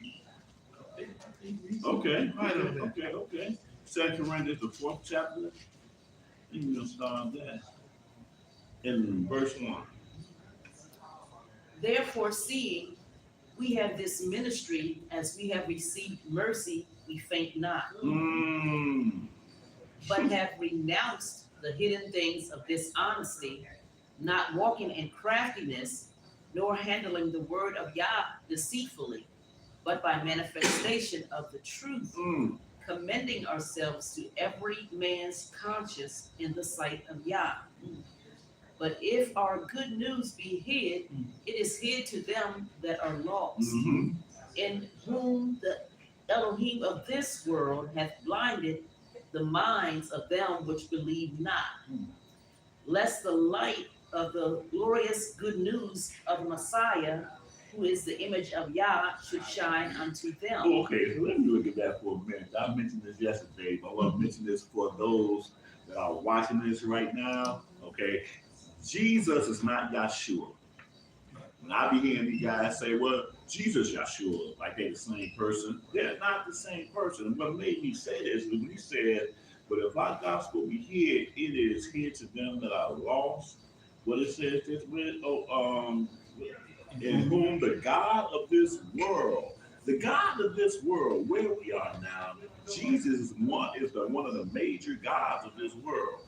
Okay, I don't know, but see, I told you yesterday.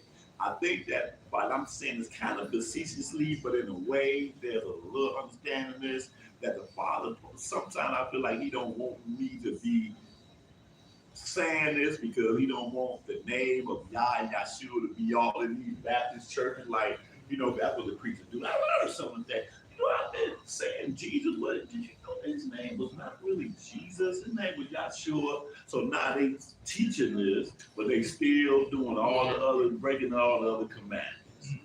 And so now I feel kind of guilty by throwing that out there because with everything, you either follow Him wholeheartedly or you just leave Him all alone. That's why I say it needed to be lukewarm. I'd rather you be hot or cold. But you lukewarm, man, you messed up. And I can understand that because as a lukewarm person, you're giving out a mixed message to people. So I totally understand that. I really be feeling self-conscious about that. Like, damn, am I putting the name of Yahshua in the churches now and all that? Because, preachers still do that stuff. Huh? Jesus, Yahshua. Right. And then you sitting there, you like, oh man, my Like preacher Pastor gave you Al. right. Exactly. No, the God of this world has a name. And just to put the point out now, we as a people was warned about Jesus in the book of Deuteronomy, okay? 28th chapter, when he told us to wherever in the countries you will serve God of wood and stone. Yeah, the gods of wood and stone. So wherever we have been scattered, whatever God that they worship is not the most high. So you're gonna have to learn the etymology of where the name Jesus come from and who that idol really is. Because they didn't just give us a name, they showed us who he is too. So I'll be hearing people say, well, Jesus just another name. Well, tell me what the name of that idol is then. What's the name of that idol over there? What's his name? Then you see you draw a blank, not because you know doggone well is the name is Jesus. When you go into all these, when we were slaves, who did they teach us to worship? The Father warned us, that's not me. He warned us clearly. So anyway, he says again, in whom the God of this world hath blinded the minds of them which believe not, lest or unless the light of the glorious good news of Mashiach, who is the image of Elohim, should shine unto them. So again, I done put 100 Christian Jesus denominations together, and they might differ in little faint doctrines or whatever, but they will come together under the doctrine of not keeping this commandment.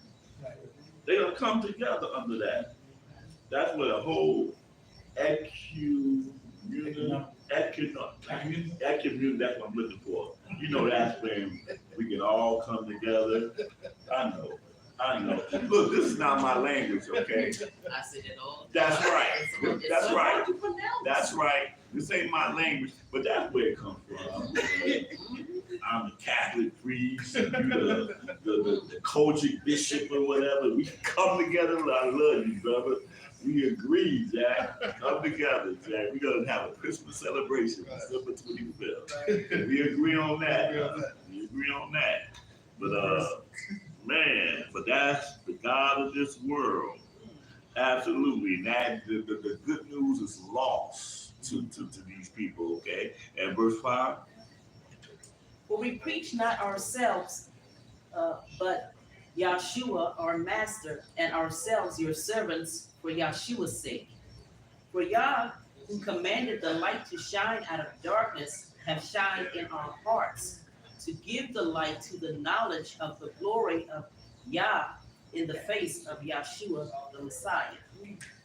But we have this treasure in earthen vessels, that the excellency of the power may be of Yah and not of us. And again, this is the earth. This is what this is. This is an earthen vessel. That's what it is. It's a vessel. Yes. And all the other words that we use for this thing is right, this flesh. Go ahead. We are troubled on every side, yet not distressed. We are perplexed, but not in despair. Persecuted, but not forsaken. Cast down, but not destroyed.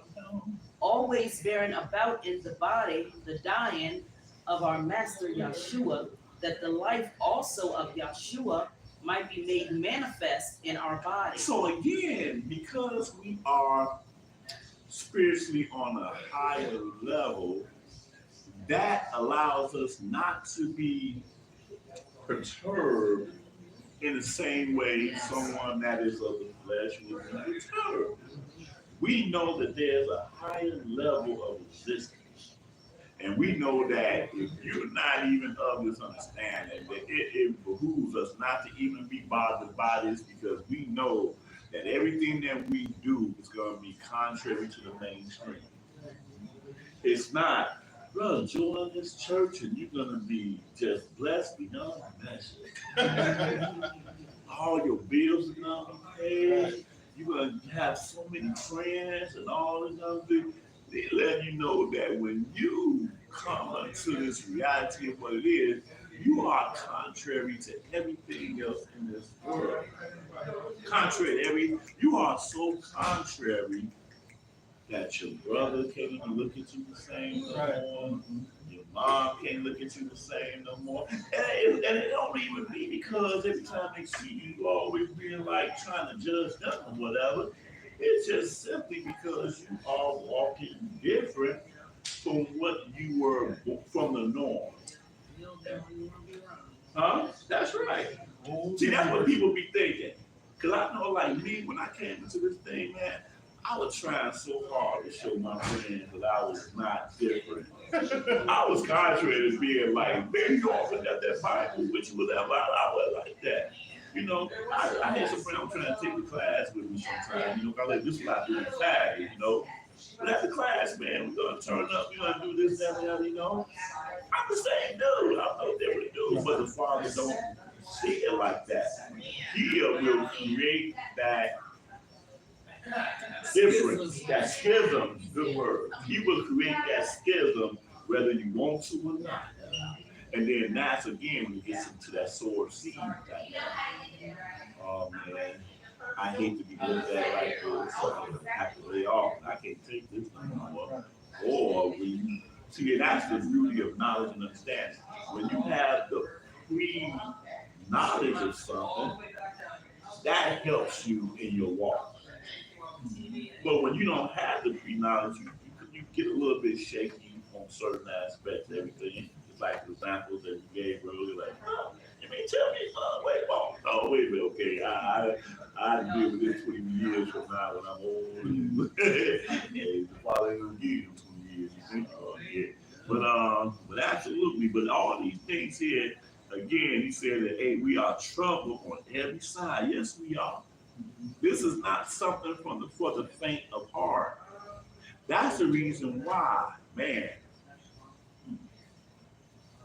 certain things hit me that makes me almost tear up when I think about it because I'd be wanting to say it.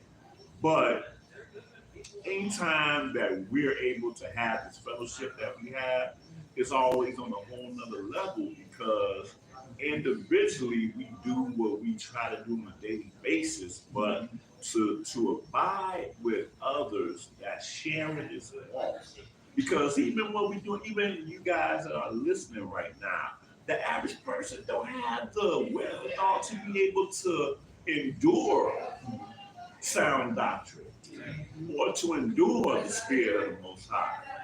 So anytime that we can get together with others that we can be ourselves and ourselves being this new creature that we were made to be, man, it's a beautiful thing. Because again, we cannot have the same conversation with people that we deal with almost every day in, day out. You know, I love my brothers, whatever. I can't have the same conversation with them like this. You know, love my aunts, uncles, whatever, love them with all my heart, soul, and whatever. But I cannot have this same conversation with them. You know, said don't let your good be just spoken of. And it happens because we're, but yeah, but that's what he's saying here. He said, we are children every side, yet not distressed. We are perplexed, but not in despair. Persecuted, but not forsaken. Cast down, but not destroyed.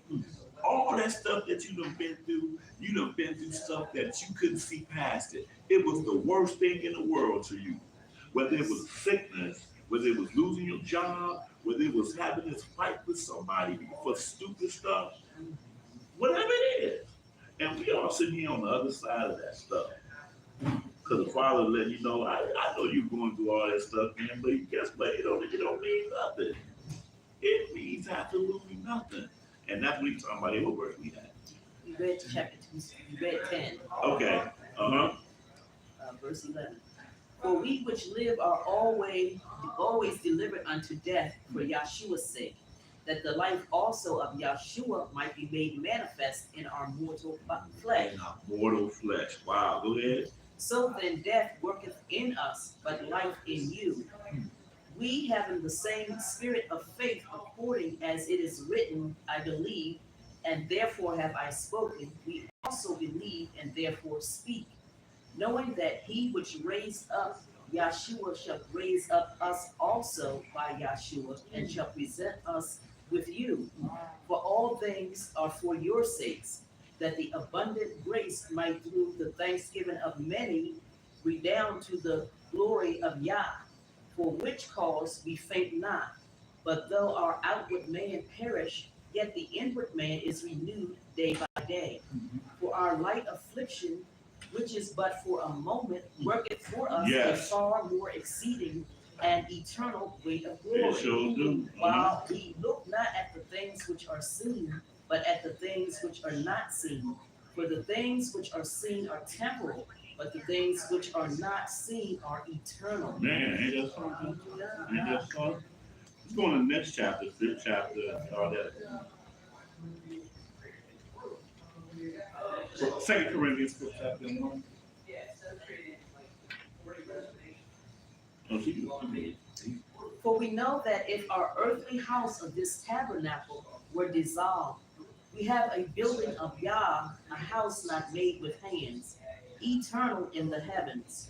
For in this we groan earnestly, desiring to be clothed upon with our house which is from above, from heaven. Mm-hmm. If so be that being clothed we shall not be found naked, for we that are in this tabernacle do groan, being burdened, not for that we would be unclothed, but clothed upon, that mortality might be swallowed up of life. Okay, so here, and again, this is just me. It's just me. I don't want nobody to take this the wrong way. But there are some people that they speak, and they always speaking kind of religiously, and I don't really do religious like that.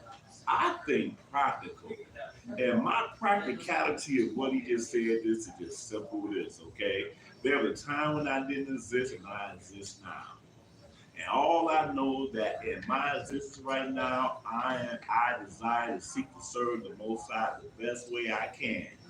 When I stand before the throne, I want to be able to testify to my own mouth the same way Nehemiah did. We say, now remember me when I was down here and I was closing the gates on Shabbat, and I did it. That was Nehemiah say, I must tell you, remember me. I want to have that same testimony, and so I choose to live my life the best way that I can in the context of this. So the thing is this.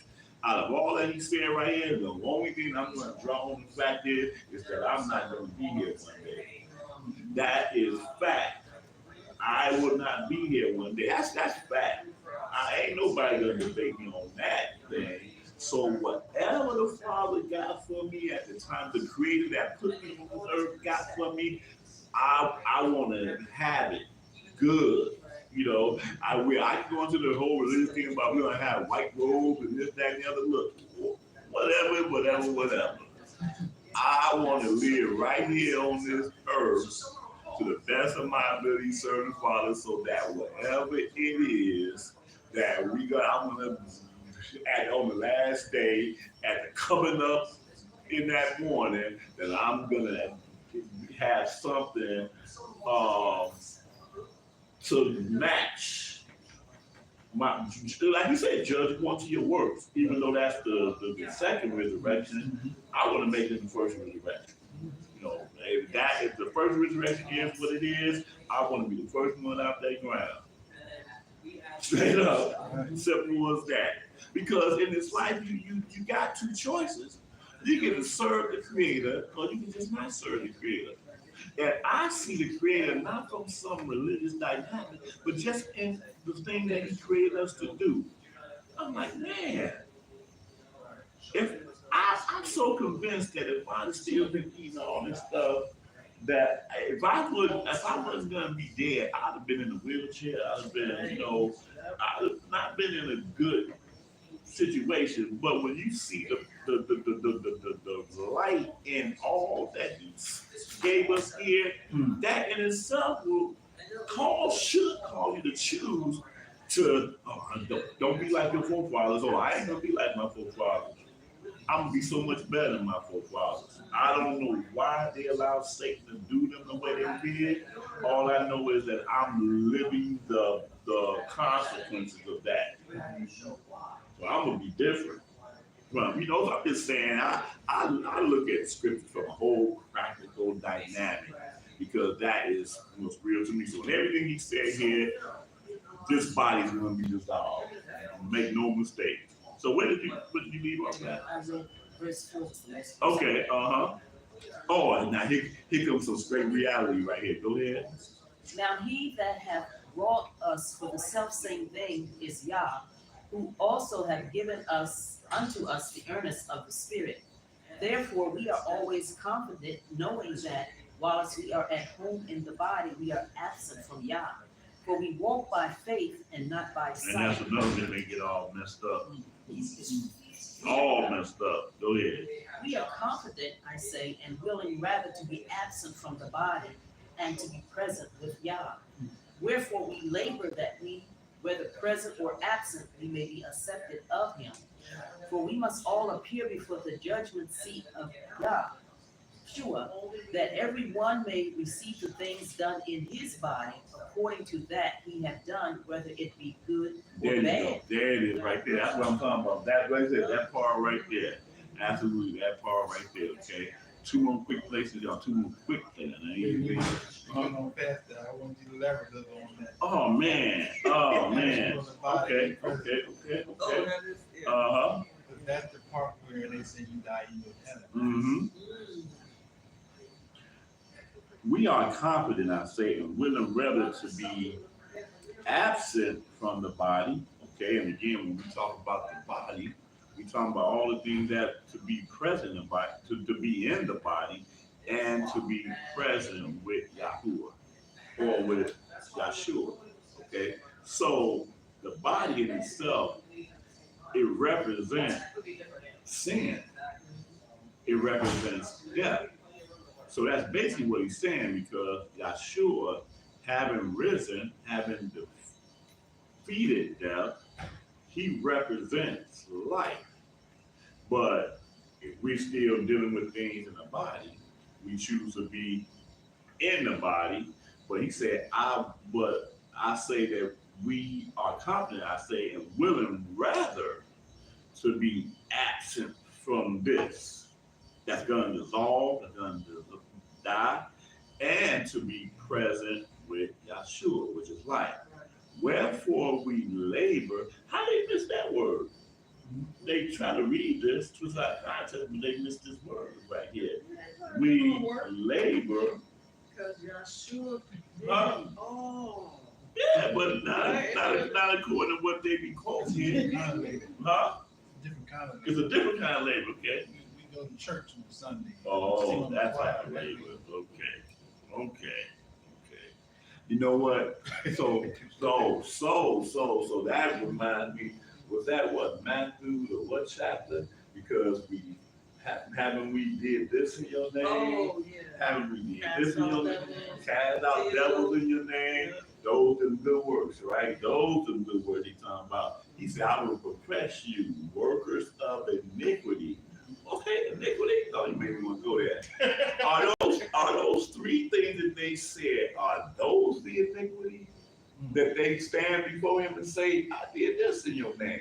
I did this in your name. All those are religious, by definition, religious things. Right. So we're not talking about what they receive as sinners. You know, I didn't go to the bar in your name. I didn't, commit adultery in your name. I didn't do these things. No, I cast out devils in your name. And I have done many wonderful works in your name. But all the things that you did in my name, you weren't keeping them commandments. That's why you are a worker of iniquity. So that's the answer. Understand according to that what the works is, because these are works you testifying about, but he looking for you to keep them commandments. Your sinful butt was out there, oh Jesus,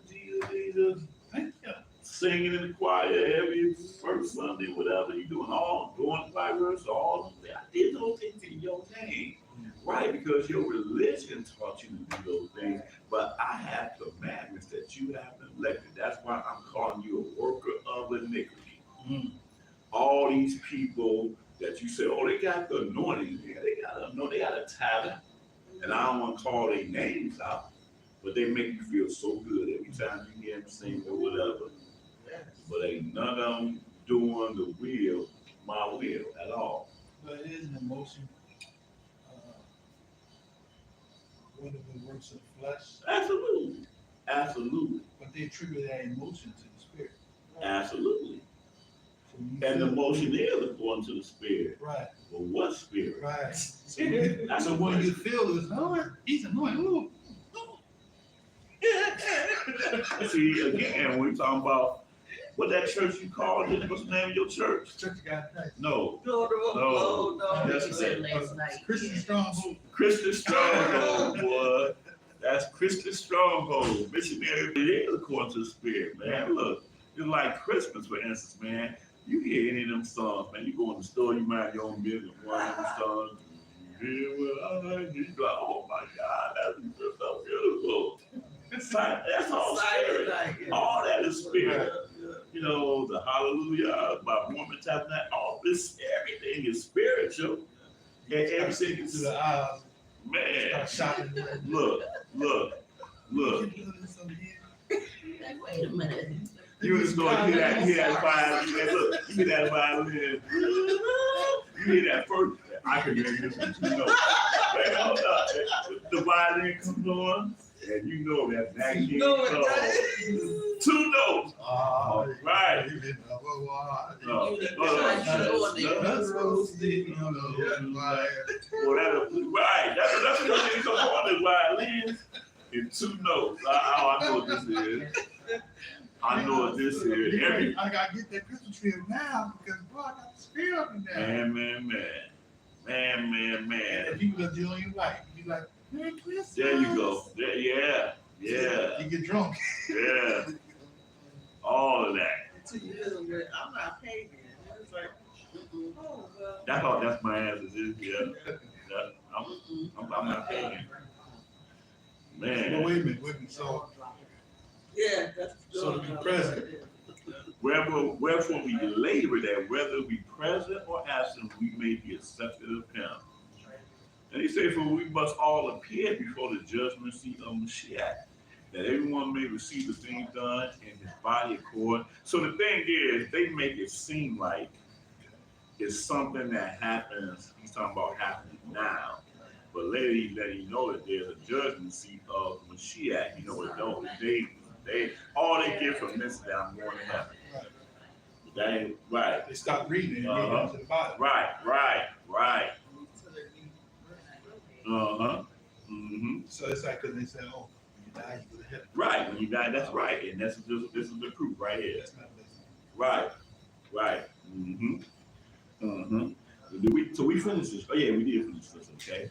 And what I say, First John, just a couple of verses here. First John, the 6th chapter.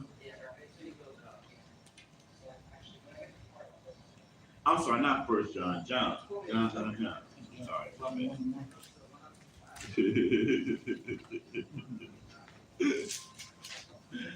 John, the 6th chapter.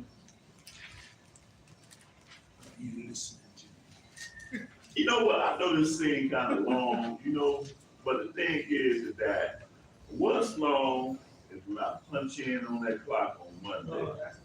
And I got no least than 8 hours I have to deal with, okay?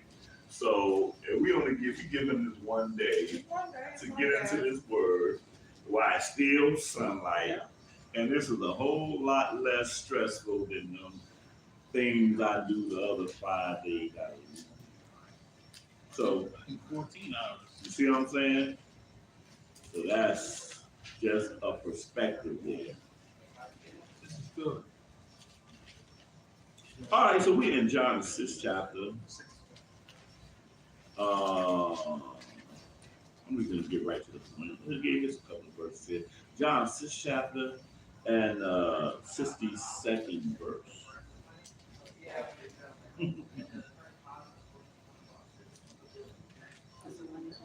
Mhm. You got it? Okay, you can read that real quick. From that time, No, John 6 and 66. am I in the right place? Did you say 62? 62, yeah. Okay. 62, right. What if ye shall see the Son of Man ascend up where he was before? It is the spirit that quickens, the flesh profits nothing. The words that I speak unto you, they are spirit and Okay, they yeah, are we life. read this earlier. We read it oh yeah, we did read this earlier, okay? So the last thing we're gonna go to is this First Corinthians 15 chapter. That will be closing out. First Corinthians 15. Yeah, I got that mentioned in here twice. First Corinthians 15 chapter. Okay, I'm gonna go write that written down. Okay. Um, you can pick this up at verse 35. Uh-huh. You know what? I'm gonna take my time with this. I'm sorry. I'm gonna take my time with this. First Corinthians the 15th chapter. So let's start with verse 12. Yep.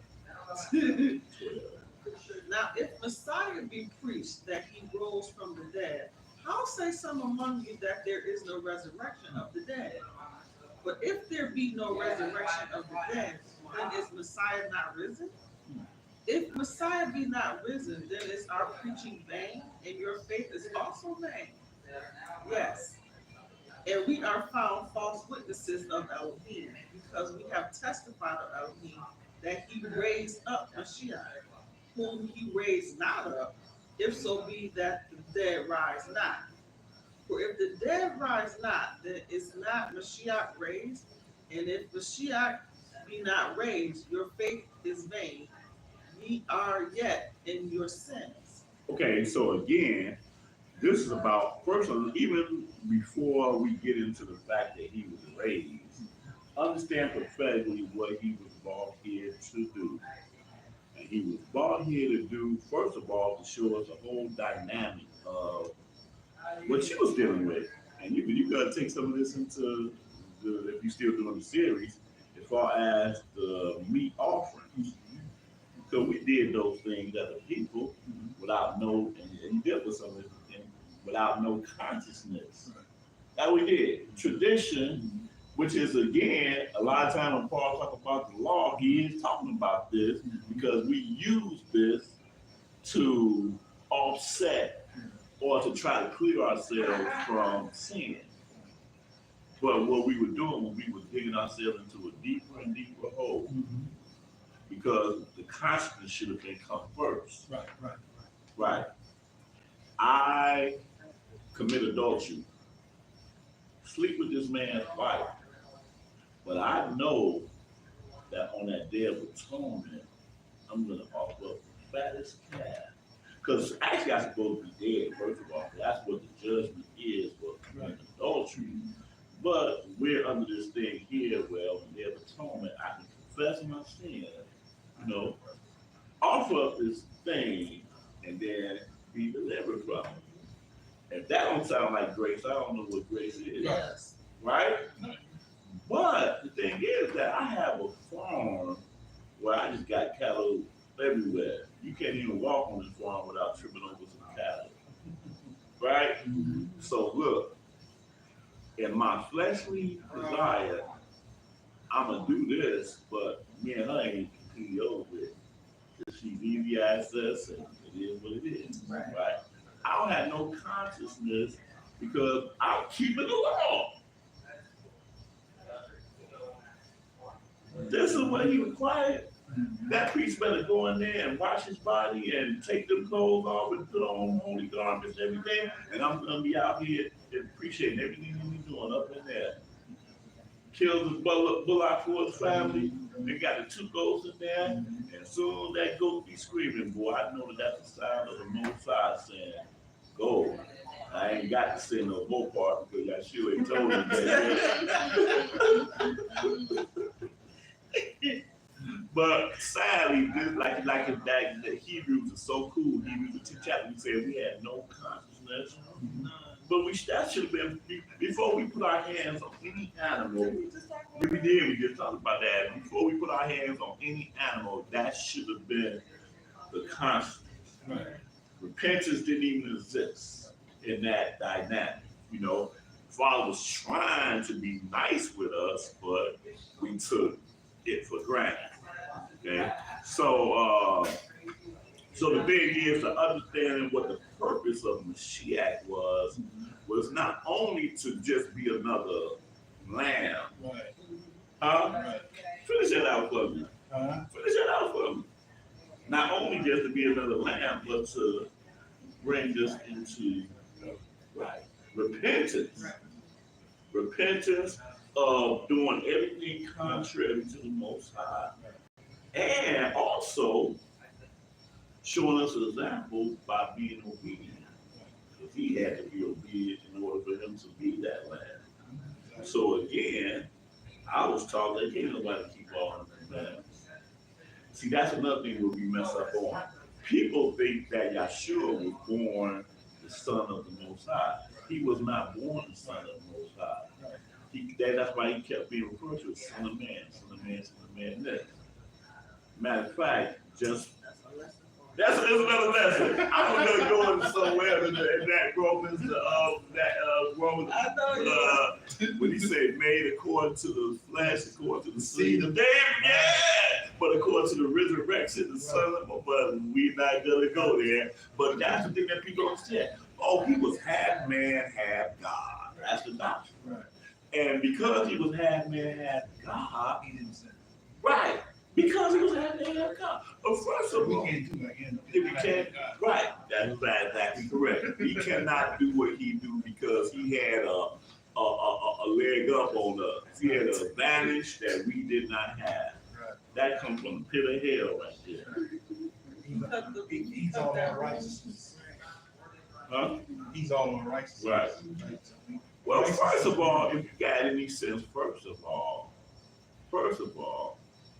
if he was half man, half God, then truth be told, his sacrifice don't mean nothing to me. Right. Huh? That's a good point. Huh? I'll never be able to attain that. Exactly. Right. Who did he sacrifice what? That was a half man, half God that y'all sacrificed. But, He was like a mutant. So. Yeah, he was a mutant, exactly. He was an X-Man. but the Most High can't be tempted, which is to your point. So if the Most High can't be tempted, he can't be half God. Right, Right? right, Because Elohim is not tempted. right. Oh, right. And that Luke tells us that he was tempted of all like passion. Oh, that's true. He told the disciples in the garden, he said, ye are they which were with me with many of my temptations. We only read the one, but he told them it was I had many temptations. That's what he told them. See, now Yahshua done become a whole different person now than the one that will be right. Man, many of my temptations. You know, this flesh fasted for 40 days. And after 40 days, it says Satan took him, meaning he went with Satan literally to be taken to what? To be tempted. After 40 days, in a weakened state.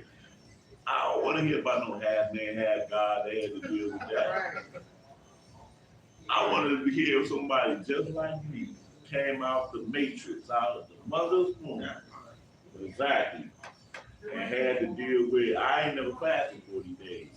I don't know if I can survive it or not. But Shemaiah, ain't nobody call him half God, half man, but he did the same thing. Elijah did the same thing, right? The only difference between him and they is that they were for the purpose that they were created for, and he was for the purpose he was created for. How do we know they didn't sin? Say it again? How do we know they didn't sin? But they did. You know, they did. But like I say, they had different purposes though.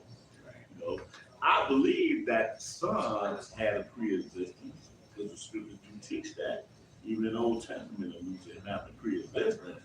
But when you came down here on the earth, that pre-existence didn't come. Manifested in the flesh. How he manifested in our flesh. Uh-huh. We submit to Right. the law, statutes, and commandments. Right. Just like Matthew 5, Mm-hmm. when it said Yahshua fulfilled the law. Uh-huh. They don't comprehend what they're saying. They're saying that he measured up to the law. Right. Correct. Right. Uh-huh. So I'm saying all that to say is that where Paul here is focusing on the fact that, you know, he rose from the dead and everything, I like to bring forth the whole purpose of what he came here to do. So by the time we deal with him being resurrected, we fully understand that this is not an idol that he's preaching. Because Paul did that, I ain't gonna lie.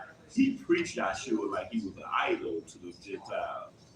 But because we understand the fullness of who he was, it's a kind of slightly different dynamic. You know what I'm saying? We understand the reality of this man that lived and not just some idol that you worship and you're trying to get you to worship his idol. If that makes sense.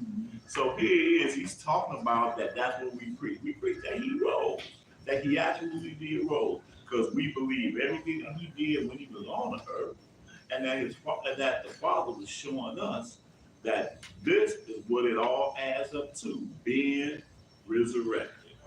And he was our example. He lived righteous, and as a righteous man that did what the Father called him to do, he rose from the dead, showing us that that's what it is. Because we all can bear witness of being born out of nothing, basically, but no one questions that. But the same power that can form us out of the ground also raise us up out the ground. And so what you're saying too, is that is he was obedient unto death. Yeah, yeah, yeah. And we can be obedient unto death and be like him. Right, right, right. Because that choice. Right, right. But see, at the end of the day, this is what this lesson is about showing that this here is temporary anyway. See, matter of fact, it's gonna say it, I'm gonna say it before it said, every last one of us is gonna be resurrected. All of us are gonna be resurrected. But where you gonna be in your resurrection is the question.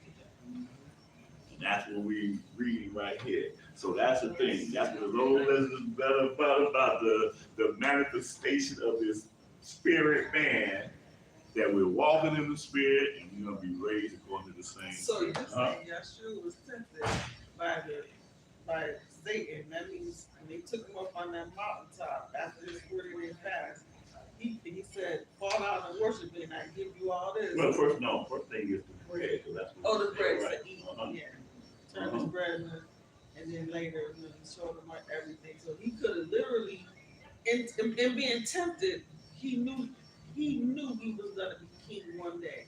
He could have did a whole Right, that's the bad point. You thing. can only be tempted by that in which you do have a desire to have. So he could have did like Simba rather, and said, I just can't wait to be king. Right, by any means necessary. So he already understood the promise of ruling over many nations.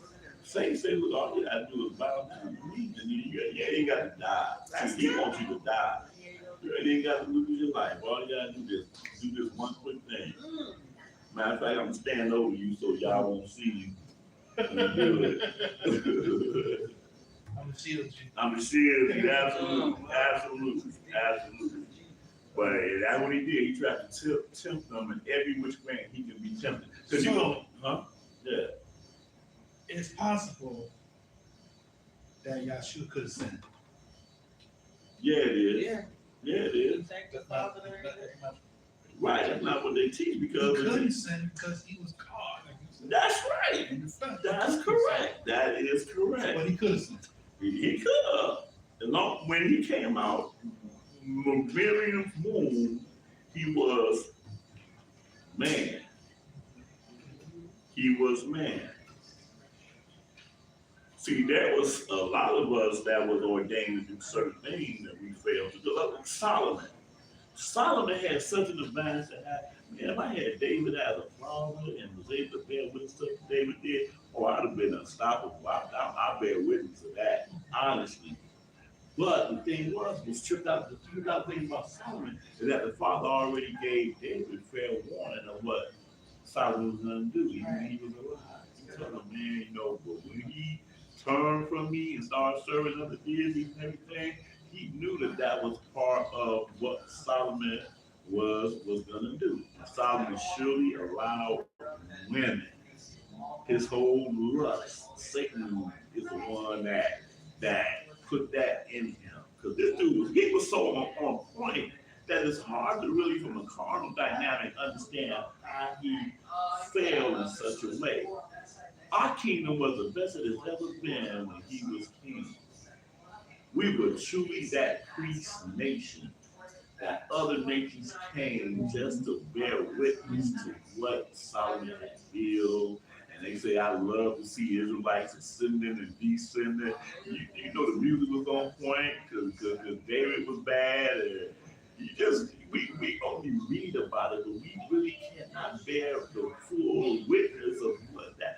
When you love to see a movie of us doing what we was playing, because we on solid earth right now. Yeah. We can't have nothing in terms of that without everybody wanting to be a part of. We saying the other day today and prophetically forever. Back in the day, we was getting down. And I'm thinking like even in my daytime, and you can have two extremes, Prince and Michael Jackson. Yes, yes, yes. Serving Yah and teaching the people living in the law. Yeah. Man, that would have turned the world upside down. Upside down, upside down. We read about David just acting a straight, I'm saying straight fool, but in celebration of the Most High. We can only read it. We cannot really see it. Dance, and just everybody was just going crazy like we do. Go crazy on a whole other level. I'm telling you, Chris Brown, Usher, all in the name of the Most High. That's what it was. And Solomon had all that. There was no reason for him to lust after anything outside of what the Father gave us, because they were all trying to be us. To this day, always trying to be us, but we trying to go after what they got. Same. Yesterday, today, and forever, man. But let's finish this and we're gonna close out with this. Finish this for me. I read verse 17. Okay. Then they also which are fallen asleep in Messiah are perished. If in this life only we have hope in Messiah, we are all men most miserable. We are of all men most miserable. But now is Mashiach risen from the dead and become the first fruits of them that slept.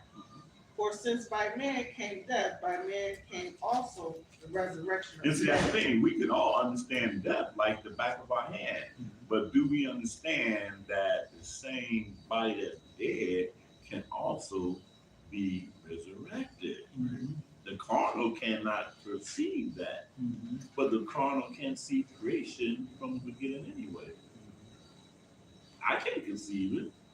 But I'm here, so I had to come from somewhere. Go ahead. Verse 22. For as in Adam all died, That's we know that. even so in Mashiach shall all be made alive, but every man in his own order. Yahshua the first fruits, afterward they that are Messiahs at his coming. Then come the end, when he shall have delivered up the kingdom of Elohim, even the Father, when he shall have put down all rule and all authority and power, for he must reign till he hath put all enemies under his feet. The last enemy that shall be destroyed is death. For he hath put all things under his feet. But when he saith all things are put under him, it is manifest that he is accepted, which did put all things under him.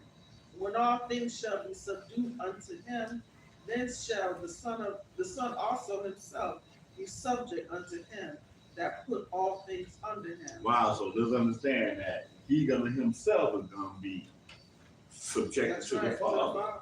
Okay, skip down to 35.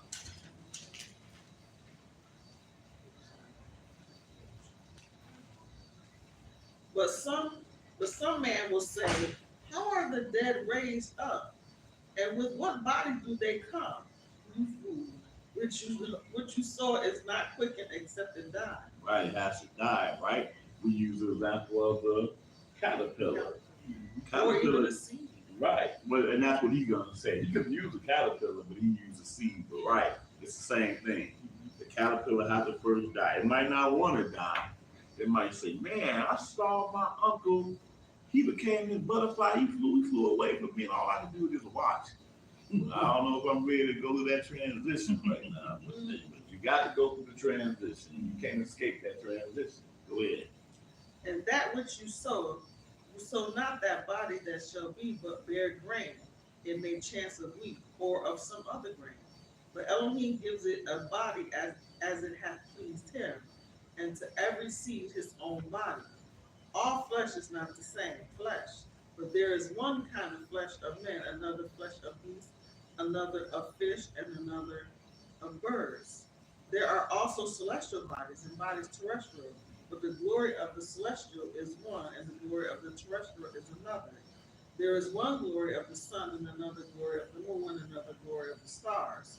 For one star differeth from another star in glory. So again, just even looking at his creation, 'cause I've been looking at things in regard to his creation, and the thing that you see in like in nature, man, it just boggles your mind, knowing that only the Father, only a mind could have created these things. You ever see those undersea things and all these different creatures under the sea? Some don't even have a proper name, and some be all different colors, Yeah. some be clear. It's like the Father actually put together all of these things just for creation. It's not haphazard, Right. which is what they try to teach us. It's all haphazard. This stuff ain't haphazard. Life, creation is an art form all within itself. Go ahead. So also is the resurrection of the dead. It is sown in corruption, it is raised in incorruption. It is sown in dishonor, it is raised in glory. It is sown in weakness, it is raised in power. It is sown in a natural body, it is raised a spiritual body. There is a natural body and there is a spiritual body. And so it is written, the first man Adam was made a living soul or spirit. The last Adam was made a quickening spirit. Howbeit, that was not first which is spiritual, but that which is natural, and afterward that which is spiritual. Now, I always compare John 3rd chapter to this and what it's teaching. When he says, how big that, it's like when he told Nicodemus, he says, for if I have told you of earthly things and you believe not, how shall you believe if I tell you of heavenly things? I compare that to this. He said, first that which is natural, and afterwards that is spiritual. Right. So have you noticed that one of the powers of religion, the powers of the church, is always with them dealing with things that are quote unquote spiritual? We be talking a lot about the natural to show them the reality of the Most High. But y'all talking about some stuff that y'all really can't bear witness of. In that case, he's talking about being born again. And when Yahshua talk about being born again, he's talking about the same thing he's talking about right here, right now. Except you be born of the water and of the spirit, because we all been born of the flesh. Right. But we cannot really bear witness of being born of the water and the spirit. You know, he said, what did he say? He says, let me turn to it real quick, because that's what he said, marvel not that I said unto you that you must be born again. Why he said unto marvel not? You telling me I must be born again, but I'm telling him, Mark, don't even trip about it. Because what he's testifying is it's not something that you're able to testify of. And I don't know why people don't understand the simplicity of what he was saying there. When he says, really, really, I say unto you, except a man be born of water and spirit, he cannot enter into the kingdom of Elohim. Absolutely. This can't enter into the kingdom of Elohim. It cannot. This is all carnal. Then he said, that which is born of flesh is flesh, that which is born of spirit is spirit. It means what it says. Why are you trying to give me some kind of deep meaning to it when he's trying to tell you? And what they mess up is they mess up with the beginning of the conversation. The beginning of the conversation is this man saying, I know you a teacher coming, Elohim, for no man could do these miracles except that Yah be with him. So now the conversation is Yahshua trying to show him who I am. Okay, because you know that me and him is close because I'm doing these miracles, but I'm more closer than what you think. because guess what? I come from there. You don't come from there. So you can't bear witness of what I can bear witness. Neither you can do what I can do. And that's all. It's just that simple. But people read this to be like, see, don't you want to be born again? Yeah, I do want to be born again. But it ain't gonna, I just got to die first. That's what he's teaching us there. This has to first die before I'm born again. So he says, that which is born of flesh is flesh, and that which is born of spirit is spirit. They're not the same thing. If we testify being born of the flesh, which we can, we're born of the flesh, but we're not born of the spirit, though. Because when you're born of the spirit, you can enter into the kingdom of Elohim. We can't enter into the kingdom of Elohim, what we're reading right now, right? Marvel not I say unto you, you must be born again. The wind bloweth where it listeth. You hear the sound thereof, but cannot tell where it comes, where it goes. So is everyone that is born of the spirit. You can see me walk in the room, you can see me walk out of the room. Yahshua, when he was resurrected, he came into the room, couldn't nobody see him. I cannot do that. And that's what he's telling him. People come up with a whole thing with this here, and it ain't what he's saying. He said something that's plain as day. It sounds good to him. Right. And feels good. Right. Nicodemus answered and said, how can these things be? Yahshua answered and said, look, are you not a master of Israel and knoweth not these things? He said, and here's the key, verily I say unto you, we speak that we do know, and testify that we have seen. You receive not our witness. If I have told you earthly things and you believe not, how shall you believe I tell you heavenly things? He's letting you know that we're telling you earthly things, you don't even believe that. But this heavenly thing that we're telling you is something that I can testify about. Because I was there. You wasn't there. You can't testify this thing. That's what I'm saying. I compare this to say, if I have told you earthly things you believe not, how should you believe I tell you heavenly things? And no man have ascended up to heaven. If no man have ascended up to heaven, you can't bear witness of this. He was real, huh? See, that's another lesson. Whole another lesson. Whole another lesson. I don't even want to get into that, but that's what he said. He said, no man have ascended up to heaven. We say, why about Elijah, right? But he that came down from heaven. So he's telling you that this is the only way you can bear witness of being born again. Right. This is the only way you can bear witness of being born again. So from head to tail. Who is? So you can't be born again right now. No, you can't. Not in the context that he's speaking of. So you can't be born again Christian? Huh? Say it again. You can't be born again. Okay, there's a dynamic even as we becoming a new creature. But we become a new creature spiritually. But you're still the same flesh and blood. You got baptized, come on, you're still the same creature, but the old person in you spiritually has died. But that's only if you choose that.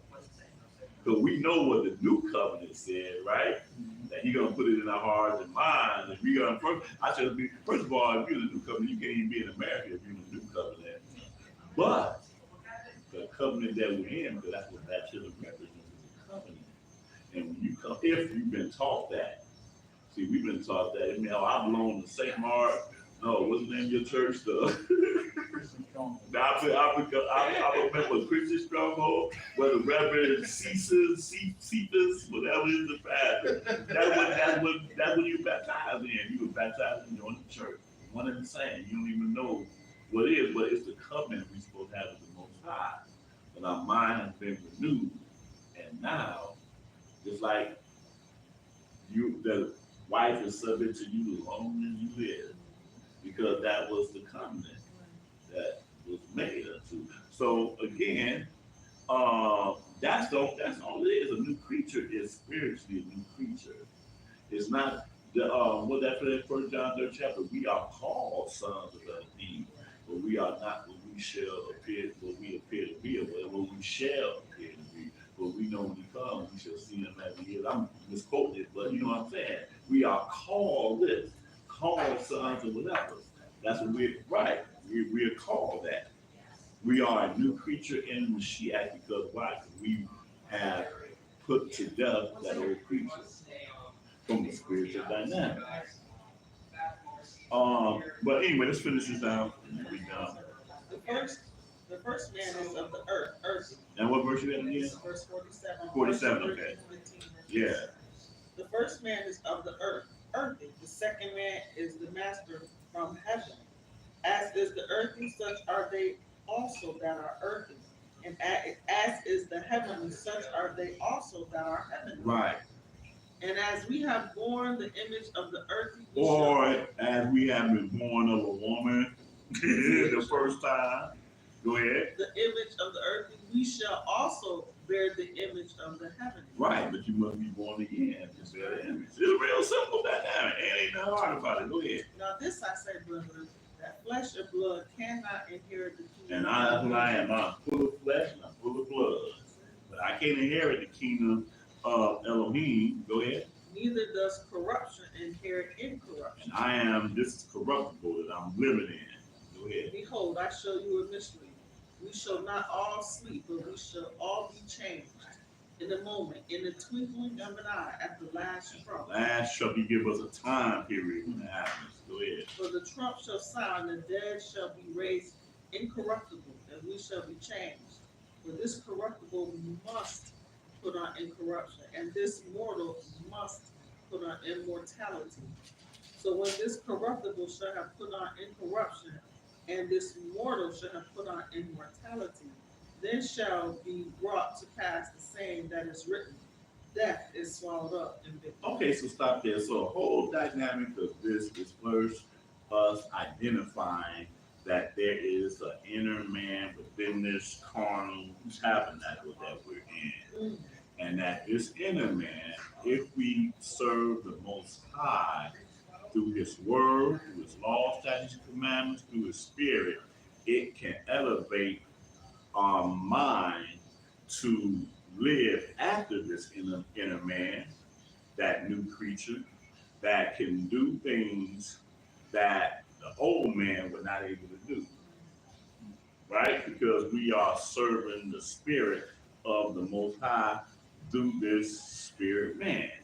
And that the final reward for that spirit man that we're focused on now, that we become this new creature internal, is coming up out that ground, being manifested as that new creature in the new covenant of the Most High. But this is the ground zero right here. But we make that choice to live according to that baptism. See, so in church you get baptized because the choir just having to throw down. You know, they sung, we all fall down. You're like, oh yeah. Yeah, we was filled with that anointing, boy. We jumped up there and joined church. No, this is talking about really, but not some feel good thing. But it's about understanding what the body of sin is and what the body of the Most High is. Choose to seek after him with all our heart, all our soul, all our mind. The spirit man, that's what this is about. Father, bless us for the reading of his word, in Yeshua's name. YAH. And you put a whole nother, I don't say understanding no more, but a whole nother level of comprehension Right. to the spirit. Hallelujah. Absolutely. Hallelujah. Right. A lot of people are caught up with this, the feeling, and feeling is spirit. Right. But we just learned today that has nothing to do with the spirit. Not at all. Not at all. I feel the spirit every time the Cubs win. Fly the duck. I hate to tell you, I feel the spirit every time the Cowboys lose. Only reason why I like that, man, because y'all are so, we've been talking about that all this week, man. Y'all are the funniest. When we got into Virginia, I had you take a picture of the dude truck. What did the truck say? You got a picture, what it said? It said something, it said, okay, let's see what it said. Y'all are hilarious to me. Let's see what it said. Yeah, this is on the way here. It says, with God, but it has a star there. With God, all things are possible. You got cowboys But all over. you got the star right in front of God. That y'all star you got. And yeah, the cowboys on both sides of it. I'm like, oh, y'all too. But also because of the owner, though. I can't stand that dude. Yeah, Jerry, he's the main reason why. Well, I'm just joking, but the point is, like you say, people don't understand what that spirit is. They think it's just an emotional thing, you know, but I'm just trying to see if there's any questions. He said, wow. he enjoyed the lesson. oh, hallelujah, hallelujah, hallelujah. Son, co-son said, told her about Moreh. She got it with great teeth. Bruce, bye. Mm-hmm. I told her about co-son Moreh Irving and to Tima, Gideon, and Coach Sherry. And let's see, Coach Deanna. And of course we did Oh. Hope you all enjoyed this lesson. Mm-hmm. It was a refreshing time refreshing. Mm. And so next spot for Shabbat, I actually did a pre-recorded lesson